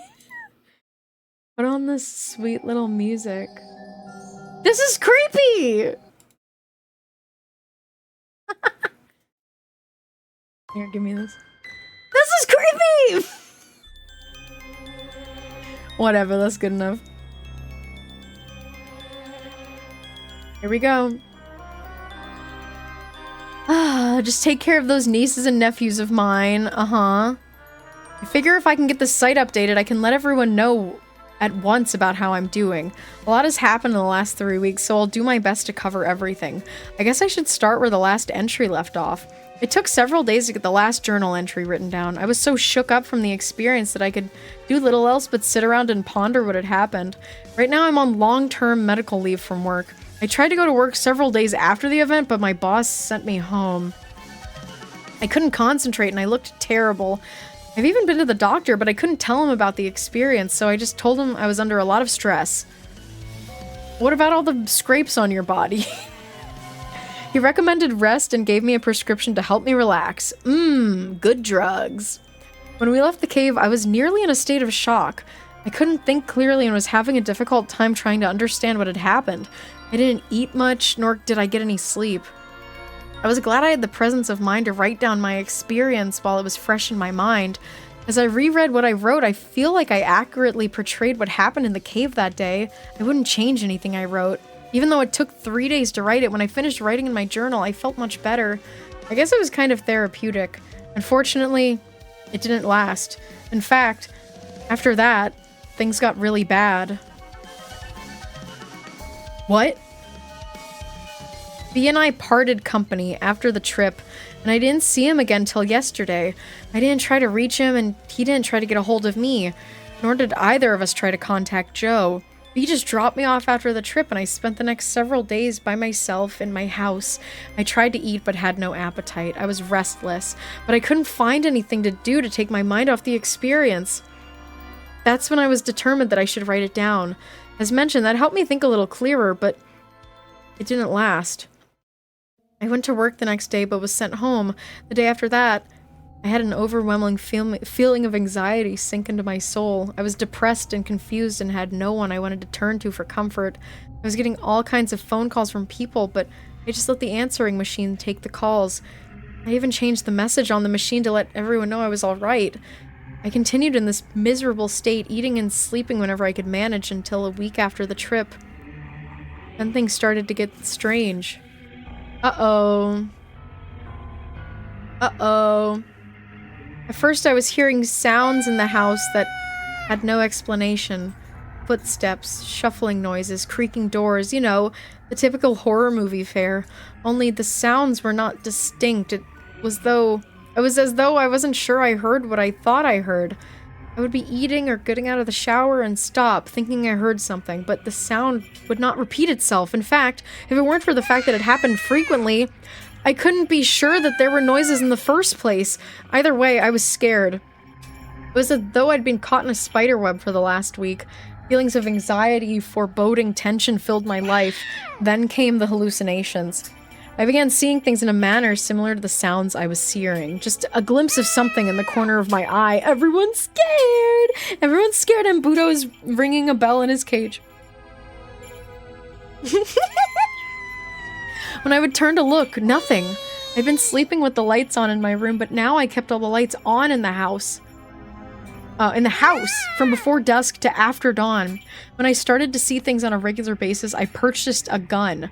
Got it from an ad in the paper, so I didn't have to wait for a permit. I went to the doctor, but didn't mention the details of my life, just told him I couldn't relax, and I walked out of there with a prescription.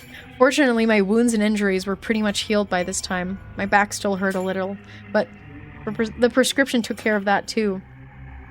When I was on the medication, the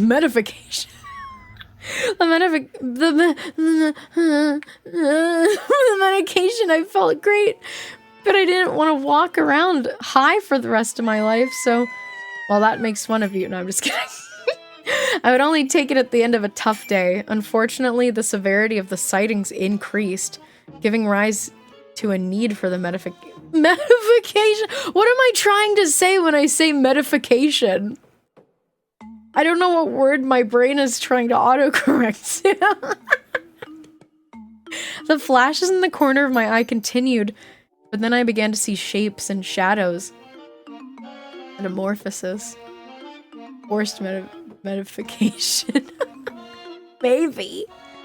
They would be outside my windows, usually at night. I still couldn't make out anything solid, so it was hard to pin down what I was seeing. Soon I began to close all of my drapes and blinds so I could remove the possibilities of seeing something. Doing so did help in that respect, but my life was still a mess. My daily routine was mechanical and empty. I would sleep in as long as I could, usually out of exhaustion. Then I would get cleaned up and try to eat something. I lost a lot of weight, so I tried to get as much as possible down me. Then I would exercise a little and nap a lot. I'd only been out of the house a few times in the last 2 weeks. The store, the doctor, the gun purchase. I didn't watch much TV because I couldn't concentrate. Dude, things are going badly for him. Shit is going badly. I spent a lot of time on the internet. I was doing research on caves and cave myths. The only story I could find was the caver folklore about the hodag. The hodag is supposedly a creature that roams caves. 2 weeks after we went in the cave, and a week after I began hearing things, I began to have nightmares. Extremely lucid nightmares.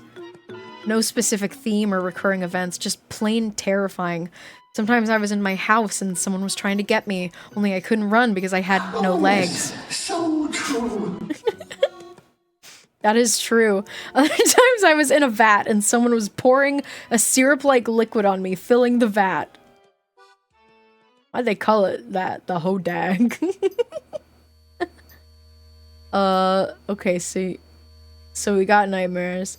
My dreams seemed so real that I had a hard time telling if I was awake or not. I was beat, really drained of energy and spirit. I was going from the living room to my bedroom in the early evening when I looked down the hall and saw a dark figure towards the end. Eek! I thought it was a thief and began to back up slowly. It didn't move.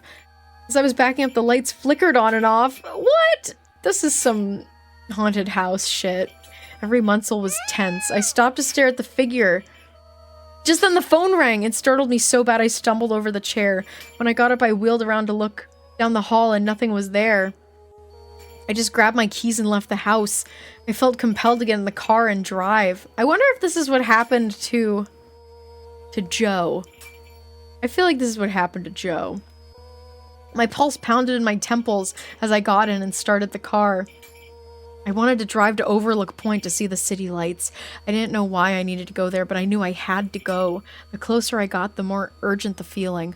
When I arrived at the point, I saw something at first that startled me, but then caused me to be more relaxed than I had been in a long time. Joe was there. He got out of his car, standing looking at the lights. We looked at each other. I could see from the tired look on his face he had been going through the same miserable trial that I had been experiencing. You could tell from the look on my face that we had shared some terrible experience. Our conversation was unbelievably brief. "You been back?" He began, even though he knew the answer. "Yes." "We need to return." "Tomorrow good?" I asked. "Yeah, noon." He got in his car and I got into mine. I hadn't even wanted to talk to him about his experience. Obviously, he didn't want to know mine. I drove over to B's house. So like back to the cave? No. When he answered the door, I thought that B actually looked like he was doing fine, somewhat happy. One look at me and his disposition changed. Our conversation was also succinct. I ran into Joe and we're going back in tomorrow at noon. B looked dead serious. He just nodded his head. I asked him if I could spend the night at his house. He eagerly let me in. I didn't notice until later, but every light in the house was turned on.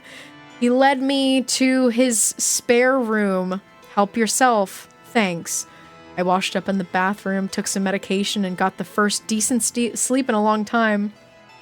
I woke early this morning and came home to get ready for the trip. I thought I would send out this update so no one will wonder what's going on with me. I suspect that by the time most of you read this, I'll be back home and we'll have a great story to tell. I promise that if you haven't heard from me by now, you will very shortly. It is now 10 a.m. on Saturday the 19th. I will be leaving for the cave in 2 hours.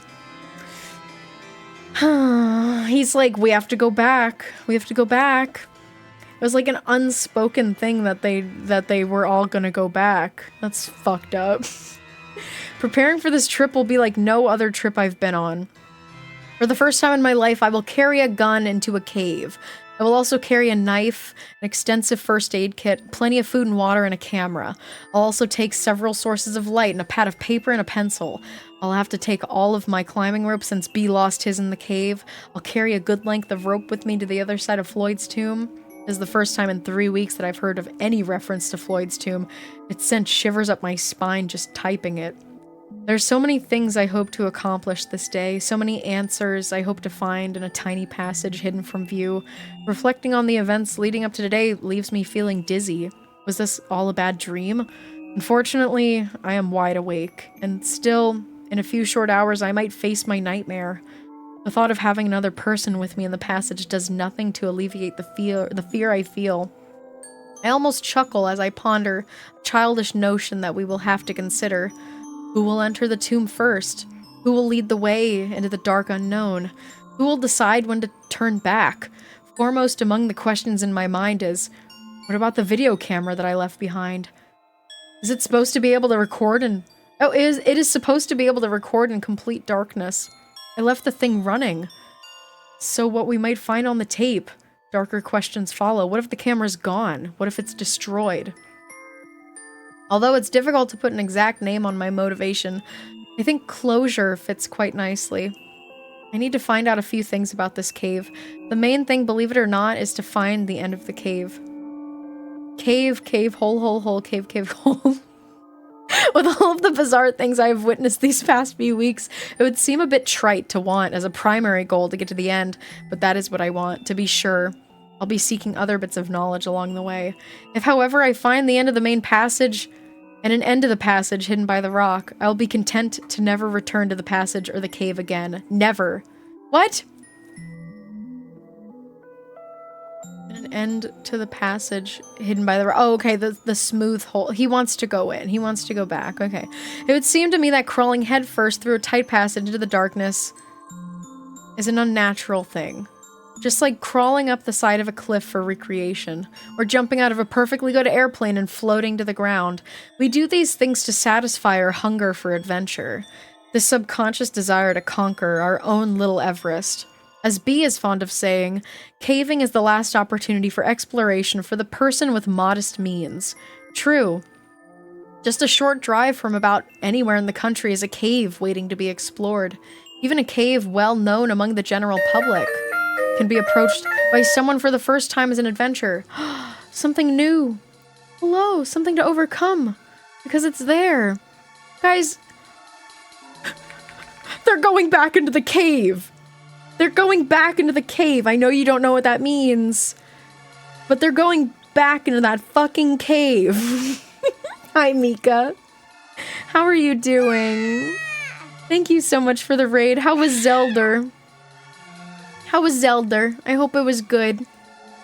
We just finished, well, actually we didn't just finish. We're really, really, really close to finishing this story, this creepy, creepy story called Ted the Caver. Does anyone know Ted the Caver? Never go into a cave. Never go into a cave. 2 Jules tabs. 2 Jules! 2 Juleses! Smooth tunnel means no grip to get back up if something happens. That's so true and horrifying. I kind of want to be a caver, but I would only go to the most safe and normal caves. That's for the best, yeah. I'm gonna keep reading. I'm like really close to being done streaming. Thank you so much for the raid. I hope you had a wonderful time, and I love you a lot. Okay? Okay. I burped.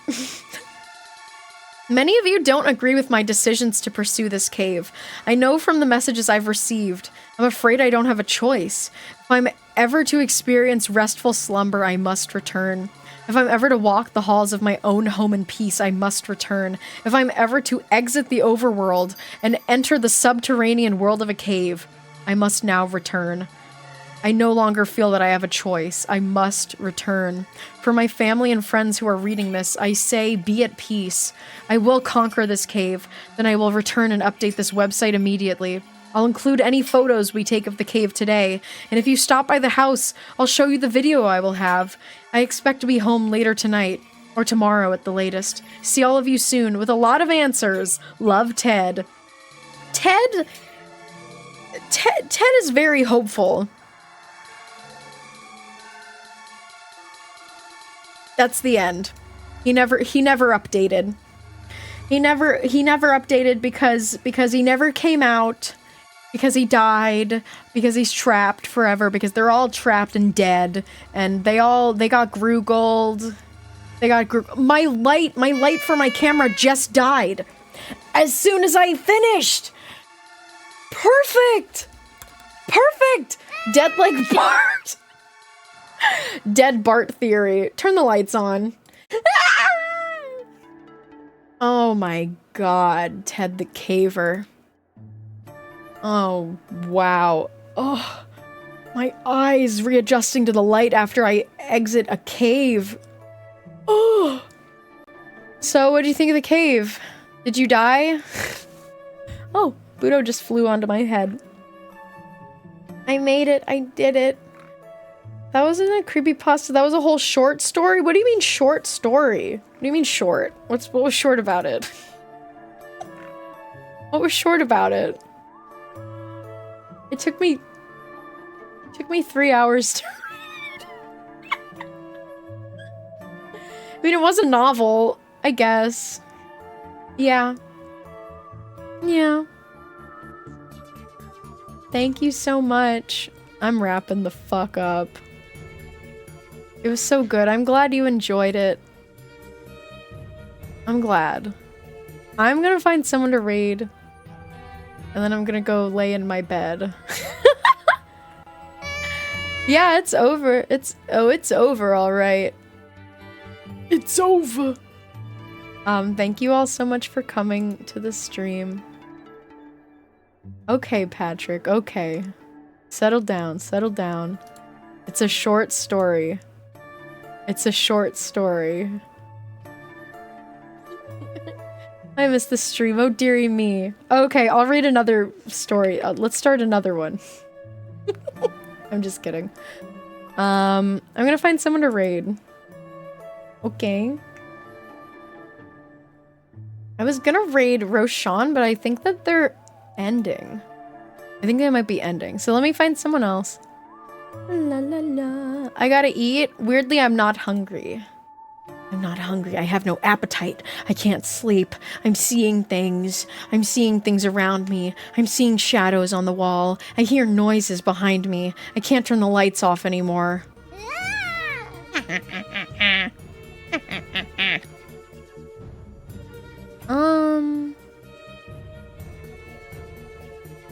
Okay, yeah. I'm not reading Roshan. Roshan is about to end. Let's read.